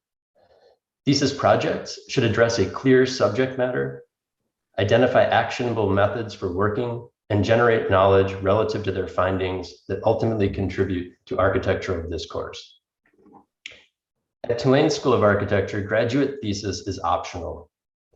The graduate thesis sequence was restructured in 2019-2020 academic year, and it begins with students applying to work with a specific faculty member as their thesis director in the spring of their penultimate year.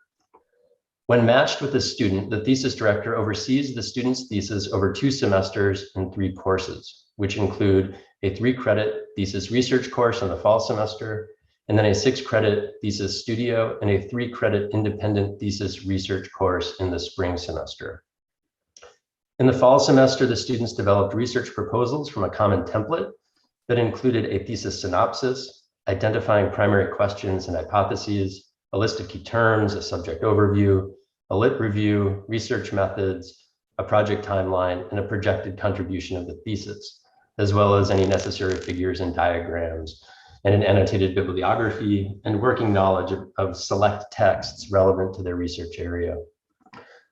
The students presented their proposals in December and began the design work for their theses in the spring, while continuing to develop their understanding of the thesis subject matter by reevaluating their research proposals from the fall.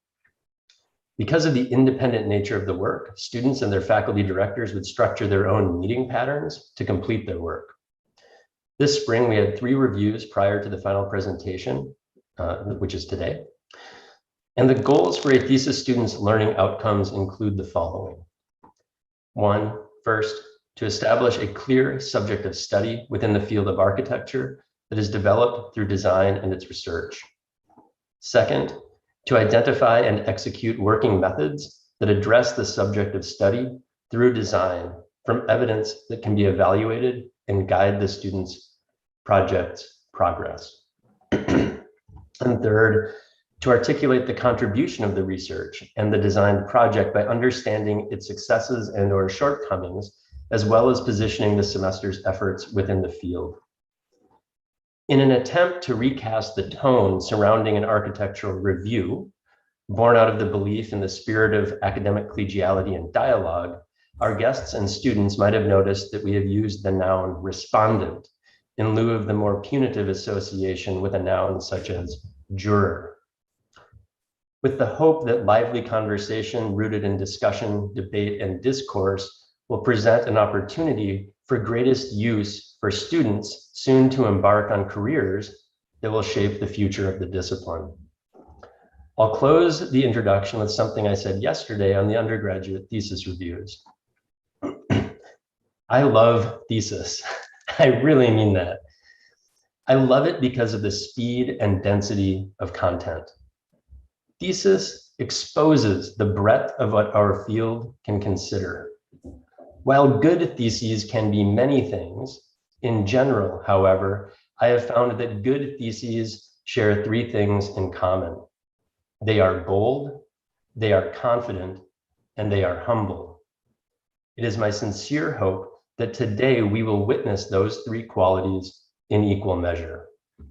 So thanks for those of you that have now heard that again, but and hopefully that helps set up some of the conversations and parameters, et cetera, for this afternoon's discussions. Are there any questions from the respondents that I can address at this time? All right, well, thank you very much. And Charles Jones will be kicking us off this afternoon. Are you ready to rock and roll here, Charles? Ready. You should have screen sharing privileges and you're queued up. I'll drop the link to your concept board page in the chat. All right, and I just should mention the reviews, the presentations will be 45 minutes in length. The students have been advised to produce approximately 15-minute presentations, thereby leaving approximately 30 minutes for discussion at the end. Respondents are expected to lead the discussions. Those of you who are listed as respondents for a particular project, although any guests who are here are certainly free to pipe up and contribute to the conversation. So please do so at your will. And I will announce at 5 minutes time when we are close to ending that 45-minute sequence. Okay? All right, everybody. Thank you. Well, thanks everyone for your time and energy today. My name is Charles Jones and Kentaro Tsubaki is my thesis advisor, who I'm extremely grateful for him always giving me the freedom to explore, now with a bit more focused intentions. So it's with great pleasure that I present to you No Royal Roads, reevaluating the sanctity of smoothness and symmetry of city streets. Technology serves as a tool for humans to adapt to environments at a rate that outpaces physiological evolution. A technological application can work so well that the immediate benefits may later be offset by the impact these solutions have on external systems. Take the surface of a modern day boulevard, for example, St. Charles Avenue in New Orleans, which acts as a collector street connecting from arterial transportation networks to local city streets. The smooth paving of this street type, in this case asphalt, is one example of a technological application that has offered the benefit of allowing for the efficient conveyance of tremendous flows of energy and resources throughout cities, including the rapid discharge of stormwater from city streets. However, today we know that the best way to manage urban stormwater is to hold it where it falls, which when combined with other ecological systems, helps filter pollutants which are most extreme in the first few hours of rainfall. This application of smooth asphalt paving technology across multiple street types requires re-examination, and the local street, the most abundant city street type, offers opportunities to recalibrate street design parameters that shape the local street's spatial, sectional, and surface configuration. So this ultimately serves as the local site for my thesis in New Orleans as a case study. The spatial configuration of the local street today is made up of explicit boundaries shaped by societal and technological pressures. Sidewalks are discrete places from vehicular traffic, and residual open space is often dominated by on-street parking and utility infrastructure. The section of the street is typically crowned, dating back to antiquity. This characteristic served as an efficient way to shed water. The gutter and curbing of street edges have transformed over time in sync with the implementation of centralized subsurface drainage systems. What were once spaces for surface water storage and conveyance are transforming to smooth, mountable catch basins with no surface storage capacity.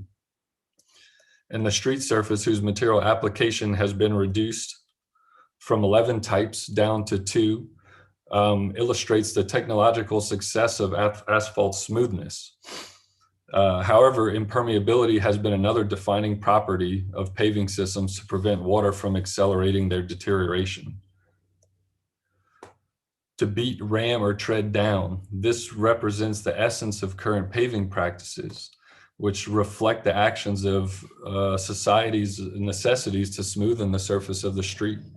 Achieving smoothness has been the predominant focus of street paving systems. More globally used paving systems at the turn of the 20th century demonstrate this as well. Cobblestones, a prevailing material prior to the Industrial Revolution, were replaced as traffic increased within urban centers. Paving city streets with granite, brick, and even wood were still considered to be comparable alternatives around the turn of the century due to their ability to meet requirements of design criteria established by a New York City engineer. And you can see those written across the screen here horizontally and vertically with the scores of each paving type centered on the image. And the 5 in bold kind of reinforces fixation on smoothness. And I think it's important to note that this criteria was developed on the backside of an era where wheeled automobiles lacked adequate suspension. Focusing on smoothness were also tied to sanitation in a time when visible filth was associated with disease, and a combination of urban waste runoff accumulated in the streets. Joints and surface irregularities were smoothed out.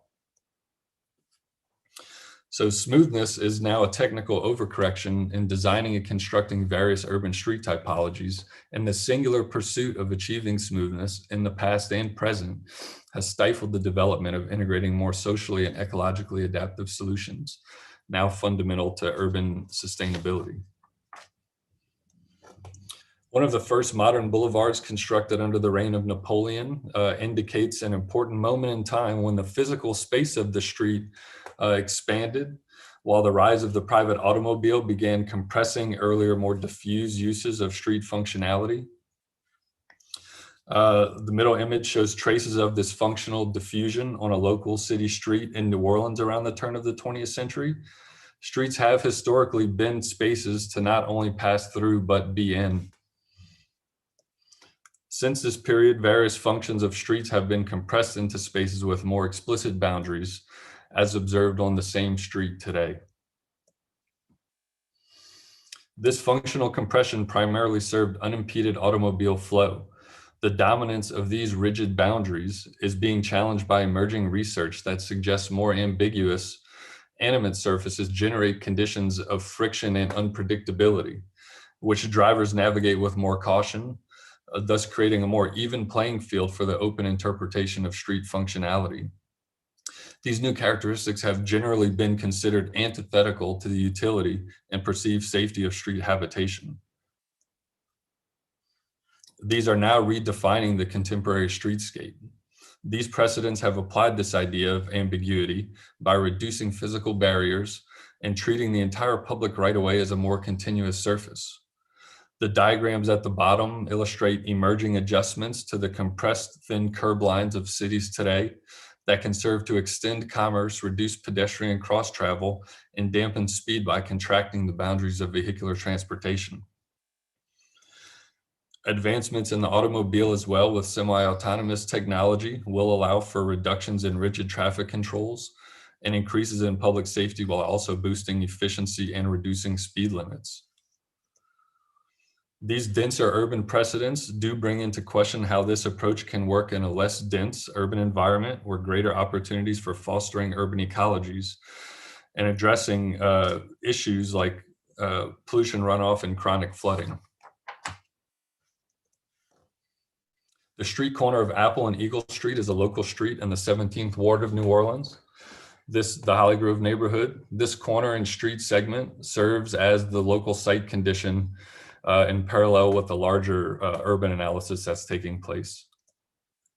Relatively speaking, this street's paving condition is above average, given that as of 2016, 60% of the streets were assessed as poor or failing. The map on the right shows an overlay of the street conditions documented in the city's paving assessment report.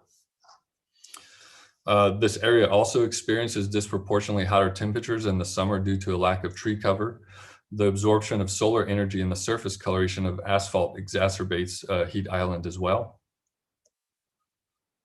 Additionally, traffic load impacts and subsidence, which transfer energy through the Earth's surface, push the structural limits of infrastructure systems with rigid connections. These conditions put streets and residents at a higher exposure to persistent shocks that impact a larger population on local streets than any other type. This is a crisis. The current citywide road reconstruction project in New Orleans is repaving the majority of local city streets with the same century-old impermeable paving technology. And since 2016, the city has mandated that any private development, the diagram starting in the lower left, over 5,000 square foot of impermeable area has to hold the first 1.25 inches of rain on site for 24 hours. So the average amount of impermeable area on a single street, corner to corner, exceeds 5,000 square foot. So why aren't new street constructions held to the same stormwater design standards as private developments? Additionally, this target capacity represents a fraction of the capacity of emerging 10-year peak rate targets. Considering runoff from adjacent properties, this burden increases dramatically to the point where a diffusion of private and public space may need to occur so shared capacity can be distributed across adjacent lots and streets. I think also one of the challenges indicated in the diagram in the upper right is that most street construction foundations are gravel based, which can only hold, they're only 30 to 40% efficient in terms of void space that can actually hold water. I'll circle back to this. So the entire streetscape must become permeable and modular. And the spatial composition requires a redistribution to allow for more flexible pedestrian networks and increased urban ecologies. the enlarged plan, the enlarged plan and perspective detail show the paver coding method I've developed to communicate paver type and orientation. The thickest red line represents a book match configuration for increased texture. The plan on the right shows the primary vehicular surface in red, flanked by pedestrian surfaces that serve as a wider sidewalk and bike path. The argument that I'm making here is that this consolidation can provide more flexibility in surface functionality, and as a way to kind of instigate the subject of sidewalk ownership, which in the case of New Orleans is still the responsibility of the private property owner. The opposite this side, there's still maintained sidewalk equivalent in width to today's. Recaptured open space can filter and store rain at the source, help reduce heat islands, and serve as overflow for public activity. 3 sectional strategies were developed that can be implemented across various local street conditions.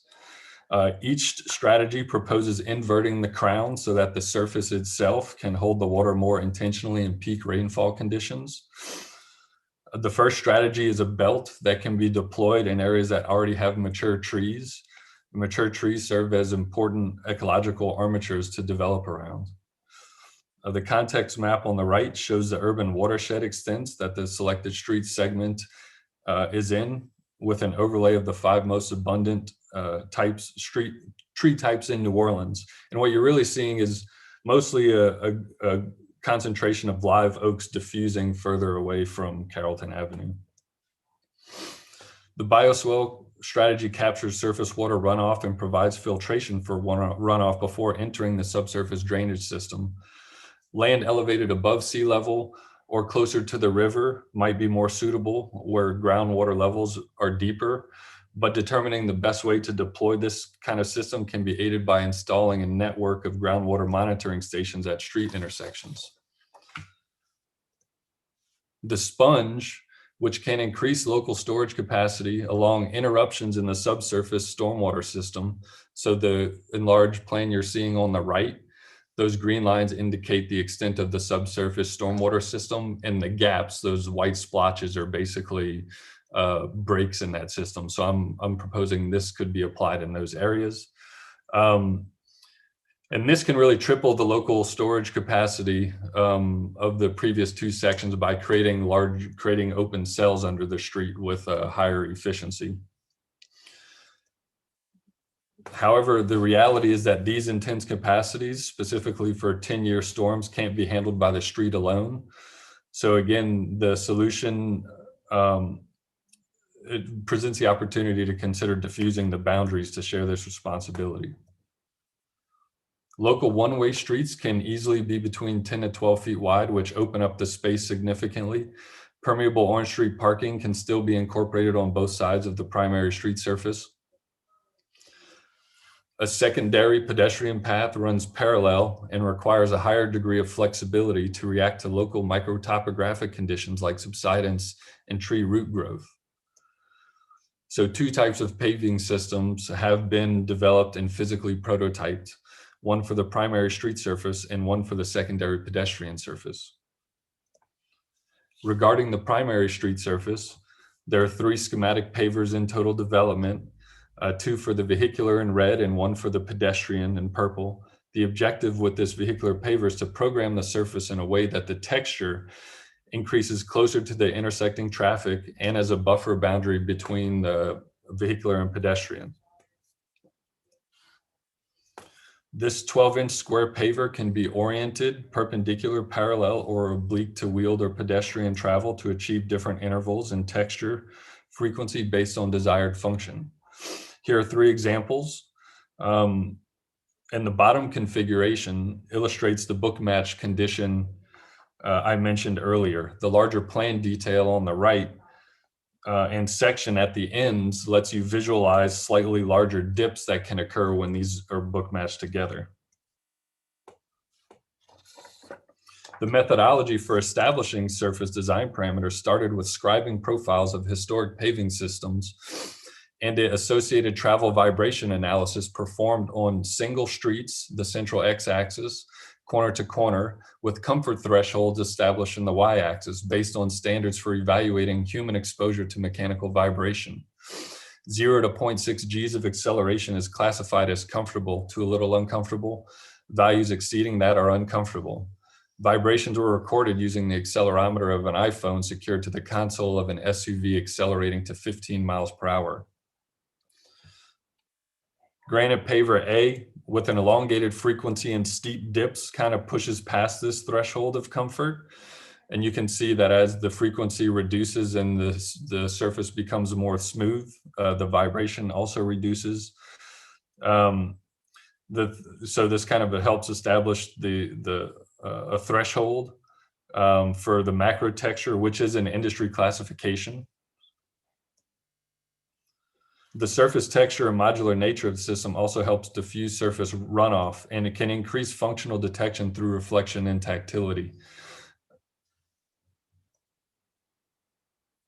And this is also the latest evolution of the paver with a perimeter that allows for interlocking and gaps to receive permeable infill. Directionality is a key, and visibility can be justified to specific directional flows.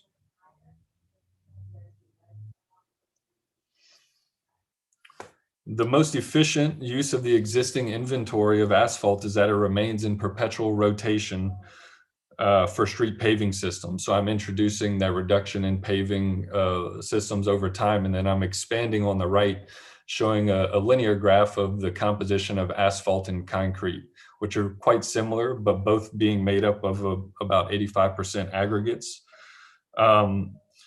Current Louisiana standards allow for up to 30% of recycled asphalt for paving, but this ratio has been tested in upwards of 50% in other areas, and as it's not a national standard. Increased demand for renewable resources and a decrease in crude oil production will allow for higher degrees of recycled content and alternative aggregates. Coloration should also be considered to increase surface albedo.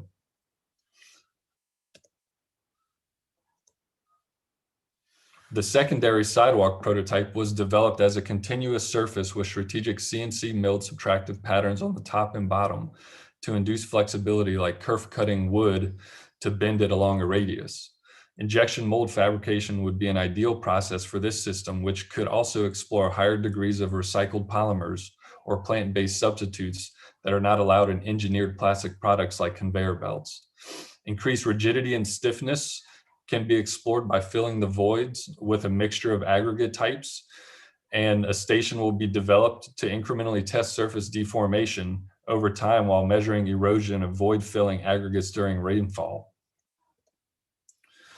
This thesis started here almost 2 years ago when I looked down and saw the impact of the persistent treading of foot traffic, trees, and gravity on sidewalks on the unsettled grounds of New Orleans. Since then, my ambitions have been rightfully guided to reflect on this phenomena across the entire streetscape within which the sidewalk is inextricably linked. This proposal for street adaptation starts at the corners. Like utility markings, graphic art installations can serve as a precursor to introducing more space for stormwater pollutant filtration and detention. The street surface can be more intentionally elevated to smooth the path for pedestrian mobility while also replacing century-old masonry manholes with precast vessels that connect in a less rigid way to the street surface.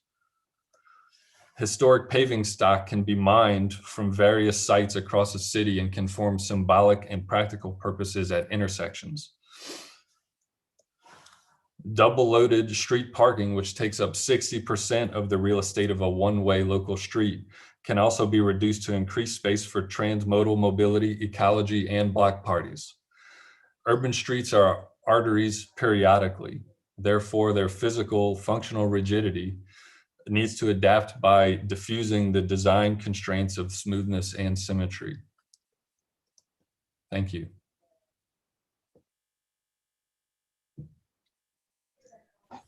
Fantastic. Thank you, Charles. We can open it up for discussion. We have about 26 minutes. Thank you. Well, I think that I might start off.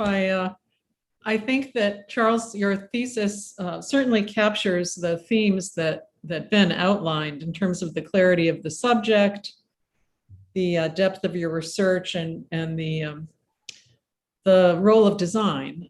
Certainly expanding the sense of architectural design through this rigorous and thoughtful investigation of the surface of our city streets. I'm glad that you ended on this image because I love the fact that it has a kind of patchwork quality, that it, although it's clearly an approach that relies on metrics and data and investigations, it is not attempting to rationalize this into a kind of neutral engineered solution, and it creates a kind of textile effect that we're getting in this image. I have a few other comments, but I just wanted to commend you.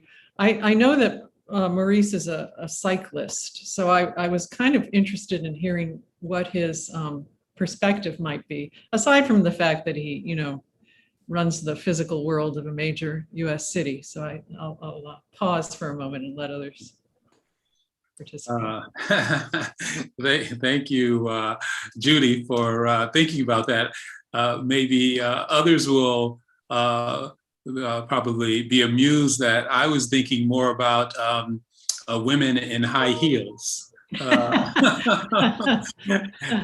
how they may navigate this amazing kind of patchwork. But I will say that there's almost like a pre-condition that is being introduced here. It feels like almost like a found condition that seems to be riffing off quite wonderfully from the kind of natural condition, which is on the right-hand part of the slide. It feels as if nature is taking back the streets, which I find a very, very provocative and obviously a very intentional imagery that draws you in. So I'm fascinated by it. I found myself wondering a little bit, and in your explanation about the questions of labor. I think many folks who've traveled to parts of the world that still have cobblestone streets and have watched the maintenance repair routine of those locations understand that they are labor intensive. And I, imagining, and we compare that against asphalt, and concrete, which, generally, if you've observed, they have a crew, very, very small crews, and they can do linear feet with incredible efficiency. So I was just wondering whether you looked at these proposals through the lens of labor, and if what would be the implications to a municipality for laying down such a vision, but also maintaining it over time. So I'm sure you've thought about it. So it would be great to get your point of view. Absolutely, and I think that's a great question. I think the labor economics are kind of fundamental for something like this. I think thinking about economics, it's about more of the long-term costs as well, not just the efficiency of putting down the system once. Like, for instance, street surface applications require heavy machinery to do any type of maintenance on subsurface infrastructure. And so I think there's kind of a scale where that infrastructure is incrementally failing more to where it will need to be replaced more. And I think a modular over a long period of time could help offset that. And I do think part of the keys would be in the size of these to keep them relatively small. Like, I'm kind of at the threshold where 12 by 12 can still yield like something that's right under 50 pounds. But I think there's also kind of a consideration there too with the weight of the units. But that's the initial thought, is that over time, and you can also kind of see things failing incrementally with a modular system, whereas with the sheet applications, things kind of collapse more dramatically. So I think there's opportunities to kind of detect things as well before they collapse. And to the issue of the cyclists and those who wear heels. Sure, everything is within a ½ inch. And the pedestrian cycling network really within an 1/8 of an inch. So it's the edges of the vehicular paver that dip to about a ½ inch. I kind of exaggerated the hues a little so you could read the texture. So the vehicular lane is a little bit more bumpy than the purple pedestrian lane, but that one's relatively smooth. Mm-hmm. Thank you. So I'm going to offer that the heels are out the window. I mean, this pandemic, like, that's no longer an issue, but I love that, you know, anyone might be wearing heels these days, and at any rate, I love that. I wonder, I want to pick up on the texture, because I think this is a really interesting project. And Charles, was I on your review before? Yes. In Kentaro Studio? Yeah, I thought so. And you were looking at the way to make a railing or something about the edges of a bridge condition or something. So I see your interest in infrastructure, you know, in just these few times that I'm intersecting with your work, which is cool. I was recently talking to an architect in Mumbai whose name is Bijoy Jain, and just on a totally different topic, but he was talking about bricks, and he was talking about a particular church in Scandinavia, I think in Denmark, and I can't remember which one, but he was talking about the way it was made, where the people who put the bricks together, they scratched the bricks, they rubbed the bricks together each time. It was like written into the construction documents that they would rub the bricks together before laying them down. And that act added to the surface, its impact is that it reflects the light in a certain way on the facade of this church, and it amplifies the surface volume. Mm-hmm. And he was talking about how that gesture is now embodied in the building as this part of the kind of culture of the building, which is like a really beautiful way to think about the gesture of making and how it becomes a part of the place and read through the materiality. So not that these would be hand scratched, but there's something really lovely in the idea of imperfection or variability, and that is completely against the laws of, you know, I guess like the code that needs to know exactly what the material is going to be and how it's going to be put together, right? Because there's this kind of public safety side of all of this. So I see what you're making, what you're suggesting, and to me, your project is really lies at the heart of this tension between making something that has this variability and maybe this imperfection or this ability to shake out in different ways and to operate differently over time, but then that's up against the sort of very strict rules that are governing, you know, streets and infrastructure.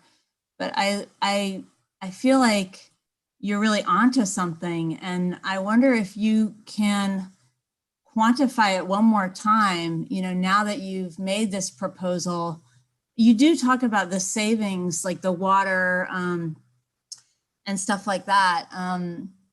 But I wonder if, you know, how could you pitch this to the city? That's my question. And I think there's an argument strangely in public health, where on the one hand, you're confined by the sort of mandate of public health, right? It can't be slippery. it has to allow for certain speed and visibility and all that. And on the other hand, there's this long-term public health that's never part of the metric, right? The longer term health of a city, of people, you know, fossil fuel, its impacts on health of species and people is way, way worse than any of these localized conditions. So how do we re-change the narrative and the scale of thinking of health? That's what this project is about. That's so interesting and just really provocative. So thank you.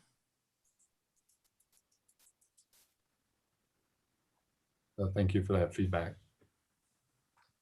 Charles, I was really excited to see the profile gauge using to test the depth. It's a remarkable tool, and I had dreams of a 10-foot long one to actually see how not smooth our asphalt streets are now. I think we have this tendency to compare new ideas to the ideal design condition of the systems we already have. Because if you actually use these performance requirements, no one would ever build an asphalt street in New Orleans. And we're watching the city, you know, adjacent to our water projects build the same damn street over and over and over again. And the engineers, they say, well, we know it doesn't work, but we don't get sued for it. And so I think having some, you know, I don't know how to represent that in this project somehow, but I think just pinpointing that those performance requirements that are not being met currently is very powerful. I also really liked what you said about the street markings that are really beautiful sometimes before the heavy machinery gets in there.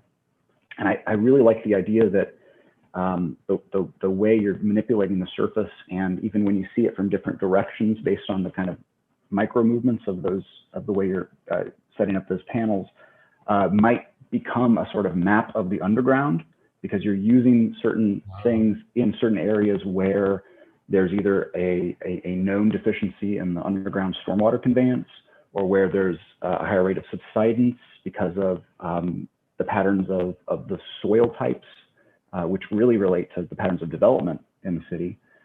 And I'd love to see an overlay of soil on that little slice, that transect through the Carrollton area, because I think you would start to see where if there is any sand there, there's maybe a little bit, you might be able to harness some other infiltration performance in the underground. And I think that would be just another layer of the larger city systems that this addresses. And it was great to see these different typologies. In the water plan, we were trying to figure out what to name these new streets. And we had, I think, the system of like interceptor streets and, I've forgotten them, but your words there were really good. And I think you could build on that to have even a few more by kind of mining the depths of the existing maps of soil and the water system. Not sure who had their hand up first, but I see hands raised by Kelly and Richard. I just want to make a really short comment. Charles, it's really fantastic. I mean, I saw it once in a previous iteration. I think it's spectacular. And I would even suggest, I'm here in Belgium, a funny country. It's a federalized system, and the Flanders, so the northern part of the country, it's a major government policy now of depaving. So they call it de-sealing. But of course, and all architects, urbanists have ideas, you should depave this street, that street, but they run into a big trouble of what the hell to do with all the asphalt. So I think you're also looking into the materials and the material recycling to come up with these new textured things would be really fantastic. And I will be in touch with you somehow to potentially have you be in touch with some of the people in the Flemish government, because they really have a radical vision, but they run up against stumbling blocks because they have cobblestones or asphalt, but this kind of new material, I think, is something that's really, really fantastic. Hi, Charles, great stuff. I have a question, a technical question. If you look at any utility cut in town, as you know, you see sort of this geological strata. you see about 3 or 4 inches of asphalt, and below that is this surprisingly thick layer of concrete that's about 10 to 14 inches. And then below that, you see the river deposited silt. And I guess my question is, how much of that are you proposing to have to peel away? And to what extent are you going to have to replace it with new fill so that these streets don't turn into channels and disrupt the flows to the drainage system? Great question. I think that it's my understanding that it's typically the streets that get full depth reconstruction perform better than streets that are continuously kind of applied over older streets, because they haven't been reworked all the way down to the earth. So I think in those ideal scenarios, this is kind of like a full depth reconstruction proposal. Now, in terms of, I don't know the answer in terms of potentially them becoming underground waterways and how that could impact the geology of the area. I think that's a really interesting point. I think I saw Jesse's hand raised. Jesse, I don't know if it's still Yeah, raised. I don't want to take up too much time. I just want to say that, you know, I think this is, I just want to reinforce the prior commentary on soils and the extent to which development patterns very often track these soils. And I think there would certainly be some underlying capacity for water management that's going to be dependent on that. The various pH and alkaline capacity of soils for absorption and charging of water and the like. And, you know, I think that in the sense that there may be superior and inferior places for the siting of these streets. I also think that when you're talking about the underlying physics as you have here, positioning this relative to traffic patterns, acceleration, deceleration speeds and the like, I think would also play into it. And I think part of that I think Professor Shannon's citation of NACTO is certainly spot on in how you would give considerations, these life safety considerations. I think it also plays into the underlying mechanics of the deconstruction of some of these more formed material elements and the extent to which they have their own sort of life cycle of deconstruction just through the physics of it. And of course, this is one of the major historical debates between concrete and brick in terms of its own underlying life cycle and relative to compression and PSI, right? And that, you know, we very often are making labor and economic trade-offs, right? And it's really the labor economy of brick versus the convenience of this. So there's no doubt a certain labor intensiveness with not only the O&M here, but I think that you may make up for that on the back end with the extended material life.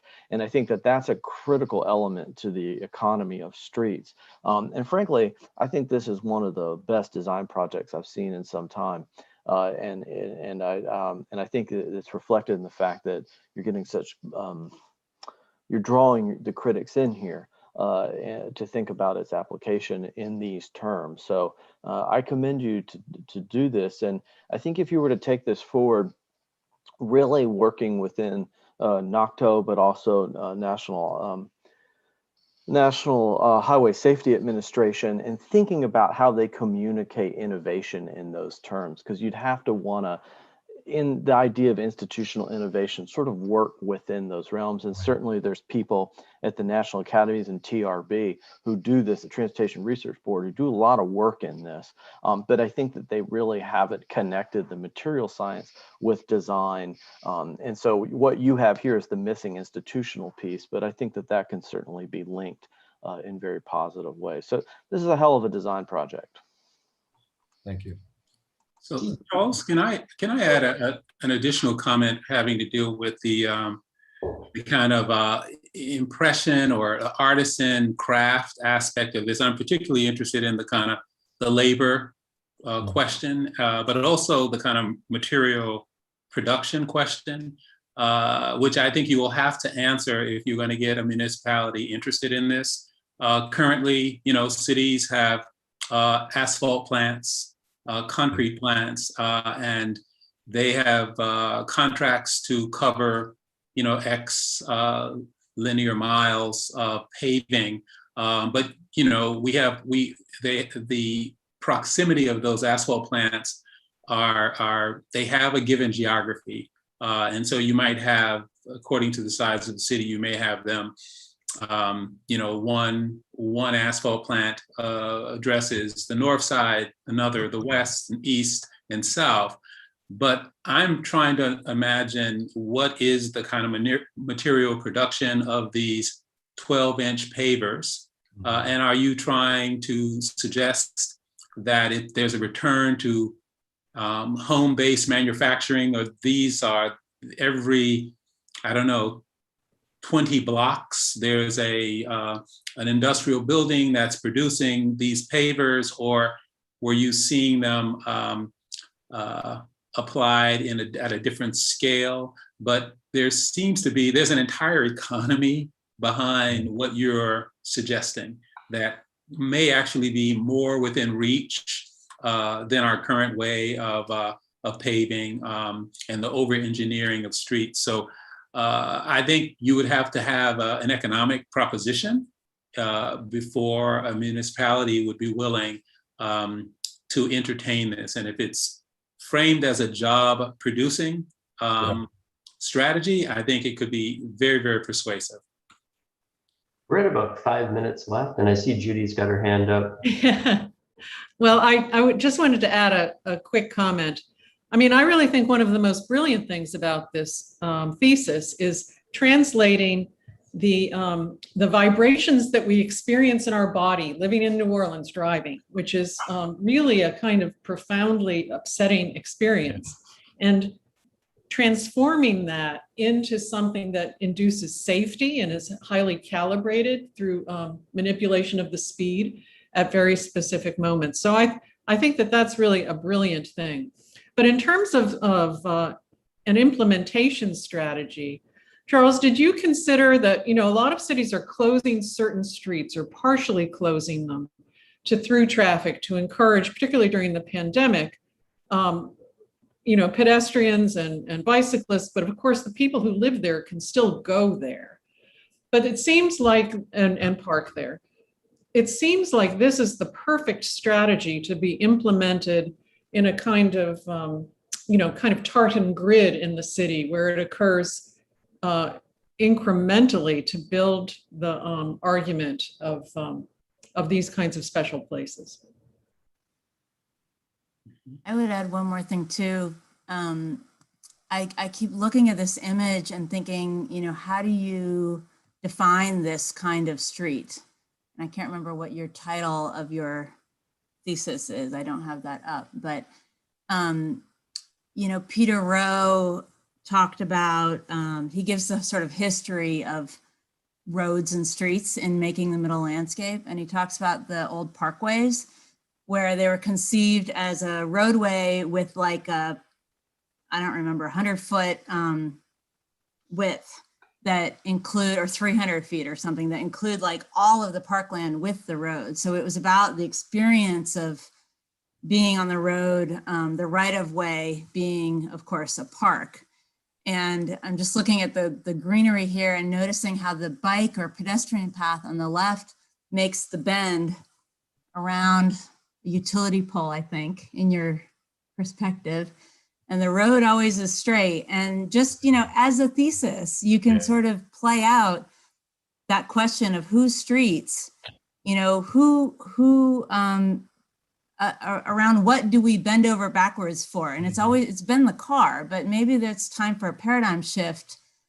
Can we imagine the trees pushing in, could we drive around trees? I mean, that sounds crazy, but I'm just sort of saying things to kind of provoke thought about how far you could actually take this in the realm of the thesis. I know like the city, maybe wouldn't entertain it, but we should be pushing that far because we're really at a crisis with, as you show, let alone the water issue, the car issue. So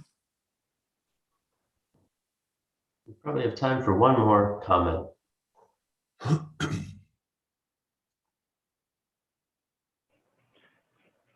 All right. Oh, I could say something real quick. Sorry. Yeah, no worries. I'd be very curious to see what other, in New Orleans we have these utility lines that fall down in every storm, and I know there's been some efforts in the last decade or so talking about bundling utilities in the street and having a totally different relationship to the stuff that's above us. That's a bit outside the range of the project, I suppose, but it's I think, to echo Jesse's point, it's a good sign that we're adding all of these other things into this. You mentioned trees, and I think we are going to have some new street trees in New Orleans in the coming, especially for areas closer to the lake, because we're already seeing in some lower lying places like Gentilly, saltwater intrusion through the groundwater as Lake Pontchartrain will eventually keep, it's going to push in. And so I'd be curious to just think, what are the root systems of those eventual new trees, and the way that you're making space for that especially in that zone between the right of way and the private and then the houses. Basically, I'd love to see those sections kind of grab that and start to show some of those areas.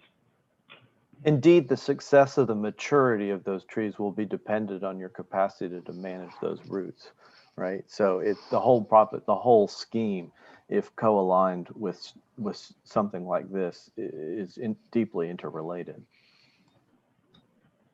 From policy to the surface underneath our feet, Charles, it's a success. All right, we should keep moving, and thank you very much. All right, Evan, are you queued up? And again, I'll drop Evan's concept word in the chat.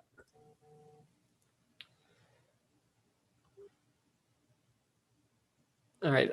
Hello, everybody. My name's Evan Warder. The title of my thesis is The Post-Industrial Chicago River, a Social, Productive, and Ecological Urban Structure. I'd like to thank Iñaki Alday for being a director on this, as well as Maurice helped guide the early research as a really great asset, as well as my parents back home, who I'm sure are watching. The idea I'm going to introduce here that we'll kind of circle back on is through the integration of a new industrial model, riverfront post-industrial sites can maintain their productive character, provide necessary jobs to surrounding communities, avoid gentrification, restore ecology, and reinstate the importance of industrial river corridors in a city's economic and social system. So that's a really big set of topics, and we'll kind of break it down as we go through this whole thing. So I started a lot of this research around the idea of how post-industrial sites have been addressed in the last about 3 decades. And they all fall into a set of categories roughly, and really typically only focus on one specific aspect. But what I'm focusing on is an aspect of continuing production, but also mixing with other pieces of these aspects, and really focusing on the sustainable aspect of production. And what I want to show about that is that this is not a local Chicago or a United States problem, but a worldwide problem as we become more and more post-industrialized. And why I'm proposing Chicago is it's become a core of innovation, production, and architecture in the United States over the last 2 centuries.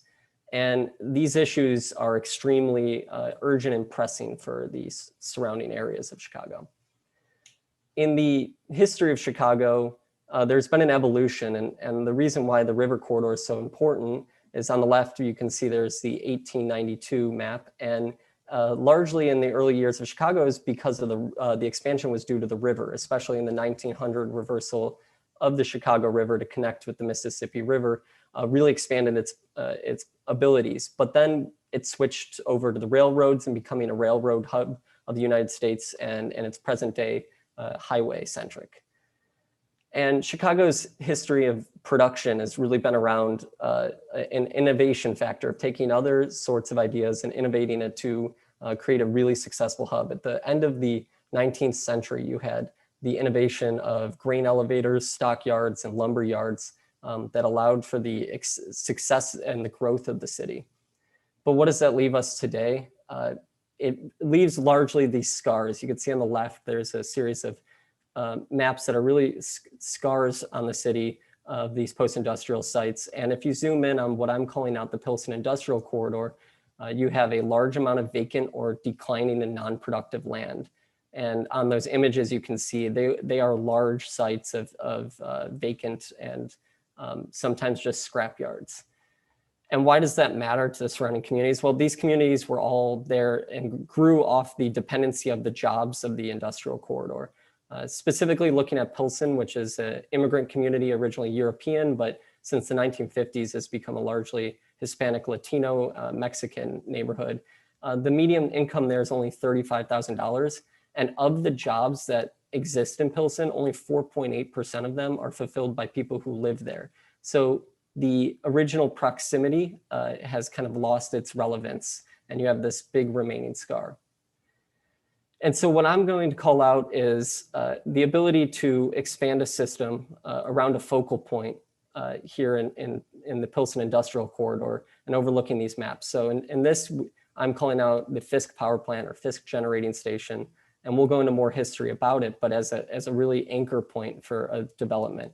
Outlined in red is the current industrial corridor, its relationship to the Chicago River as it cuts through and becomes the Chicago Sanitary and Ship Canal, how that starts to connect to other areas. Nearby is Chinatown, up is the business center, what we call the Loop, and then up on the north is Goose Island, another post-industrial site. And why there's issues is a series of barriers that can be seen as opportunities, but railroads, highways, and new trails that follow the old railroads. So the Fisk Power Plant, the history is, it's actually a significant piece built in 1903. It was revolutionary technology put in there and was highly regarded, so much so that King George and Thomas Edison came to visit to learn from it. And it was added to over the next few decades. And then a lot of it was taken down to do a new turbine generator in 1959. And so a lot of that has been changed since the 50s. And why is that relevant today? Well, in 2012, it's been closed since 2012, and those was largely led by community protests, scared about a coal power plant's effects on the surrounding neighborhood, the kids, asthma rates, and there was a lot of very aggressive protests that helped push for the closure of this along with another power plant. And at that time, a survey was done for a few thousand people to ask what they wanted this site to be, as this is such an important site on the corridor. 37% said green space and community center. They also wanted jobs for industrial, they wanted education, but they didn't want more plants. They didn't want high-end housing. So what does it look like today as we zoom in? You have on the left, there's called out in red as the historic Fisk buildings. Those are protected, especially in 1903 pieces. They need serious remediation, but they are protected. And then you have the 1959 edition, which has kind of become like an iconic piece of this area of the skyline. And then you can see the riverfront and the old generator room from the 1959 edition.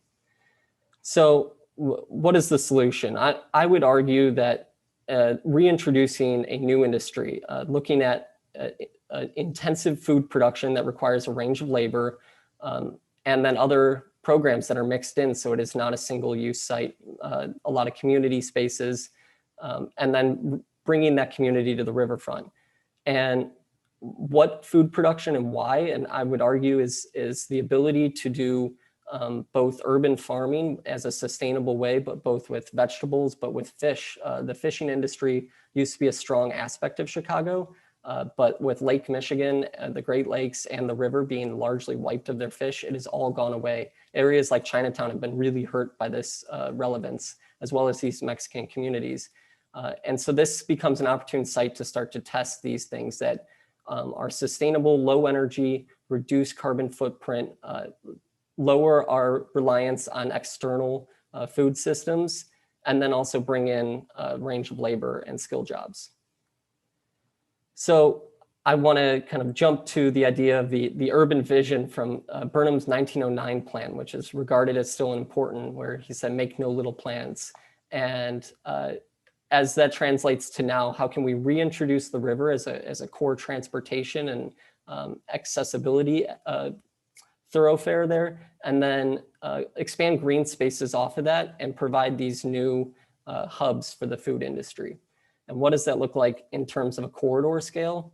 Well, on the left, you have the existing green space, and on the right is the proposed green space. And we can reintroduce green edges with public space along, but this isn't all just putting ideas out there. A lot of these are already starting to be things in action. On the south is the Bubbly Creek, where the U.S. Army Corps of Engineers is doing a remediation project. You also have the proposal of El Paseo Trail bordering the site as well.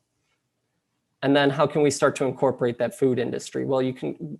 There's already a distribution hub, a food distribution hub with cold storage, and expanding off of that is creating spots to connect to the local groceries, which in these largely Hispanic Latino communities are everywhere, but don't have access to as much fresh produce and fish, and expanding these as centers.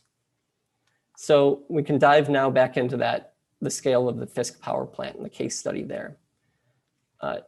Overlooking and something to consider with all of this is about 4 city blocks long from south to north. So it's an extremely large site.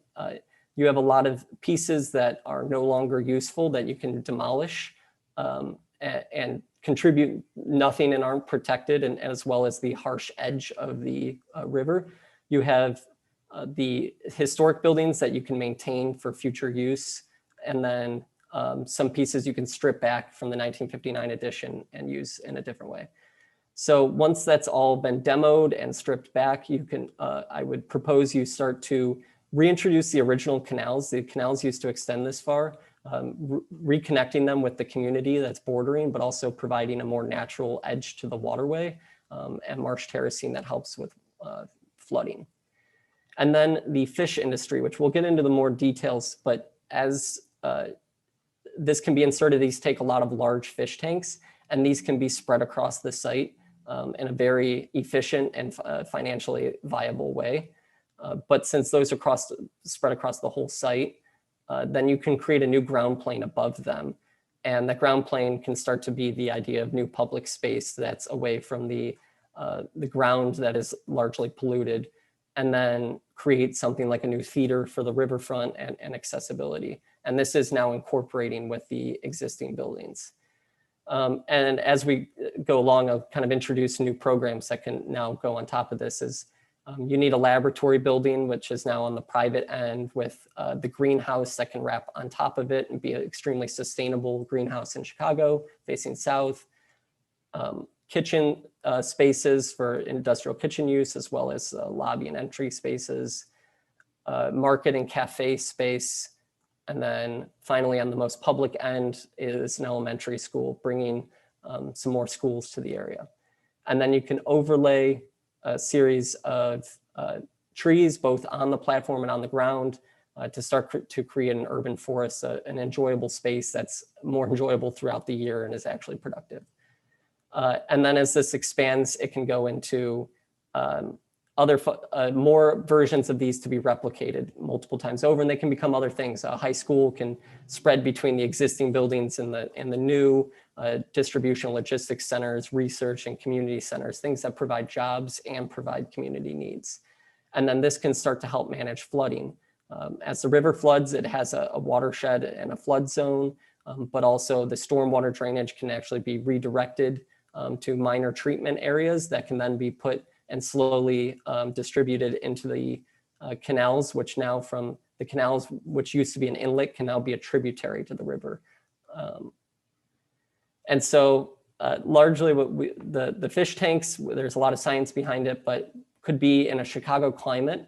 The research, and we've talked to a lot of people, was steelhead trout, freshwater fish that can do not have to be well heated or anything. And these can be on a very sustainable loop system. So the fish are in their own tanks, and as the water is treated and does not need to be refilled, it's pretty substantial in refilling itself. The sludge that comes out of that treatment can be used as fertilizer and organic natural fertilizer for the vegetables. So now you're talking about a more sustainable and healthy set of vegetables. And then the production of this is a large scale production of fish, of that steelhead trout, up to 1,500 metric tons a year. As the fish get bigger, they redirect into larger tanks. And then you can also have these microgreens, tomatoes, lettuce, and vegetables that are producing at a very high rate. And this aquaculture space, this fish space below, needs a lot of this industrial space. So creating a minimalized structure with these cones of structure you can float the functions on top and allow this to be a really clean and sustainable space that doesn't take a lot of energy. So how does this become implemented in the architecture? This is an overall site plan on the first phase, and then it jumps to adding more buildings and how we start to fill up this whole piece. I'll kind of get through these as briefly as possible, but down on the riverside, you have the theater that now you have a new performance space, a new way to enjoy the river. You have the ability of a restaurant, market, and or the restaurant, and then more of the smaller lab space. And then you have a museum to celebrate the old Fisk space, and you'll see this in a section. And this ability to enjoy the greenery on the platform. And then it ends with this market, courts, and then the school. We'll go into detail with the school as briefly as possible. So the school has a community entrance. You can see on this key section on the right side, it's actually double height and inverse of this, but it has the ability to have a nice space for the community to come to be educated on what's happening here and host events until more community centers can be developed. And then once you get up onto the second floor, you have typical elementary school functions where you have office space, auditorium, and a vertical circulation core. And as you go up, the main key here is you have classrooms, music spaces, but the ability to be inside and outside, which becomes very tricky in Chicago weather. But with a lot of overhangs and proximity to the school, these can be indoor and outdoor possibilities.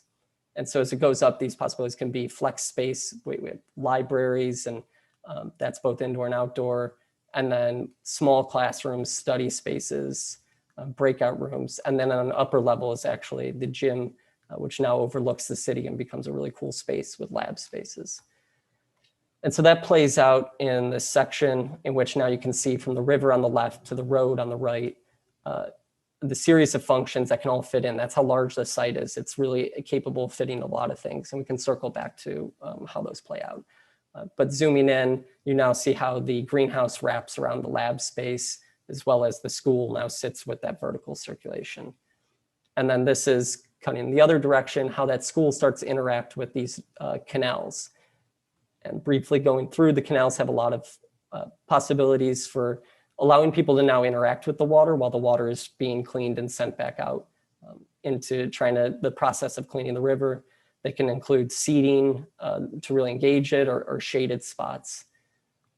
And we'll end with just a few kind of these visionary ideas. Now, this is a model that can actually be replicated, changed, and edited across the entire riverfront and post-industrial riverfront. But these pieces of these kind of visions of some fun materials and colors, and the ability, this is from the street, to experience it, or be up on the platform and really engage in the greenery and see the various functions kind of coming out of this platform. And I will end with asking, why is this necessary? And it's really going back to those early ideas of bringing food systems back into the urban core, reducing reliance and carbon footprint through vegetable cultivation and fish farming. And this has to happen at such a large scale to reach that critical mass. And this is creating a coherent approach to addressing these sites. As I said before, there's not a comprehensive or coherent approach that's been applied throughout cities. And then avoiding gentrification and giving back to the community. Thank you, that's all. I will flip over to the concept board just in case we want to call out any specific drawings. Fantastic, thank you so much, Evan. We have 27 minutes for discussion.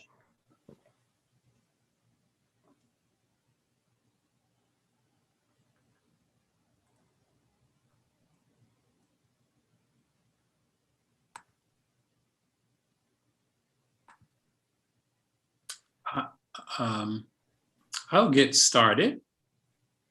Evan, it's great to see you again. And the introduction that Benjamin gave us that talked about the audaciousness of the thesis proposition, I think you certainly embody it in your willingness to take on a really thorny issue that's steeped in a lot of Chicago realities that I think you set the stage with quite well. You know, the industrial canal is the home of a lot of back of house needs that cities have that we don't often see. You know, asphalt plants, concrete plants, wastewater management plants, and effectively, as long as the industries are this just kind of laundry list of toxic components, it's very, very difficult to envision a vision that you propose, which suggests that, you know, institutions like a high school can be side by side with sustainable manufacturing industry that lays next to public space. So I think the basic proposition that there is a sustainable industry that would allow us to mix uses again, I think is very provocative and very profound. And it is the only way that a strategy of this type could succeed. So I very much like the fact that the aquaponics or the fish production is an anchor. I think I love that aspect of it. I like the idea of establishing a new ground plane, which addresses the kind of long span, you know, manufacturing model or industrial model that in this case is a new ground plane. And I actually, you know, there's a wonderful precedent of green roofs here in Chicago, where so many people look down on roofs that there is a whole generation now of vast green roof structures. So I kind of think of you as establishing that new datum, and then from there applying these other amenities. I also feel that the distribution of the programmatic pieces along this new datum has enormous potential.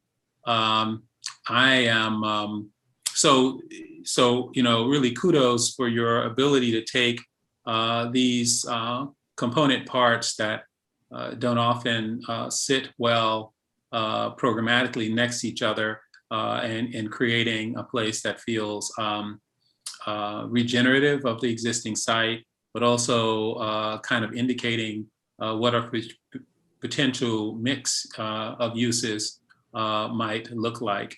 I mean, I'd be interested to understand the kind of remediation aspect, you know, and in some regards, you don't actually, the programmatic pieces don't touch the water. Your water's edge looks as if you are exploring some type of natural remediation of the canal. And so it would be interesting to hear you talk a little bit about the fact that the channel is polluted and that you appear through your green system to be offering some way for it to be remediated. But again, pretty audacious proposal to take on, but has real resonance with things that I think that the city would be aspiring to do with the next generation of these kind of industrial sites. Well, thank you for that. Yeah, the remediation processes are definitely something that came up and really didn't get into details with some of the sludge. There's a series of different tactics that can be used to actually be collecting the bad sludge at the bottom of these canals, and without moving it off site, but actually sealing it off to the rest of things. And I know the U.S. Army Corps of Engineers is currently working with that at the Bubbly Creek, and so there'd be a few options there, but it just did not get detailed.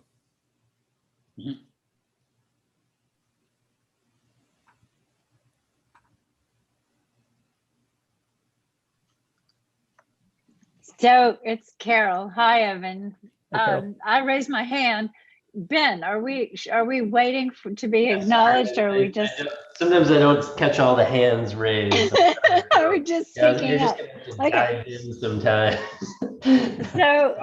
So Evan, I just really want to compliment you on the really remarkable comprehensiveness of this production that you've shared with us. I'm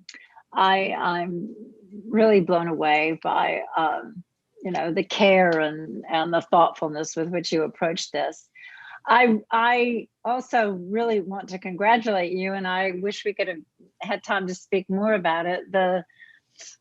The brief but important, I think, demographic studies of the surrounding neighborhoods. Because when I saw this earlier, I did ask you about, who's affected and particularities about these communities. I would have also loved to have seen and maybe it's here, I just can't talk and manipulate the concept board at the same time, but the ways in which you're bringing in the nearest community, I suppose.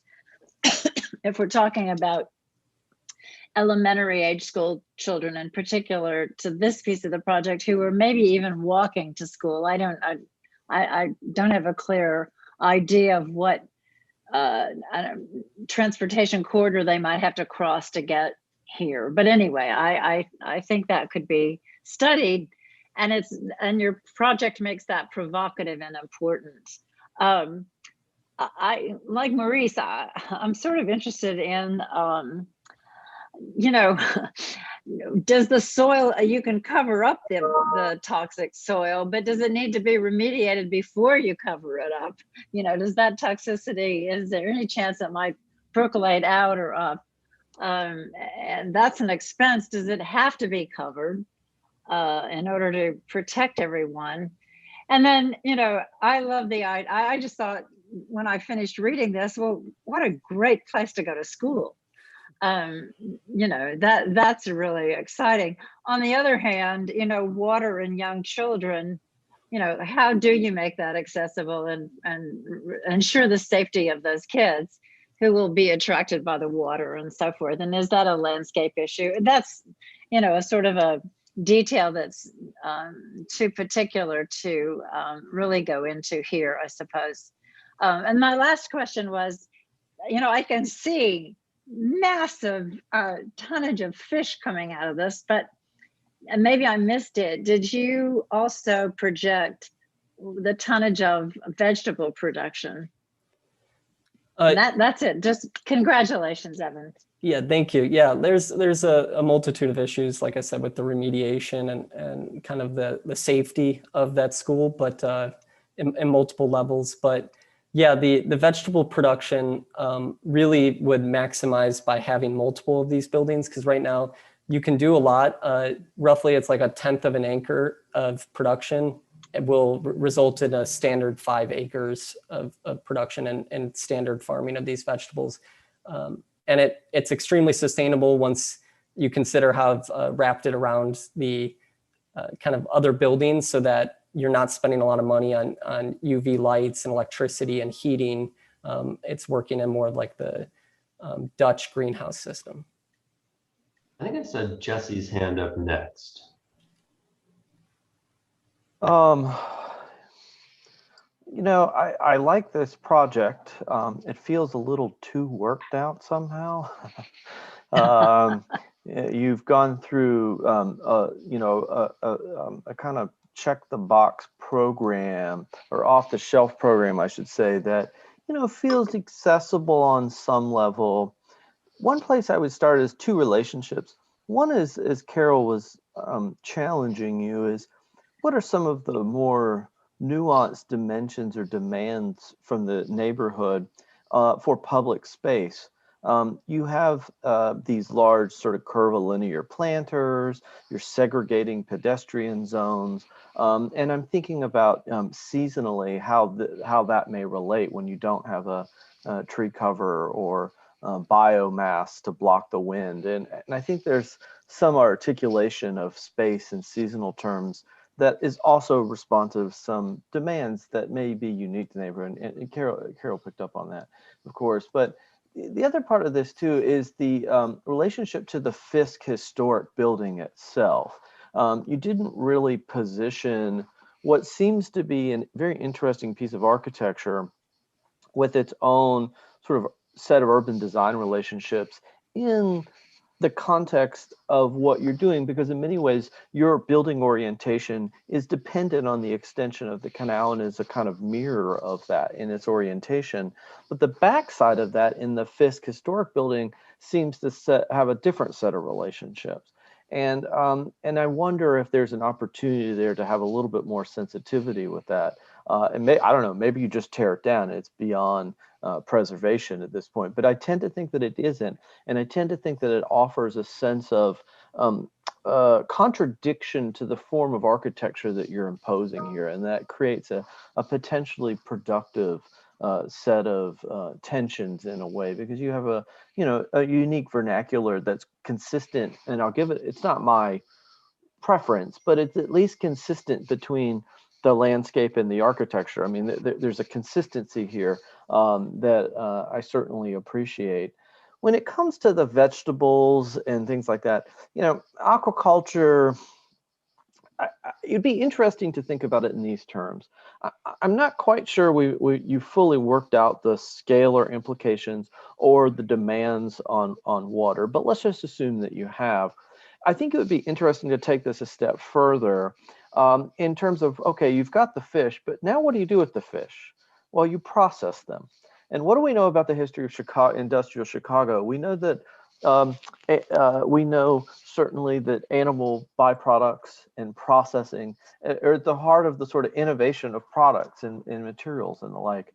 So I would like to see that you process the fish on site, that you create byproducts from the oils. I mean, I was thinking of this like kind of branded fish oil, thing, in terms of health or whatever. Like, there's a whole lot of things that you could come out of this that also are central to job creation, right? Because growing fish alone is not creating jobs, but processing fish very well could provide jobs. So I think connecting the aquaculture with the processing side of it, which I think that becomes a whole other set of complications with waste, biohazards and things like that require a little bit more programmatic assessment or assignment become important.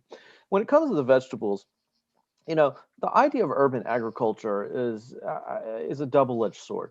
On one end, you have the tremendous public health implications associated with having a kind of biophilic understanding of where your food comes and the range of vegetables that are accessible to you in your diet. And sometimes that's the most critical element, is that in-term accessibility. But at scale, when you look at the underlying sort of metabolism, or let's just talk about the energy component of it, you can't compete with industrial scale agriculture. And when you are making trade-offs between the productivity or the unitized productivity of the land economics for alternative uses, let's just say housing, for instance, relative to the outputs, even in a sort of triple bottom line a determination of vegetable outcomes or let's say nutrient public health benefits, they're just not in the same scale altogether. So I think you need to appropriate the right scale, acknowledging that you're not going to be able to feed the neighborhood, right? You may you wouldn't even be able to feed the kids that go to school there, but that's okay because you're bringing them in, you're participating, and you're advancing a dialogue. And I see something on here on food deserts, and I'll stop here. I've said too much, and I'm sure others will chime in. Certainly a major challenge, but we have to be realistic in what you can actually produce on site. So I'll stop there. Oh, one other final thing, and Maurice nailed this, which is the kind of water dependent uses. And you still have a sort of separation. You almost want to bridge quite literally the canal and to have a greater kind of interface, at least with pedestrians in terms of the water's edge itself. So I'll stop there. Wonderful. Thank you so much. I think I saw John Kleinschmidt's hand up next. Cool, thanks. Evan, I have a question. If I am on this new ground plane, what clue do I have that there's fish farming going on? Well, actually, this was a series of things that it kind of gets lost in the scale, but there's the ability to, the structural system was designed so that there could actually be openings in the floor plate, and there's a series of those, so you can actually look down at the fish. But otherwise, like, your experience would be whenever you enter to go up on it, as long as you aren't doing the ramp, you're actually looking directly in on it. I think amp that up if you can. And I know you have a bit more time to keep working on things or, you know, finessing, but I'm also looking for a kind of zoomed in section that really says that you know about the kind of sensitive nature of some of these fragile things, like the fish themselves. Even I love trout as much as Ben loves Thesis, and I think that steelhead trout are like sometimes in salt water, and so and that's why they're called steelhead trout and not rainbow trout or something like that. I think there's some really like sensitive water stuff that you're starting to touch on in here. You're bringing in water from it looks like there's urban stormwater that's getting treated, and I'm looking for some nuance in how that actually might happen, and then it eventually become part of this agricultural system. And the sludge, I mean, it's no small thing. I want to know, how is that moving to the actual growing stuff in the ground? Because I think if you're adding another kind of industrial activity back to the river, and I think visitors to the park need to find a way to see that on display and know that sometimes it's going to be a little stinky when that sludge is getting moved out, and just having a way for that to be part of the experience of being at that park. I think Jesse touched on bridges, and I'm wondering how you can get other vistas if you're along the waterfront, just to understand those canals being toothed in and extended. I had one other thing. The depth of that new ground plane. I see there's people on it. I see it's a new ground plane, but I don't quite believe the depth of the soil cover and the just the weight of that. And I think that would make those experiences of looking down into the aquaculture really like that much more exciting, to know how much extra mass there is up there, because you've taken care in designing a structural system that has references to industrial buildings and the moment connections and things like that. And I'd love to just see the way that you're building up the ground on top of that have a similar sensitivity. Okay. Thank you. Eddie, I think you were up next. Hi, yeah. I just wanted to add a few things. I appreciate this project too, and I love the range of scales. And I think one of the most helpful things is like one of those first drawings you started with the Burnham plan and the park connections, and seeing this corridor in the context of this whole urban system. And so when we zoom in on your project, I wonder where the green threads go. Because I'm interested in, I feel like as a thesis, you're really grappling with a new kind of site, right? You're calling it post-industrial. To me, it's a sort of different kind of, it's a shift in production, right? It's a different kind of production. So it's it's maybe differently industrial, or these terms are loose, but I think as a thesis, it's kind of interesting to think about. And I think the fact that you're on an old power plant is very poignant and maybe fruitful to mine a little more in terms of, how do we define power moving forward? I think there've been comments about the existing community around here. I'm wondering about the energy transition itself, right? If this is an old coal plant, I think you said that it was that at one point. How might this site generate power? It looks like it could. I mean, I think Chicago has a lot of wind, for one.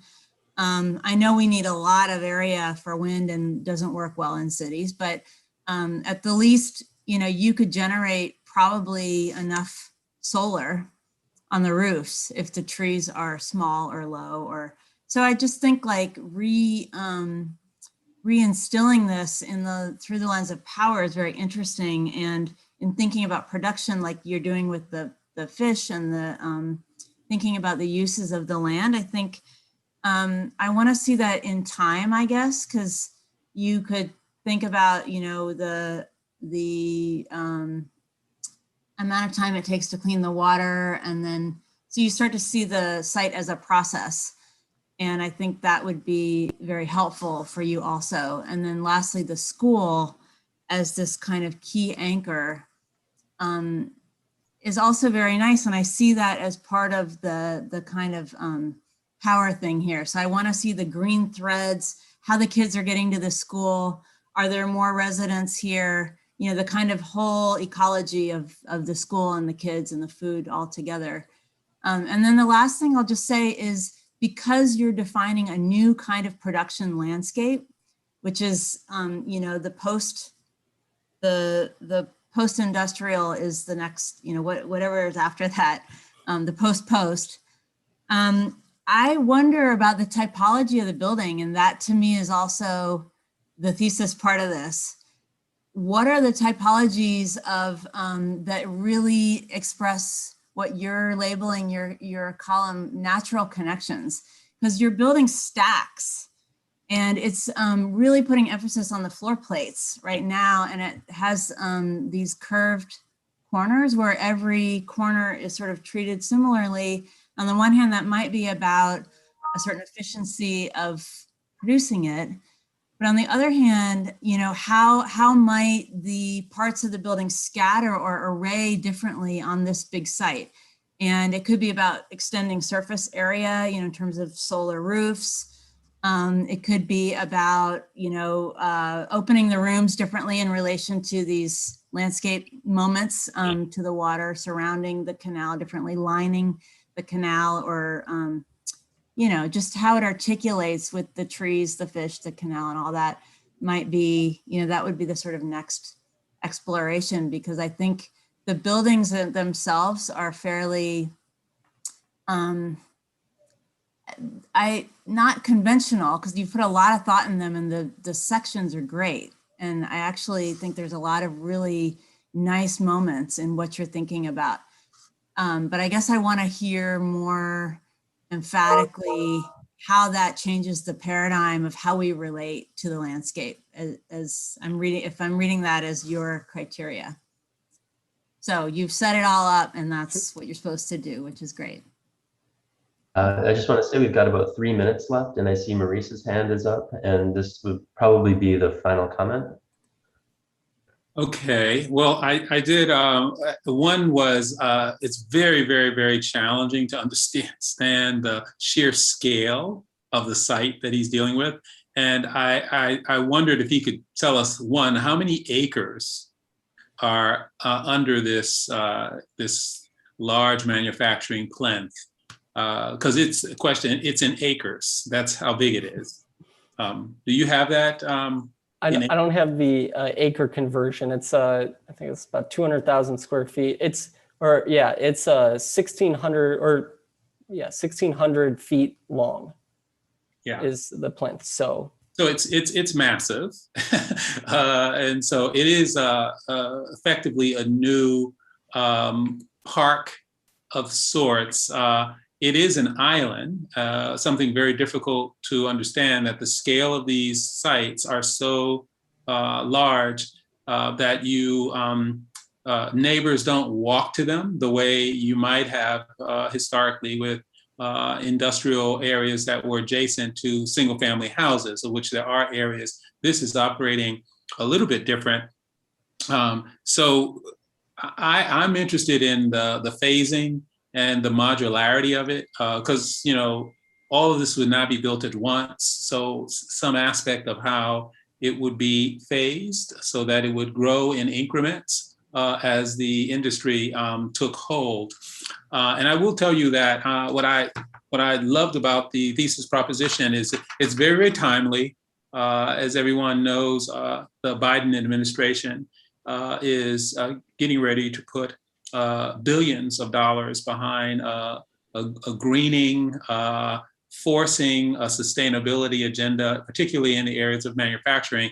And the city of Chicago is positioning itself to deal with this abundance of manufacturing industrial sites that we have, and what we can do to quicken the shift to a sustainable green industry. So sites very much like you have defined would be an amazing pilot to think about a regeneration strategy for the site. So I appreciate your willingness to steep your thesis in something that feels like it's useful knowledge. It's of this moment and potentially is predicting the future of the reuse of these type of sites. So again, it's doing exactly what a thesis is supposed to do, and you probably will see the fruits of your labor play out over the next decade. So congratulations to you. Thank you so much. Well, that is a perfect concluding comment. So thank you, Evan, for a fantastic presentation. We have a break scheduled. It's scheduled for 15 minutes. I propose we keep the 15-minute break and reconvene at 40, if that's okay for everybody. Okay, and then we will see our concluding two students for the afternoon and the conclusion of graduate thesis for 2021. So thanks, everybody. I'll see you in 14 minutes now.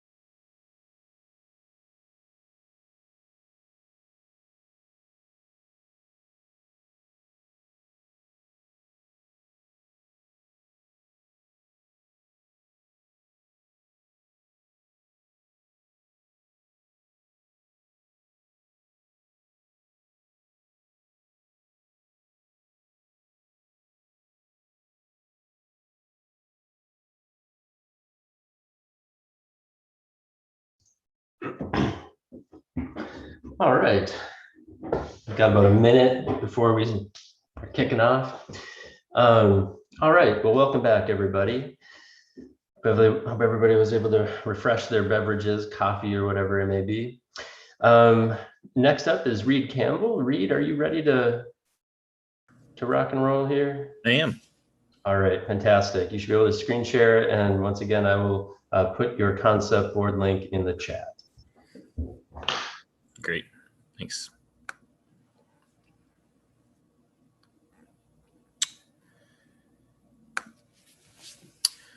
Well, good afternoon, everyone. Thank you for joining us. And my name is Reed Campbell. My thesis advisor is Ben Smith. And the title of my project is The Echo, Architecture's Secular Sublime. And I want to start with these two quotes. The first one from a debate between Mark Foster Gage and Michael Meredith, more like a conversation that the two had of overrepresentation in architecture. And towards the end of it, Mark Foster Gage raised the question of whether there might be room in contemporary architecture for a secular sublime, or whether architecture should give up on this project. And then concluding in his own personal view that it was something he couldn't do, that the sublime is something that's fundamental to the human experience.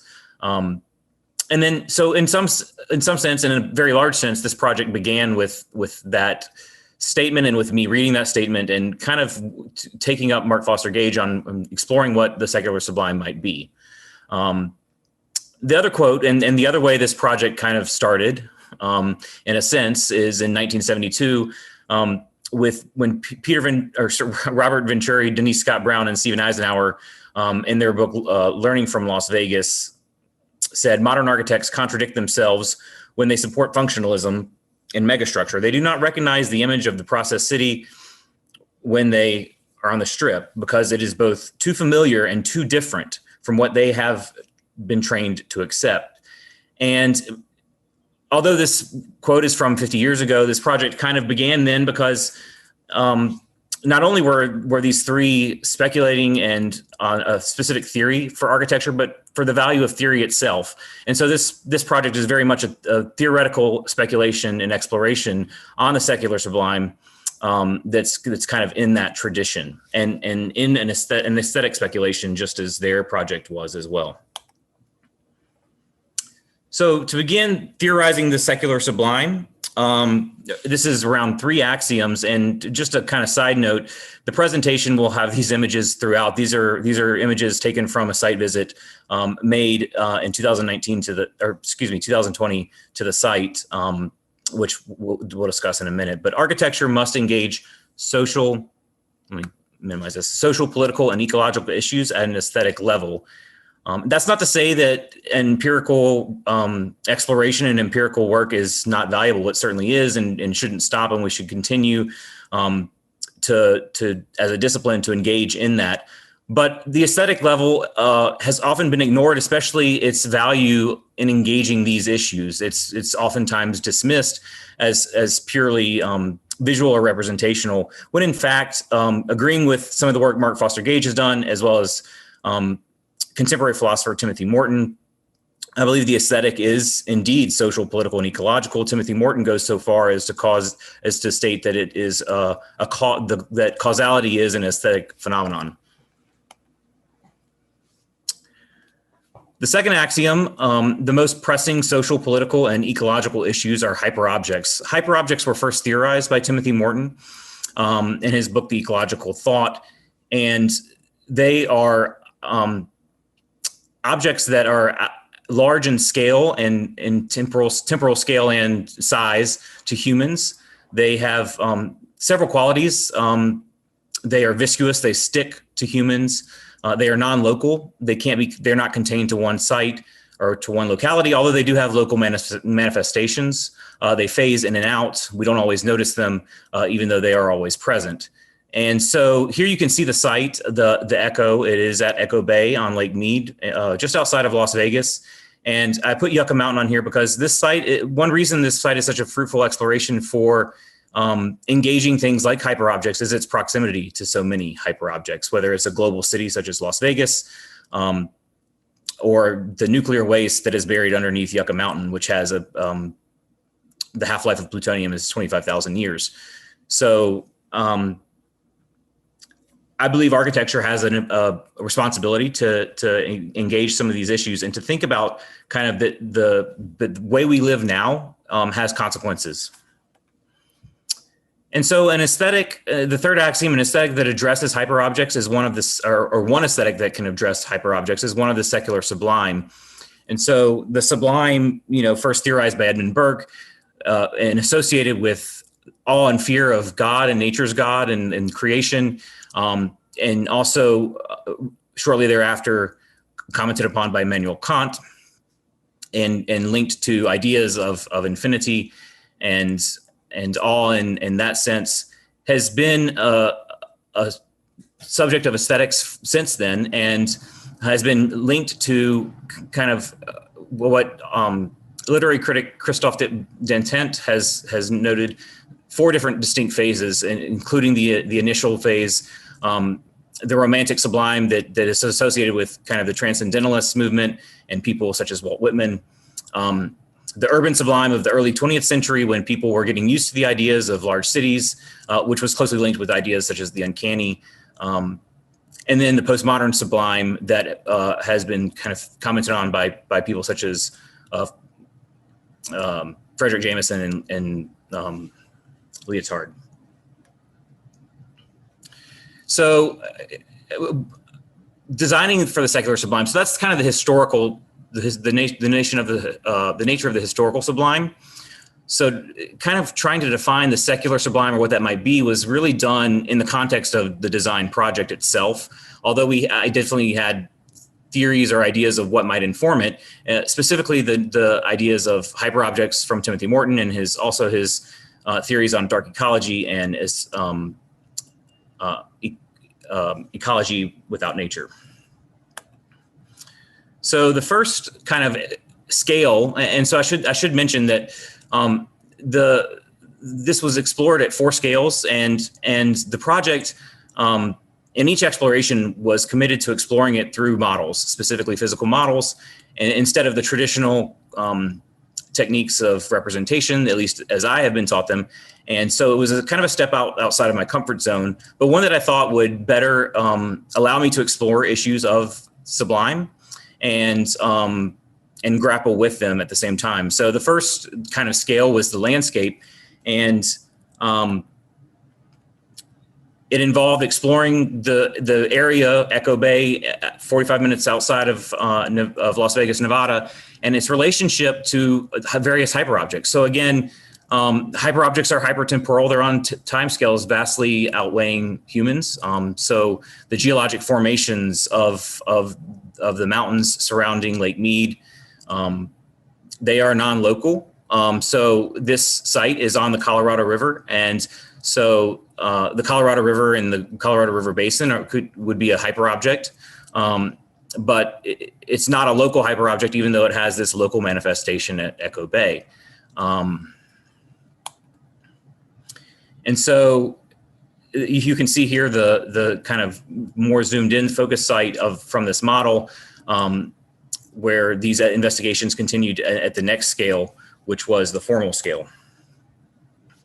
So at the formal scale, this is kind of where the project got hung up a little bit, because I was still focusing on kind of traditional notions of the sublime and notions of monumentality and grandeur and things of that nature, and kind of in the architectural projects of Etienne Louis Boulet. And it really took kind of a rethinking of what a new sublime might be to get away from that kind of notion. So here you see the initial massing strategies, and they almost all are at this monumental scale on the site. It was kind of just, like I said, it was a hang up, and it took a kind of rethinking of what a new sublime might be, what the form of a new sublime might be. And it was really kind of, asking the question of what a form of the sublime might be was maybe the wrong question to ask. Mark Foster Gage argues in his book Designing Social Equity that these there is no specific aesthetic for the social equity or for that you can embrace or lay down. Sorry, there's no style or no form. And so it was hard to the struggle was in defining or trying to come up with some kind of sublime form when that kind of limited the sublime to the object itself instead of the experience. So the focus was to kind of look and think about what kind of experiences or what kind of things could create those sublime experiences for people.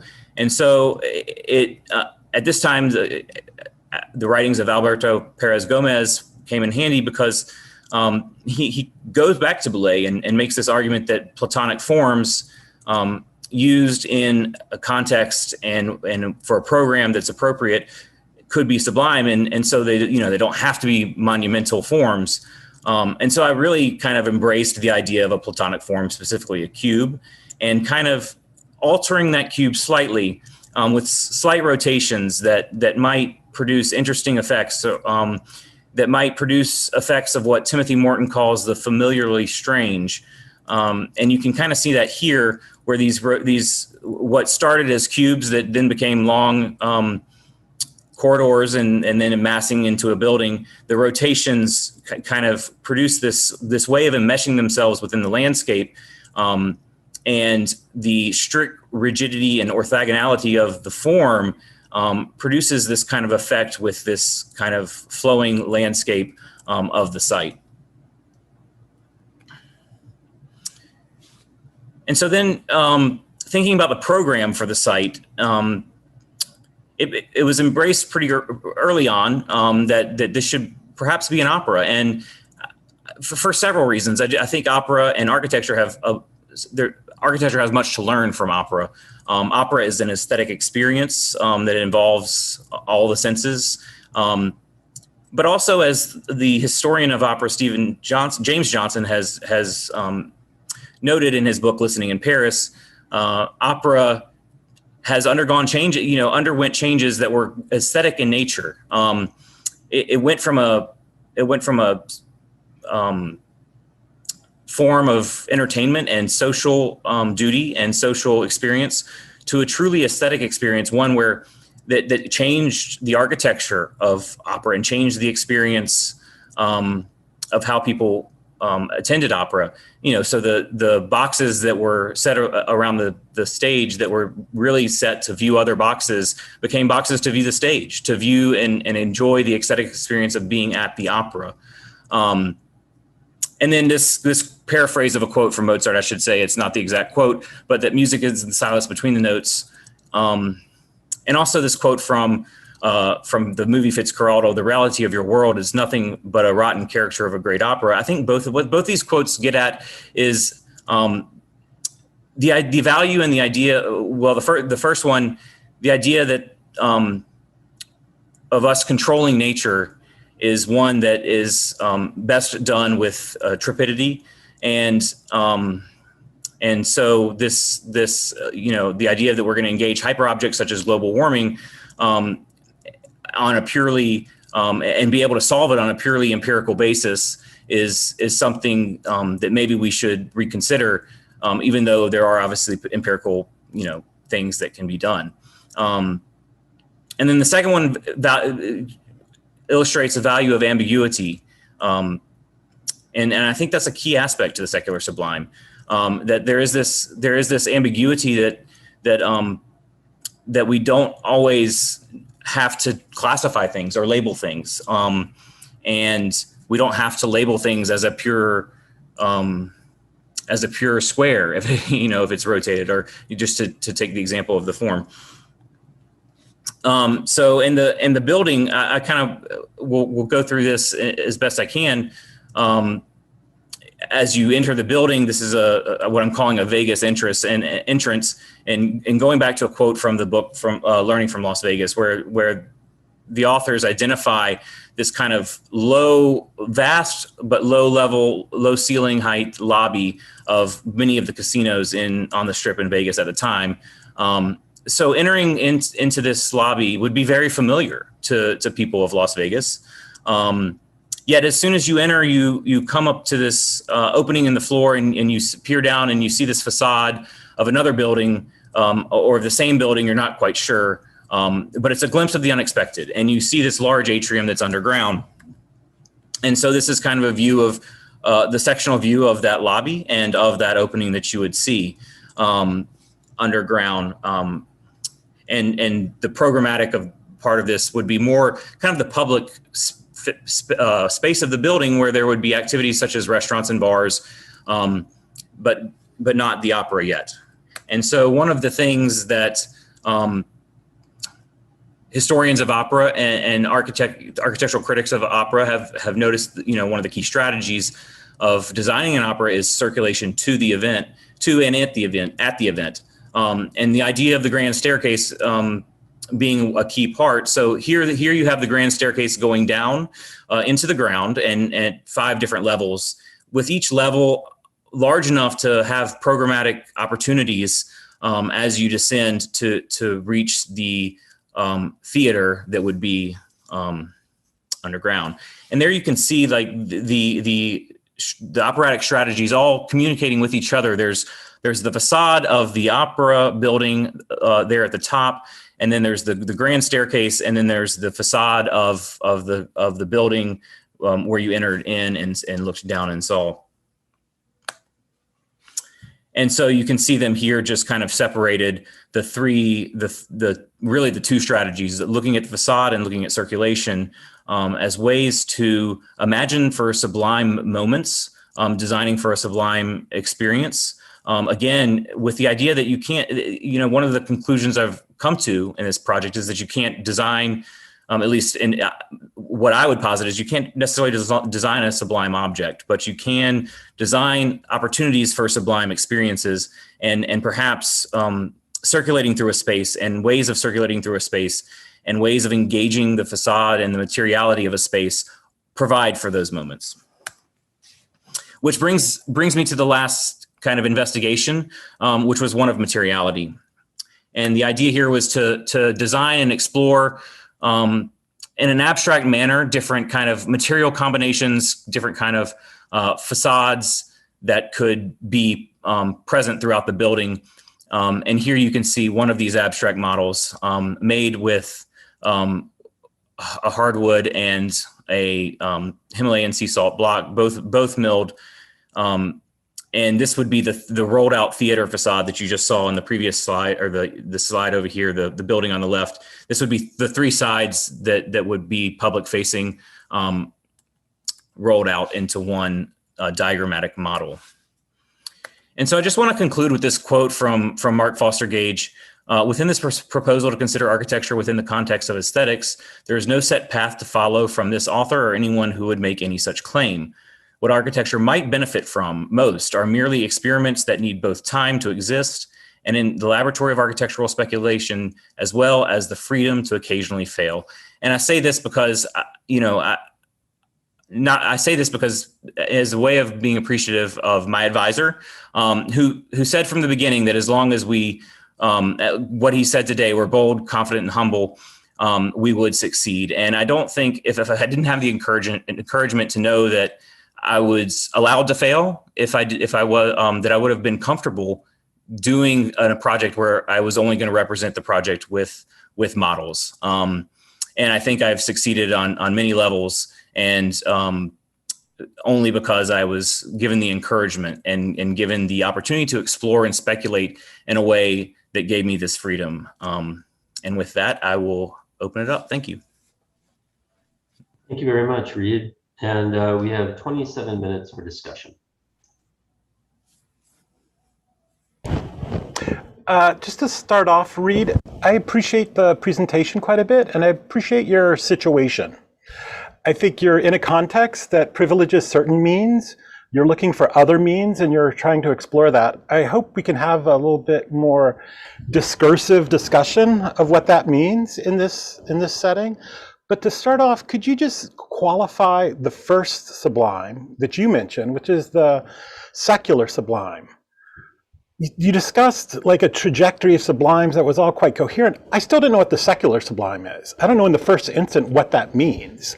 And so when you start off with your three axioms, which I wouldn't call axioms, I would call them maxims. These are things you believe, relatively arbitrary, but we have to move through. And I'm with you, but I still don't know what the secular sublime is. So I can't really like move forward until you like put that on the table. Sure. So the secular sublime is, it's not necessarily secular, and I apologize for not making that more clear. It's not necessarily secular in just the content of the building. I mean, I think the sublime was originally kind of a religious experience, but even the environmentalists and the people involved in Romanticism that had these kind of conversion experiences with nature would maybe consider that a secular experience. So the secular sublime is more a sublime that is kind of appreciative of the ambiguity of I'm sorry, my words are failing me. Yeah. No, fair enough. I think you answered the question. I mean, I'm just going to say, though, it negates your own answer because you give us the definition of the romantic sublime, which isn't ecclesiastical in the first instant. I think it's a great project. I just think you picked a wrong partner. I would pick a better partner than Mark Foster Gage to guide you through this morass. Yeah, I mean, I think I kind of wonder if like I don't know how to turn Anthropocene into an adjective, but a sublime of the Anthropocene, I think, is more in line with how I understand your project. And I mean, we start with Gage and then we go back to kind of the Enlightenment, but Romanticism. But I think if we started with like Burke's idea of the sublime, we could get further than if we started with Mark Foster Gage. And I think, and it has to do precisely with this question of aesthetics. I mean, the sublime is first and foremost an aesthetic concept that shifts. I mean, before the idea of the sublime, aesthetics and architecture were solely in the classical tradition. So aesthetics were connected to God, were connected to proportion, were a geometric idea of beauty. And beauty could only really be one thing.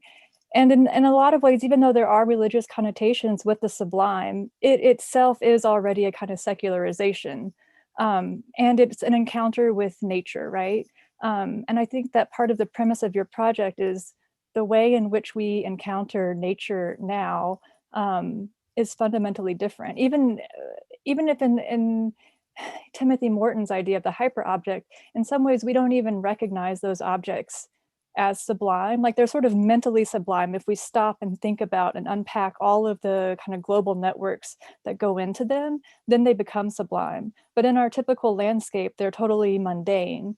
And so, yeah, I think just reparsing the terms would be really helpful. Yeah, thank you for that, because like I said, I just kind of had a brain fart there, because I would say the person that was most key to this project was not Mark Foster Gage, but Timothy Morton.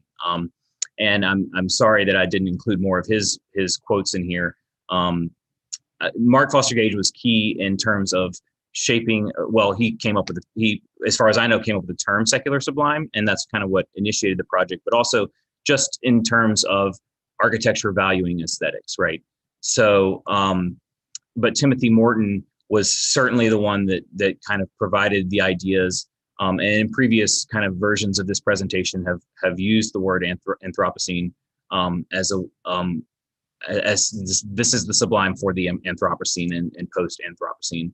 And you know, I just mentioned ambiguity there, but I think it's more about being the subtitle to Timothy Morton's book is, you know, I think philosophy and ecology after the end of the world. So it's kind of being at home and being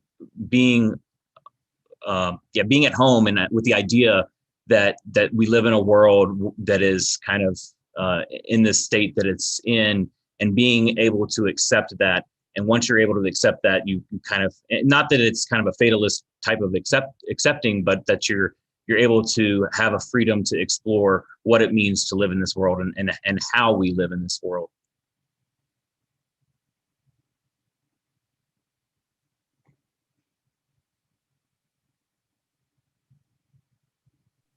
Thanks for clarifying. I'll leave it open for some other comments and chime back in later.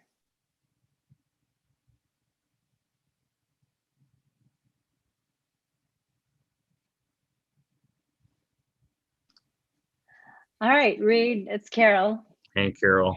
Hey, so I was so excited about your taking on this project, and I still am. I feel like I'm going to stumble my way through comments, and I'll try to organize them in some way that I hope will be useful to the conversation.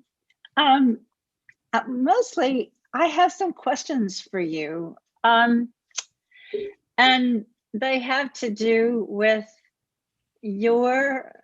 what you were hoping to teach yourself, or what you were hoping to learn, where your exploration was going. So, first of all, were you struggling?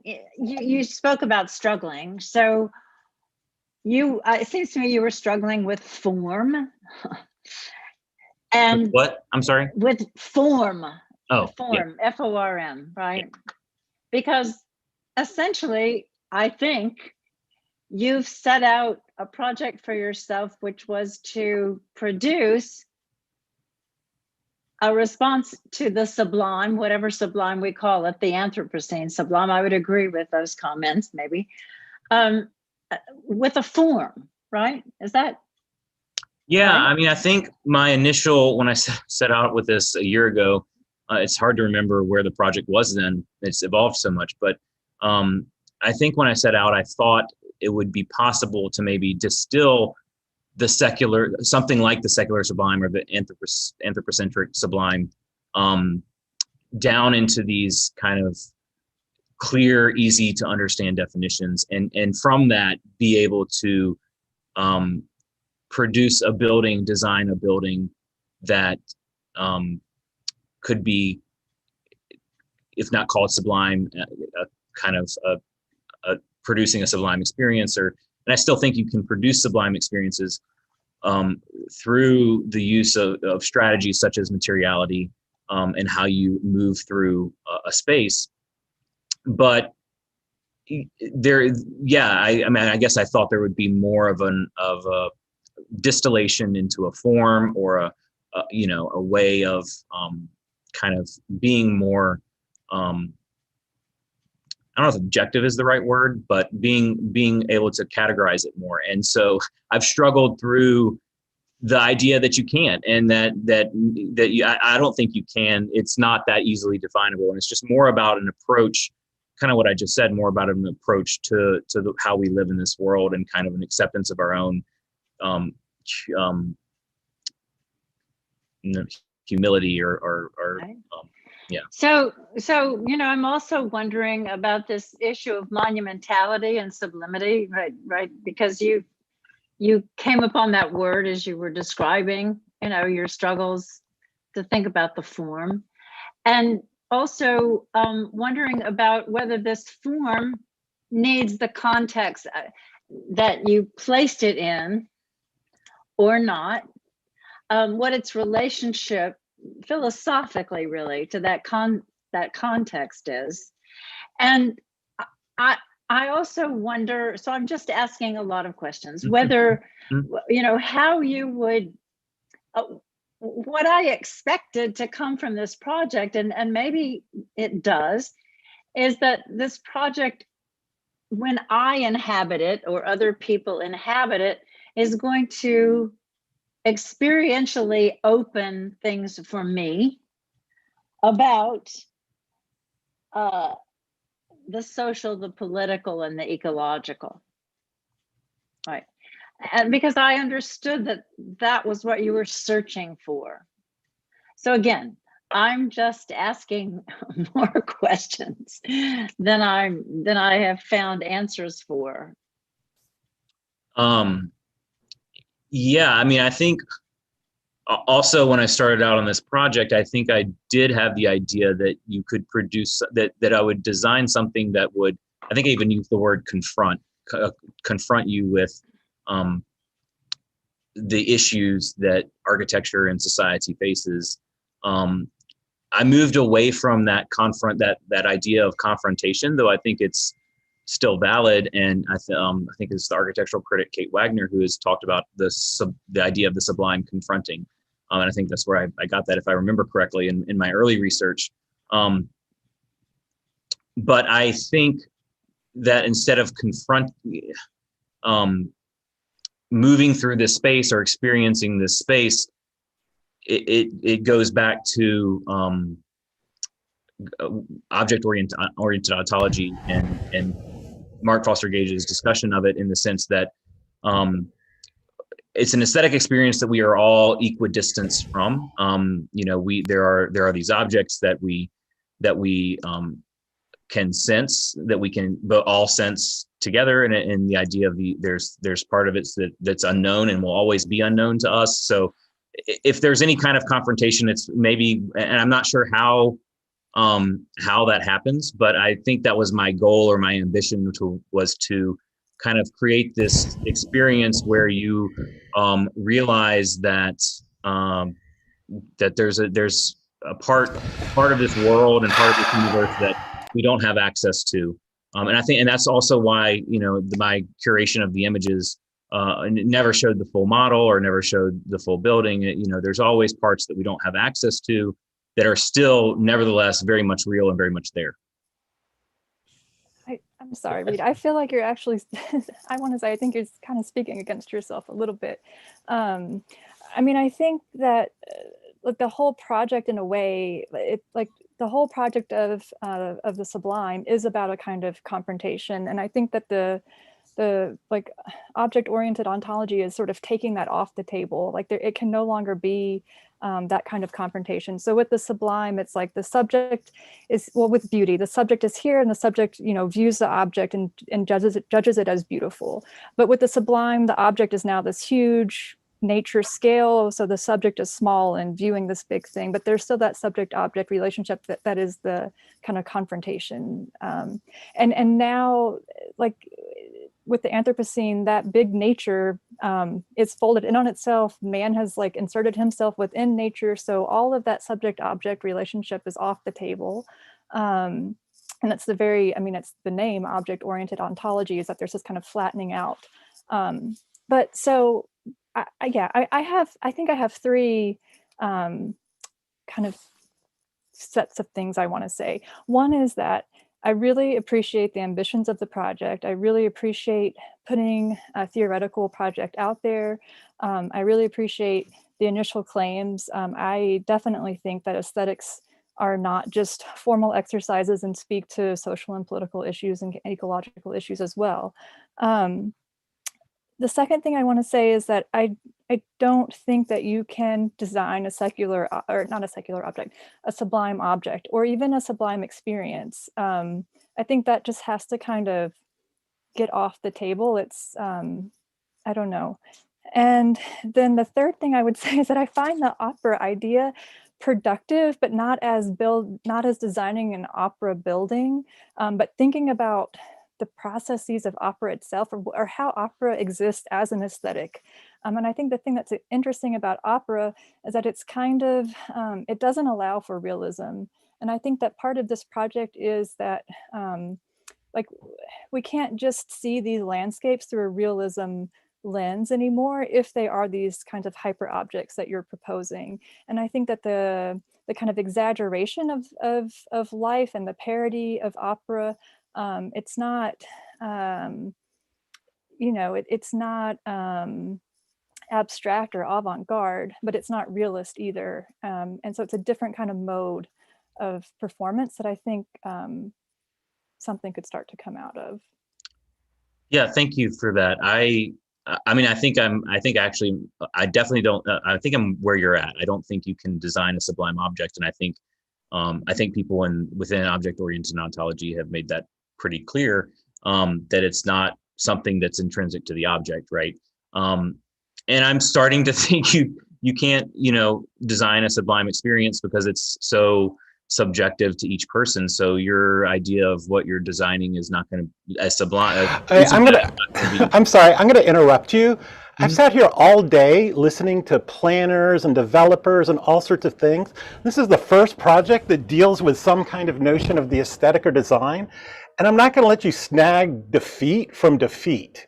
So first, can you please take that slide that talks about Mark Gage and failure off the screen and put your design up? Sure.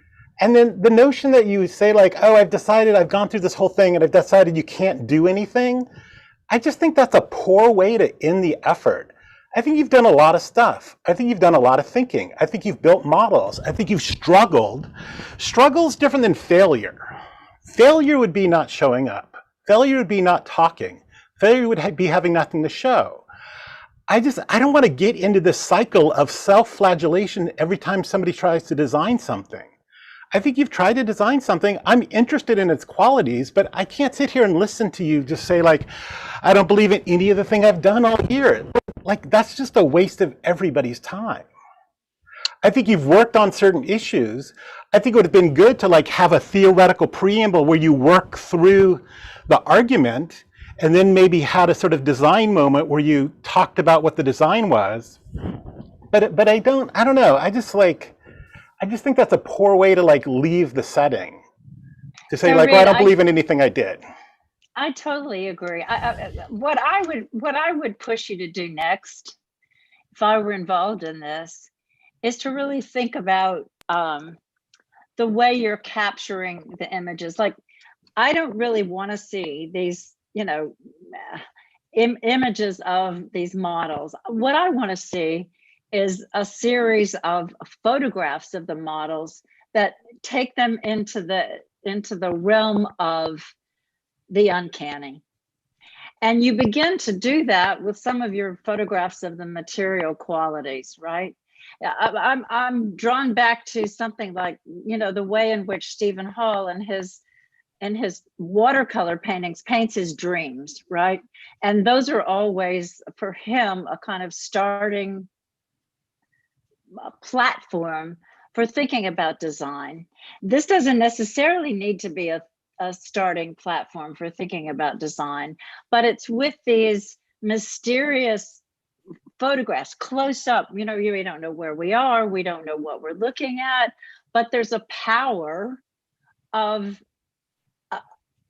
your vision that comes through these photographs. And that's where I would hope you can take this exploration. You've got to become a producer of an aesthetic. You've got to become an artist. I believe. People may disagree with me, and I'm not talking about being an architect.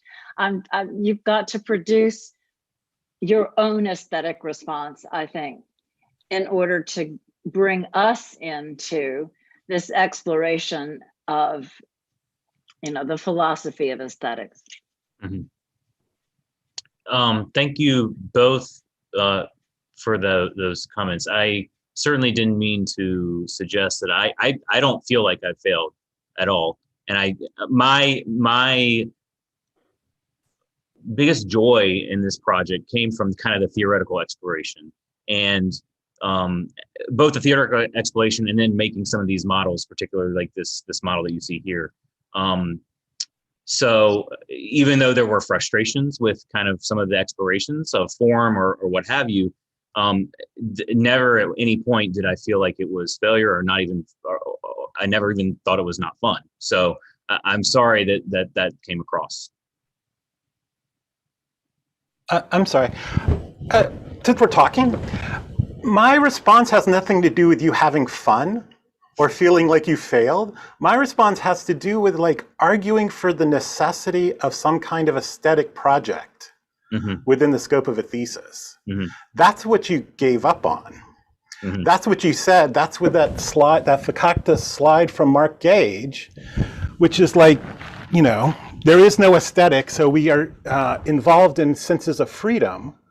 I think we all have freedoms, but I think you want to say like, oh, there is a possibility of working on affect within architecture. I might not get it right. I might not be able to nail it down. It might not be isomorphic to a phenomena, but it is a process that we all go through as architects, and it's one that I want to engage on its own volition. Right.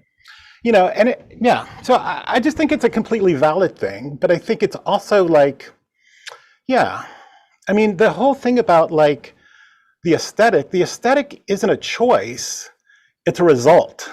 And that's why Morton says like, oh, causality is an aesthetic, because he's following Kant's third book, which is about the aesthetic and about teleology, which is about causation. Because it's not, you don't set out to make it, it occurs. And so by trying to work on it as something in its own right, you can't, I don't know, it can't be created ex nihilo out of nothing, but you can be conducive to working on it as a topic within a world, which is why it's always political, it's always social, and it's always economic. Thank you.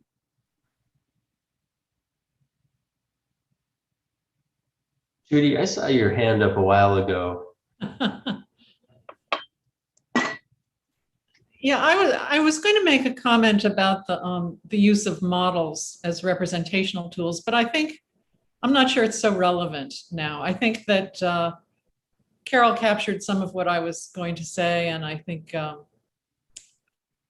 would be super relevant, personally. Well, first of all, I was obviously relying on models is a bold and interesting choice, particularly when you know, perhaps, or certainly suspect that you're not going to be in a room where people can touch them.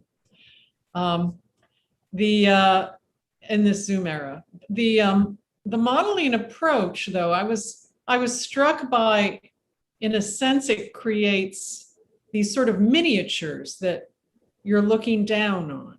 And as you noted, you're seeing part of, not the whole.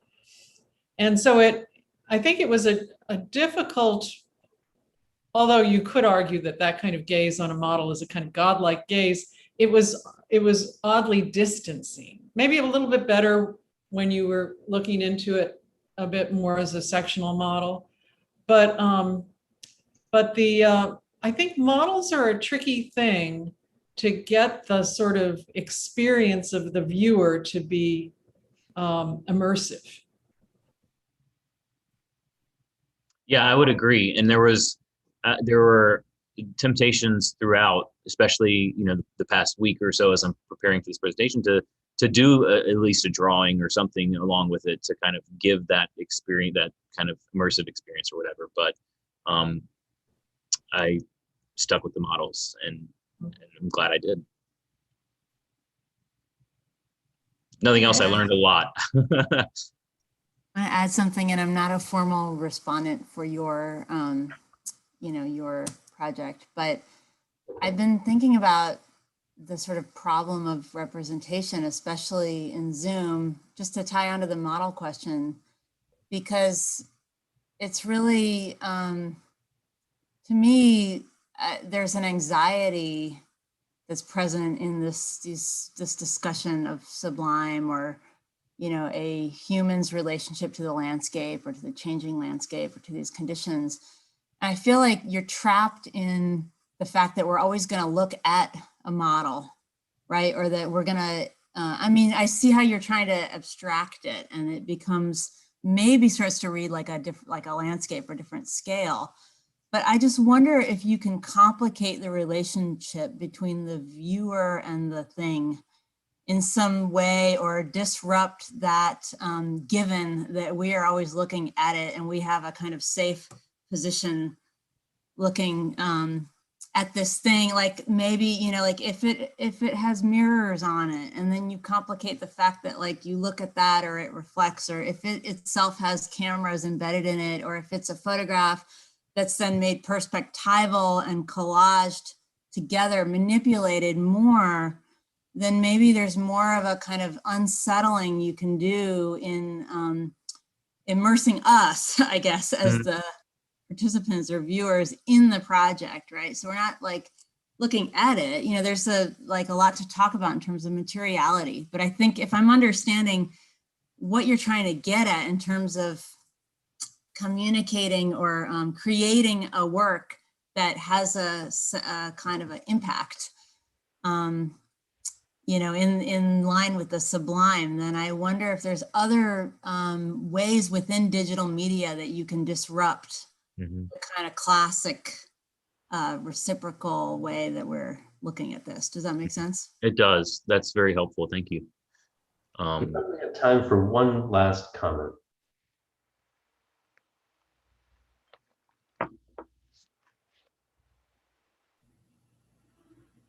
Reed, I really appreciated the conversation. I hope you did as well. Yeah, I did. It was great.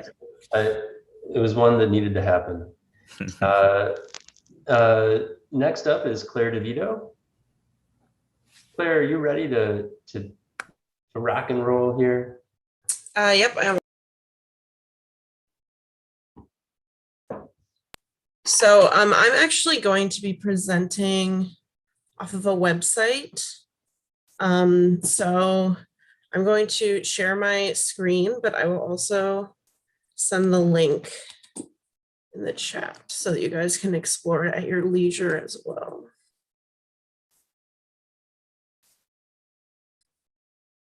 There you go.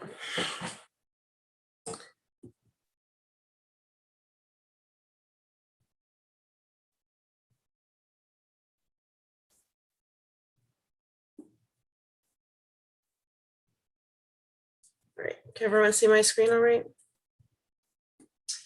Hello, my name is Claire DeVito. My project is called Agorascope, and my advisor is also Ben Smith. And starting out, I want to play this little project teaser that I have here. But before I do that right away, I just want to say that this project is really about exploring methods and the value of on-site observation and documentation of user behavior, specifically in the built environment. And I focus on federal plazas. So before I play this little teaser, this is really sort of a quick documentation of what it was like. I traveled to several places to record the use and behavior of people in federal plazas. So I'm gonna play this really quick. And I believe, actually, I'm gonna stop my share because I don't remember if I shared it properly. So the sound will come through. There we go. All right. So make this full screen.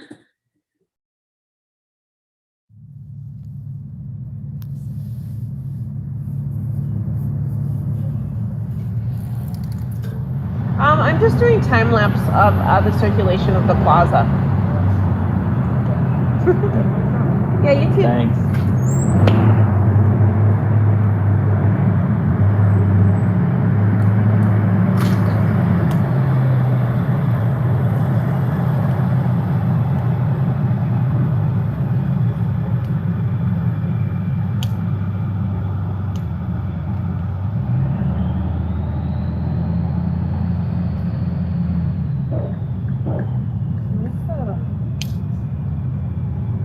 People had kind of nice that people haven't been asking. I mean, I don't mind answering, but oh, I'm recording us.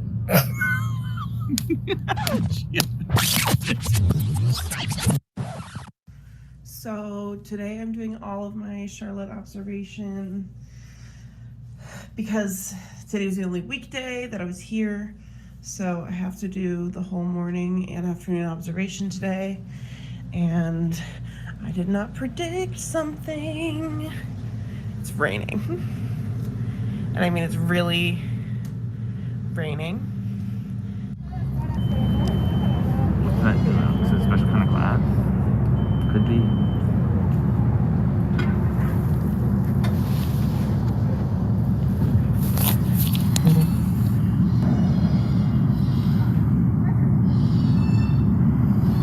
And like this is. Did you see that? What? She changed her. She did not want to walk in front of the camera. She walked around us. The one carrying the bag. Oh, yeah, that's fine. I'm just saying she changed her pattern based on her. We're interfering. Yeah. I mean, there's not a way to avoid that, really. Yeah.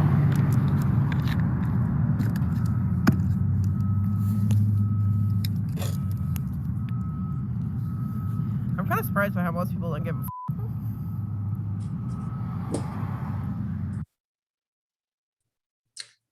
All right, can everyone still hear me?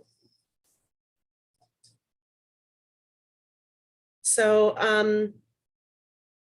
I just wanted to start by showing that, and then I'm going to jump right into just a little bit about the project and the theory behind it. So on this website, if you're navigating the website here, it's separated into 4 parts. And I just want to start with this first link here. What is Agorascope? So this project really came from an interest in the difference between, or I should say, a dissonance between program and performance. And when I'm talking about program in the context of this project, I really mean the intended use of a space. And when I say performance, I mean the way that that space is actually used. And I had an interest in form and function and program and performance. And more specifically, I was interested in if this like deviance and this dissonance between these 2 things could be observed or could be documented on site somehow and studied. So that was kind of the initial question that sparked this project. And I was actually awarded a 2020 travel fellowship to go to Europe to study libraries, to study user behavior. And obviously with the pandemic and everything that didn't end up happening, and I had to really rethink and evolve this project. And that's one of the ways that it turned into sort of a manifesto on behalf of observation and as an exploration of observational method. So beyond that, the hypothesis of this project really is beyond just exploring the methods of observation and of documentation. What I'm proposing is that there's like, or architecture relies on formal conventional logic. And the exploration here is whether or not there is some other or alternative form of logic to be found, something that in this project I call reactive logic, in user behavior that could be used as something to implement design and something to inform design intervention. So we'll look at that a little bit later. So first of all, the theory. So I love this quote. I'm going to read it really quickly because it was one of the original seeds of this project. It is the pervading law of all things organic and inorganic, of all things physical and metaphysical, of all things human and all things superhuman, of all true manifestations of the head, of the heart, of the soul, that the life is recognizable in its expression, that form ever follows function. This is the law. So many of you may be familiar with this quote. This is the origin of, the mantra form follows function, which actually came from Louis Sullivan in 1896, so a lot earlier than a lot of people realize. And I was really interested in, obviously, the relationship between form and function, but more specifically, how these people that have adopted form follows function as sort of one of their design mantras, how they characterize function. Because it's pretty easy to characterize form. Generally, it means, spatial organization, shape, color, material. But function is something that's harder to determine. So these were kind of the 3 characters that I studied with their relationship in form and function. And I found that Louis Sullivan really believed that function was as close to nature as you could mimic, but specifically with an interest in ornamentation. So Mies van der Rohe, after him, really rejected the use of any ornamentation, as you all know. And he believed that the purity of function was in material and in celebrating a material's natural properties, kind of similar, but different, of course, to Louis Kahn. But he really believed that it was about material and the purity of material. And then I also have Norman Foster on here too, who adopted the idea, kind of following Buckminster Fuller, that a building is like a machine. So there's this purity of the machine, and that it's like a mechanical ecosystem that supports itself. And there are problems and evolutions that came from all 3 of these ideas with function.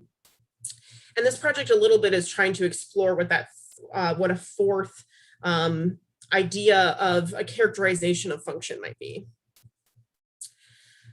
So with that relationship between program and performance that I mentioned, this project is theorizing that rather than the dissonance between those two things, where they overlap, that is true pure function, and that can be found in use. So that function is really the purity of the actual use of a space.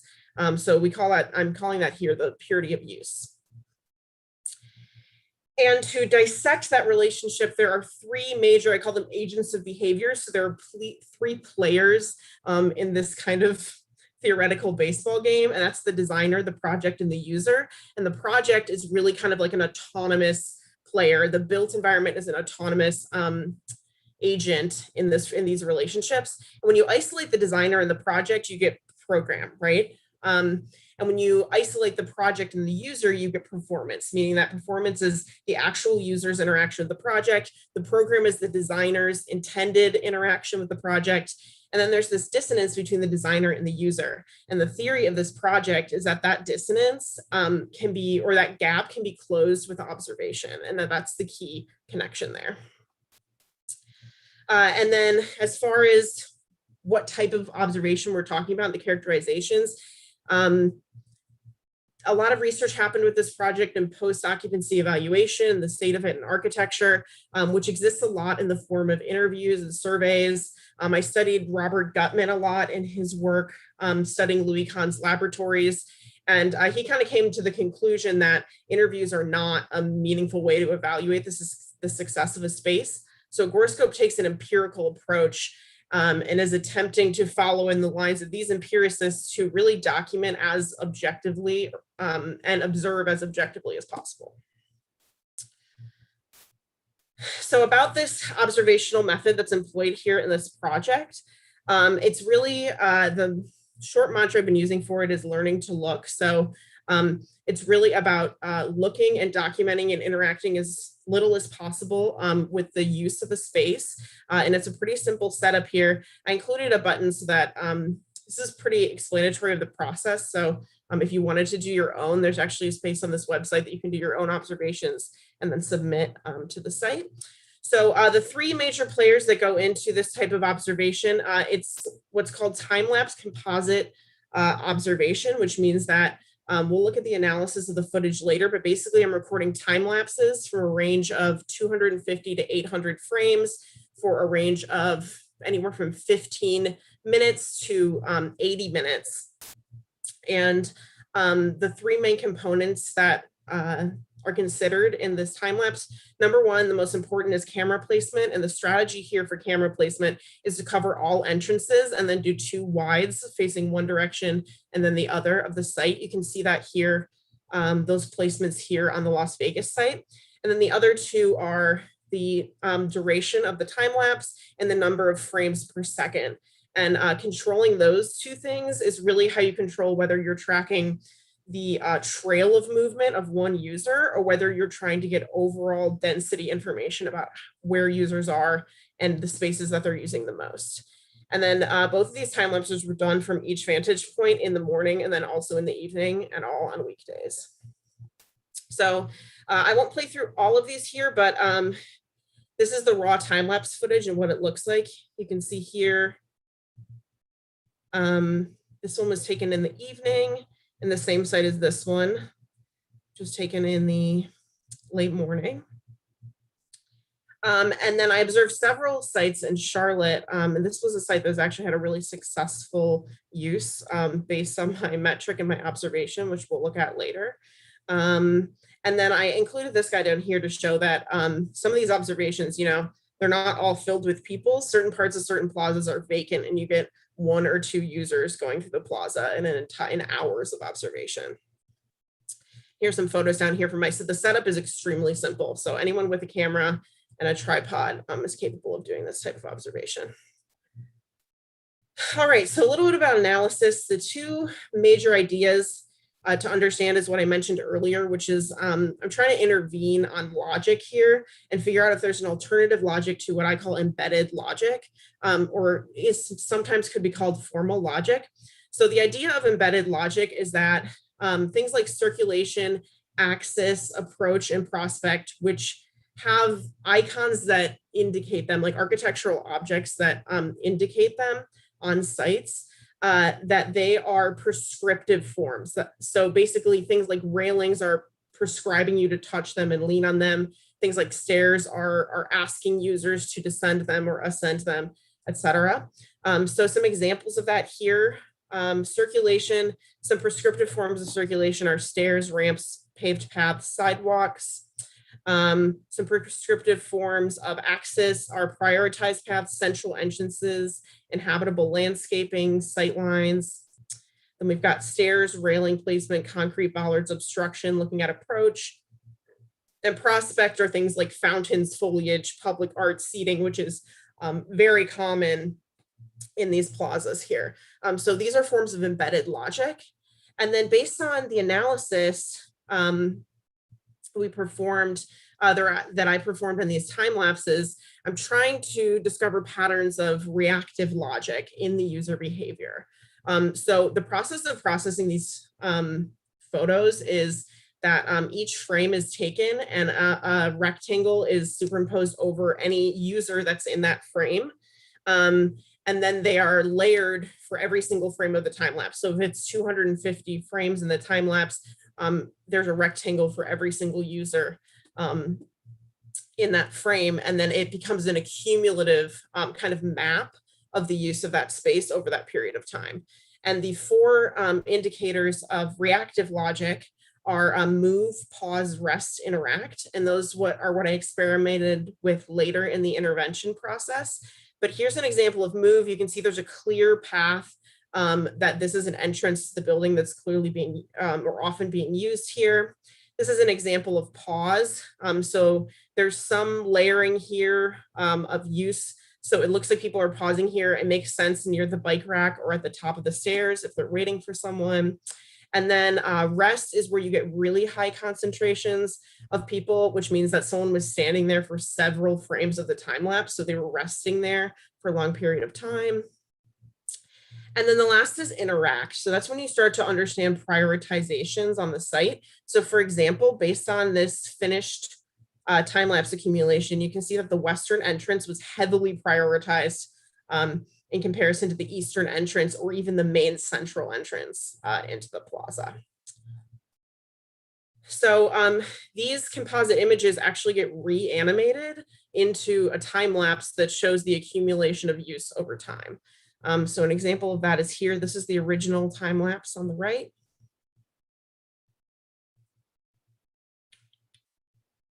And on the left, you can see this is the accumulated time lapse of the same period of time. And then down here, we can see the same as well.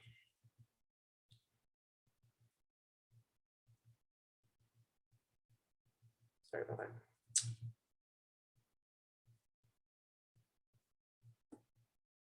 And then this is, this looks different because I iterated the work that I did into the reanimated time lapses and images so that the use was more clear and I switched to saturation instead of opacity for layering those users. And then on the bottom here, I did create, I created an image for every time lapse that I performed. So you can click through some of those down here on different sites. And then this is the final phase of the project, which is speculative intervention. So this part of the process is really, this was not the main focus of the thesis endeavor. It was really like the final phase to push it a step further. And that's with design intervention. So my exploration here was to see if things like circulation, access, approach, prospect, I could replace with move, pause, rest, interact as the logic of a design intervention. So this is using the same sites that I observed, but trying to under very tight parameters, change small things to facilitate user-based design, basically to facilitate and to uphold user logic. So here are some examples here. This is what I call the sprouted ribbon railing intervention. So on the right here, you can see that the constant was placement and form. So placement, form, and material were three things that I was either keeping constant, and I would only change one of them while performing these interventions from the original site. So all of these railings are at the same site, and they're in the same shape, in the same place, in the same shape as the original railings on the site. But I changed the material to concrete to integrate it into the ground of the plaza itself, and then added the sprouted garden area to create these ribbons that rose and fell over the plaza to create a greater sense of movement. So the reactive logic move is what I was trying to embody here in this intervention. In the second intervention, I created what I called a sittable area. So I actually found in the evaluation of the Las Vegas site that the entire eastern side of the stairs was not interacted with at all in any of my time-lapse footage. No stairs were touched, no railings were touched. So I converted that area into a sittable stair area with these concrete objects. Once again, the material was constant here. And the variant is form. And I created these kind of, I don't know, not platonic, but these very kind of monolithic objects that are risen out of the ground because they're mostly for sitting and leaning. They're not really for like long rest because people aren't really spending extended periods of time in this plaza. And then for the third is the concrete bollards. So bollards are usually the requirement of federal plazas. Part of the reason I chose the federal plaza typology is because it has very consistent code across the country. And these concrete bollards are usually placed at the main entrance. So they serve as like a barrier to what's meant to be the main entrance of the plaza. So my intervention on that was changing their placement to create a concrete bollard field so that it more drew users in there. And then I also created some planted elements on the bollards and created them as different heights so you could lean on them or sit on them, etc. And all of these interventions still meet formal code. And then finally, I'll touch on this quickly, but on this Charlotte site, this particular Charlotte site that was very successful based on my observation in terms of its use. I only observed it from 2 vantage points, which was really a shame because I got such good material from it. So I actually iterated here the observation process. And you can see down here that I imagined other vantage points that I should have observed this plaza from to get a more comprehensive understanding.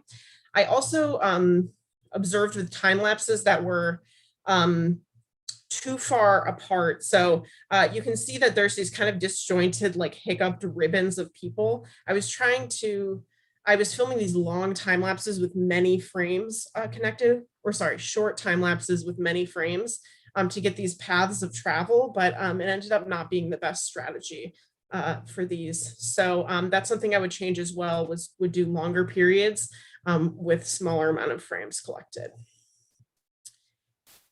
And then finally, on my last page here, I really want to continue to iterate this work. I'm very interested in post-occupancy evaluation and practice and in integrating a model for observation into the architectural design process. So I'm passionate about this subject, and I was hoping there's a final page on here. And if you have time to work through the website, or if you're interested in performing observations or integrating it into your own, design practice or thinking, I would just be appreciative if you take this survey here, just so I can get a read on people's interest in the topic and the subject, and how they feel about the flow of the website and everything. So I'd really appreciate that. And that's it. Thank you so much. Ooh, I should keep my share up, sorry. Well, thank you, Claire. We have about 23 minutes left for discussion. That's very impressive. I have a quick question. Do they not allow benches in these places? Is that against the code to have a place that you can sit down? No, they do actually allow benches in these places. I found that a lot of patterns seem to be, there were certain plazas, I observed there were certain plazas that it seemed like seating was encouraged, and some plazas that it seemed like they were specifically resisting seating. And I have a particular affection for, I assume you've seen William White's Social Life of yes. small urban spaces, but I just loved the way a low wall can be used in different ways in that setting. And I was sorry that there weren't any in these spaces. But it seems like a really robust body of research, and the website's amazing. And I love the video of you being frustrated by the rain. So all good. Thank you so much.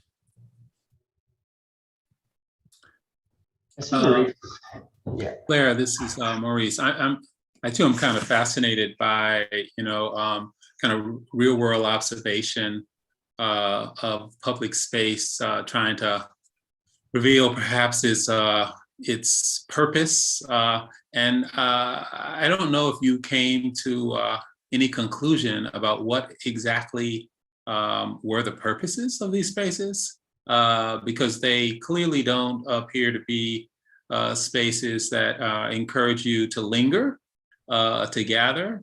They don't appear to be, my thought is, well, maybe perhaps they are spaces of protests for gathering, but it looks mostly like they're places to pass through. So I'm struggling a little bit to understand what their purpose is in the first place.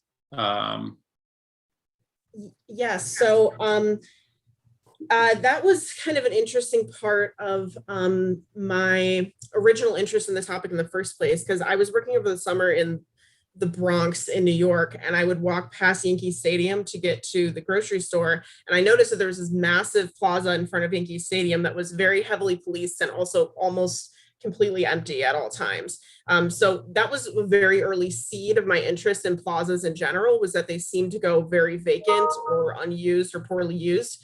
And so in my exploration of the history of specifically federal plazas, but also plazas in general in front of buildings, it really goes back to a 1961 zoning resolution that said that buildings of a certain height were required to have a plaza around them, right? You're familiar. So that resolution really produced a lot of plazas very rapidly in the second half of the 20th century. And it became the federal plaza became sort of an obligatory like typology. And it didn't have a lot of, based on my research, it didn't have a lot of like critical precedent behind it. It seemed like most of the precedent for these plazas was either, hyper-modernism or displaying like sculptural public art, or it was very vacant open places that like farmers markets could be held, for example, or most commonly it had like a European precedent, very, very symmetrical, based in geometric relationships. So you're absolutely correct that these plazas are often unused or misused. And my original approach to this project was actually much more polemic in that way, where I was arguing that these spaces were being misused, and I wanted to diagnose what was wrong with the American Federal Plaza or public plaza in general. And I shifted away from that because after I started performing observations, I found federal plazas that actually were functioning very well. So I shifted away from this sort of polemic critique of the typology in general, because I found that there were good examples. And that's when it shifted into more of a conversation about observation specifically and building a method that could be applied to any type of public space.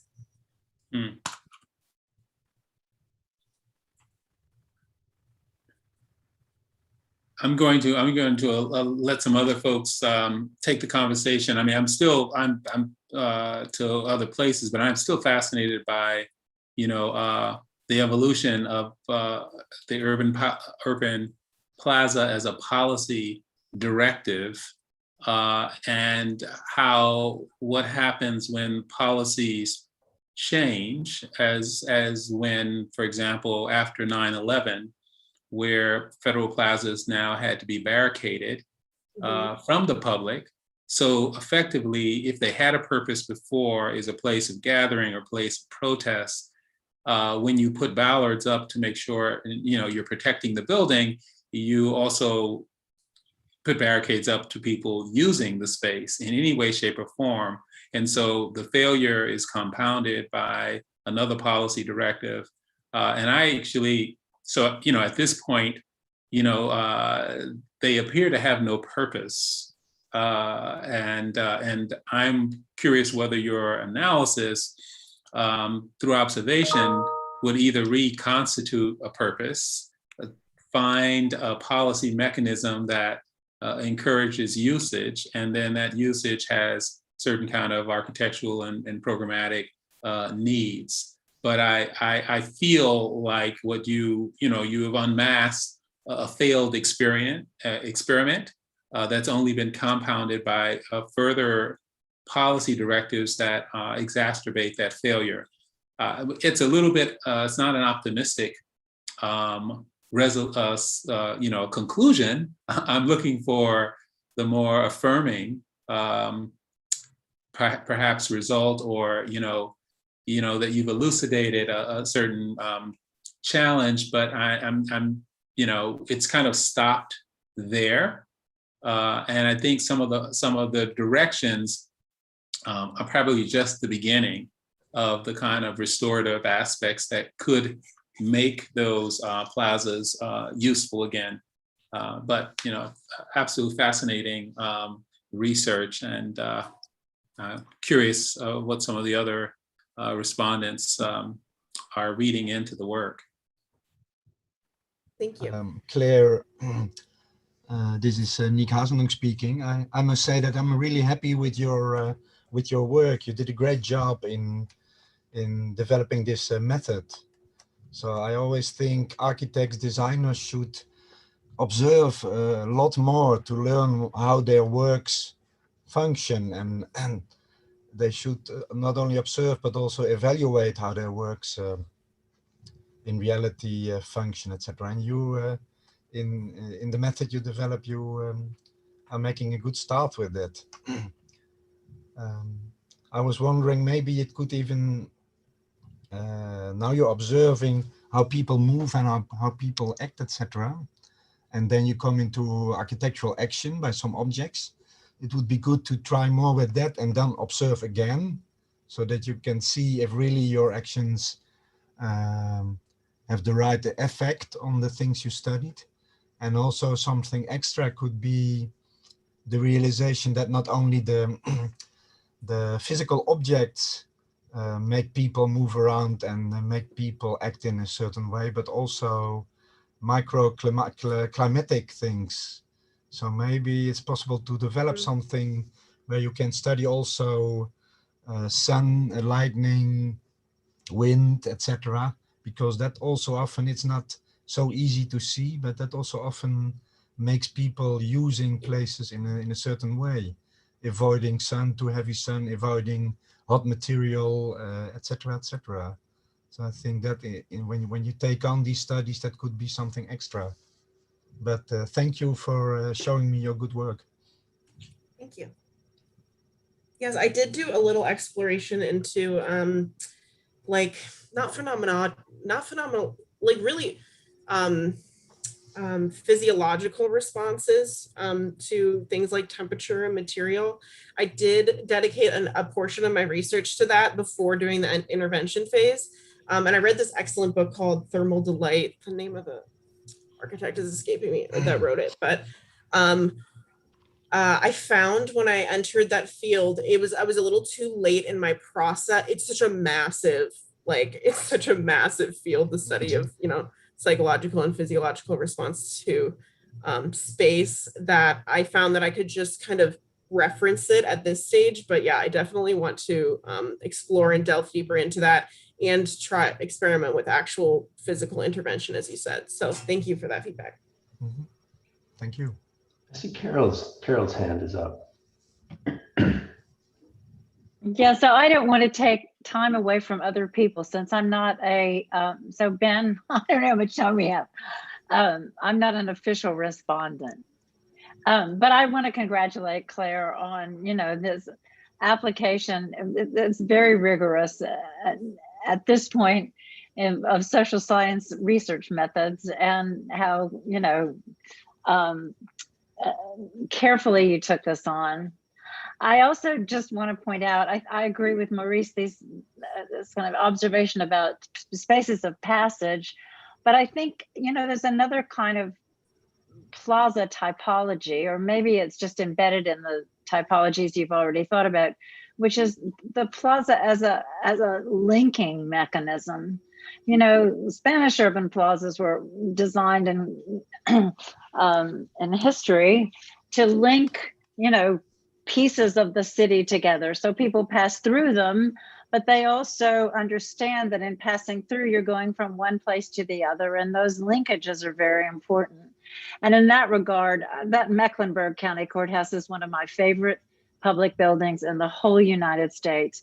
And the reason, by Harry Wolff, and the reason it's so beautiful, but you can't appreciate it now, and the reason I think it starts to be successful is, you know, it opens to a public park on one side, but you can't pass through it without an ID card anymore. You know, I mean, you can't, it cannot be used in the way that passage has been obliterated or blocked or whatever.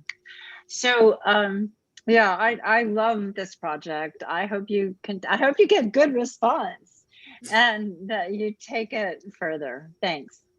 Thank you, Karen. Jesse, I think you had your hand up next. Yeah, I mean, I think it's wonderful what you've done to think about an alternative form of media. And I think what was really interesting in the course of the video, which you circulated earlier, which again, thank you for submitting these things in advance, but is what Nick was getting to, which is the, in methodological terms, this is a form of active research, and of which there is a affective response. And you highlighted that, just this idea that people change the course by virtue of your dominion of that space and the process of observation. And therefore, I think there's different, not only angles in time, duration, sensitivities and like, but, you know, with and without your parallel observation. And I think documenting how you interpret and what are the associated variables of coding for different action and inaction, and it is really critical to the sort of discipline you would need. And I'm surprised that you didn't sort of offer one, either the subsequent landscape architecture critique of William White, which has evolved quite rapidly in the last 5-6 years, and the other, and really has kind of rewritten the rules, everything from in sociological terms. In part, some of that work is really interesting because it talks about how people interact with just like phones, and just how like the fact that we're walking and reading phones changes our orientation, right? So there's a lot of really interesting things there in terms of socialization with strangers and the like, which was at the core of that sociology. And critically important for public accountability, particularly in these kind of securitized spaces, which was brought up earlier. But I think at the heart, you know, you lead us into this with this idea of that this is a kind of nouveau positivist empiricism. But I really think it's a post-positivist empiricism in the sense that you're trying, and this is what Maurice was getting at and quite articulately, which is you're trying to sort of reverse engineer what you call those embedded logics so that they have some implication for future subsequent design interventions. But I guess one of the problems that I have with that is that, you know, first of all, I would draw the distinction here between logic and reason, right? Logic here being externally validated principles, usually based on truth and fact.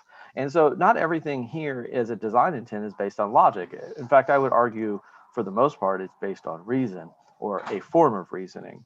And therefore, if it is truly reasoning as to the user, then it is, you could understand these as a series of preferences that are neither stable nor transitive. That is, that you could present someone with substitute spaces and they wouldn't always react in the same way, right? And so there's an irrationality there that, of course, shapes how we experience it. And that could be endogenous or exogenously derived from temperature, humidity, mood, hormones. I mean, any number of things which dictate our orientation in physiological and psychological terms that makes it almost impossible to have a generalizable a generalizable set of observations that can be reproducible, right?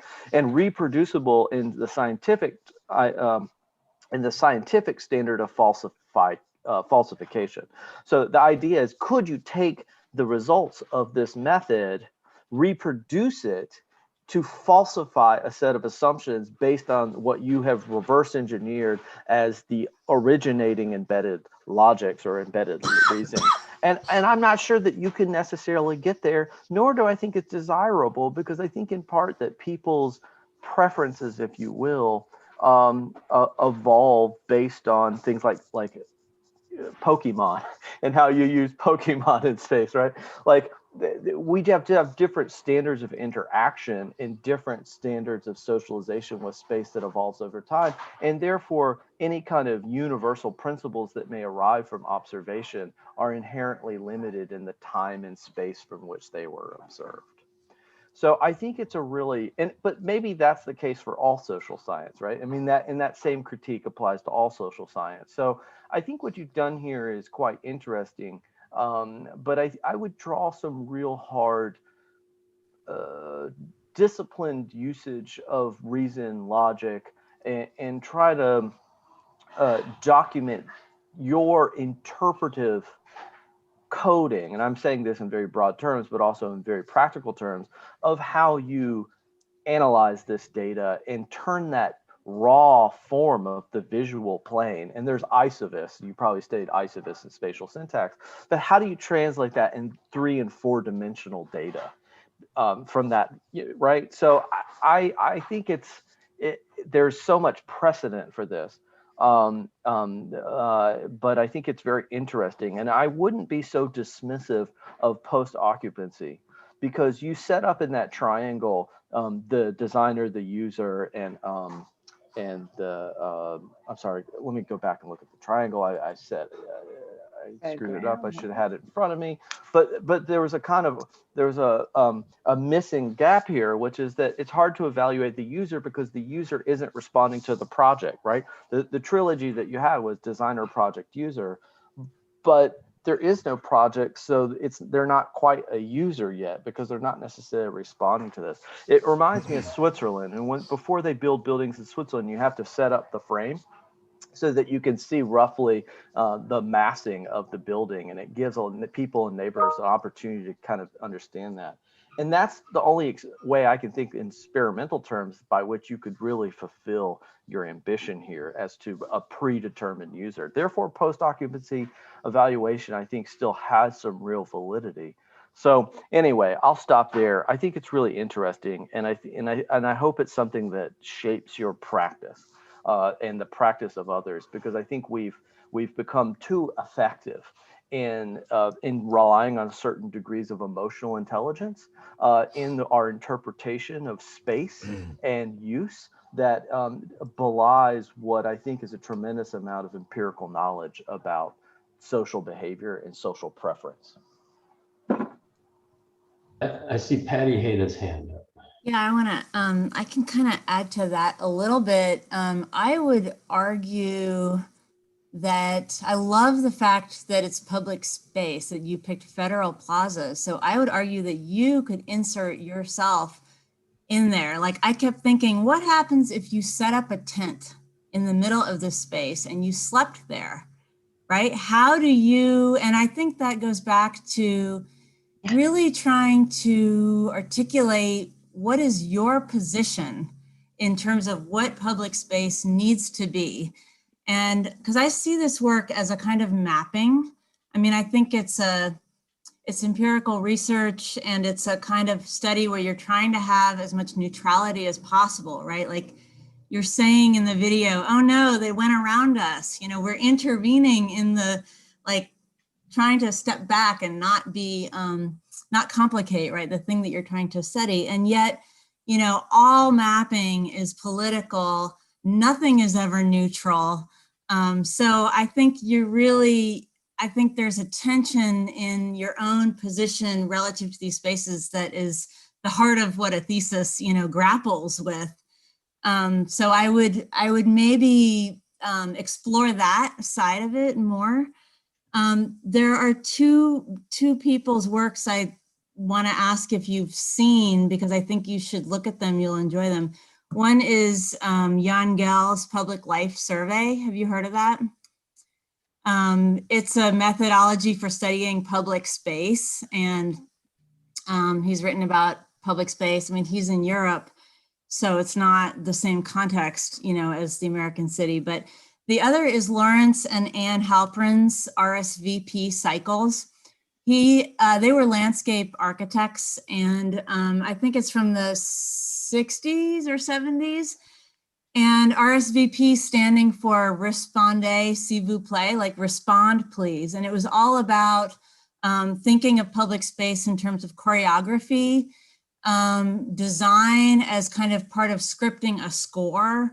And they built actual public spaces in Portland, I think, and out west. And they would hold these kind of events and dances, and it was all about kind of activities in these places and then responding the responses. So you should definitely look at that. And they use drawing in an interesting way, drawing and diagramming in a really fluid, interesting way too, so that the documentation itself or the storytelling about the space is also itself like dynamic in some ways and not pre-scripted. And I think what you're trying to do with these layered overlapped views is like that. Like, I really appreciate your range of media that you're using, and film and layers and photo montage on top of, you know, sort of populating a space across time through layers. I think those are really nice. Back to some of these things that were said earlier, Maurice's comment on the kind of defensive nature now of public space. You know, we're in our contemporary moment is such that public space is, well, in front of a federal building, you know, is completely, there's again that tension between needing to defend it and protect it and still, quote, having it feel open or be accessible. But tied to that is, and maybe it's not quite exactly what you're doing, because the code that you're talking about in the 60s, to me, impacted the corporate production of downtown space. And that's the title of a chapter. You know that? Does that ring a bell? I'll send it to Ben, because you should definitely read that. It's by a planner, Anastasia Luketau Sideris, whose name I can't ever pronounce. Sorry, what's the title? The book is, I think, called Design Downtown. I don't remember the name of the book, but the chapter is The Corporate Production of Downtown Space. And it looks at these plazas, and it looks at the erosion of public space, physical public space, tied to the erosion of the public sector in the political economy more generally, such that cities can no longer make public spaces on their own, but they have to do this trade-off with these corporations building buildings. Okay, we'll give you extra floor, and then you give us a public space. And the result of that is, you know, space that's open during the day, nice enough, but really not designed for true messy publics. And I think this is where you started your project, and you said you went away from it. This is my own interest in your project, and I think you should go back to that, because it's political and there's tension there. There are, you know, the design of these plazas, the low wall where people cannot sit facing each other. You know, everybody sits together to be alone with their phone for lunch. The steps prevent, you know, large scale gathering. You have like sunken areas. Okay, they're quiet, but they're separated from the street. You have all of these, the actual design of these spaces is a way of defining citizenship, if you will, right? You are, if you're homeless, you know, that's not gonna jive with what's going on here. If you are certain, I mean, I think most of these would be accessible by with people with different abilities, but ultimately if it's private, when the Occupy movement happened already, that was already a long time ago. So I don't know if you remember that, but that, the one in New York in Zuccotti Park was, the people who actually owned that quote public space could just come and kick out the protesters. So there is there's I guess a serious challenge to public space. And because these are federal, they're public, right? They're ours. And so it comes back to this idea of what should happen here?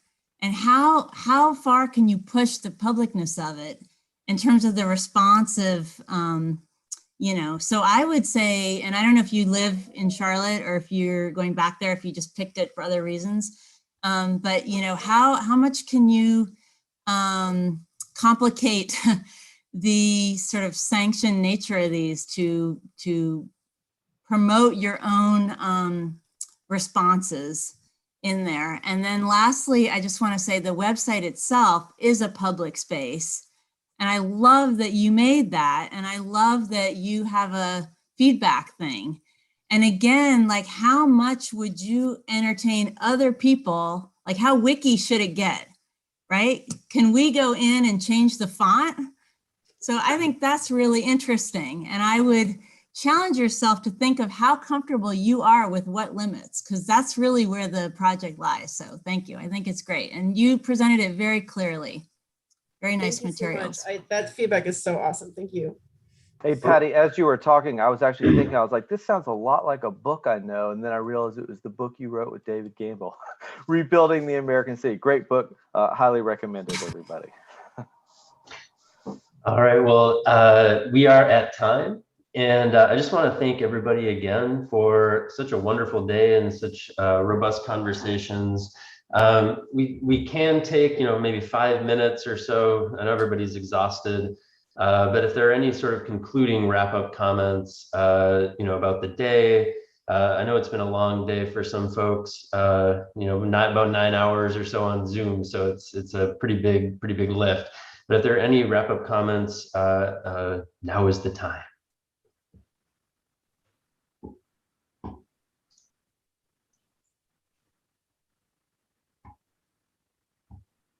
I think everybody's pretty tired. All right, y'all.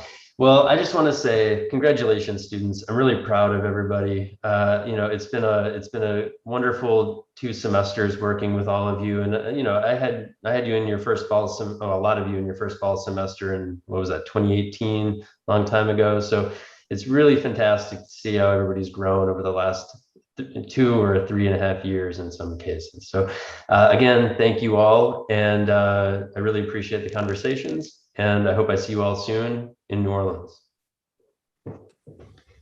Thank you all so much.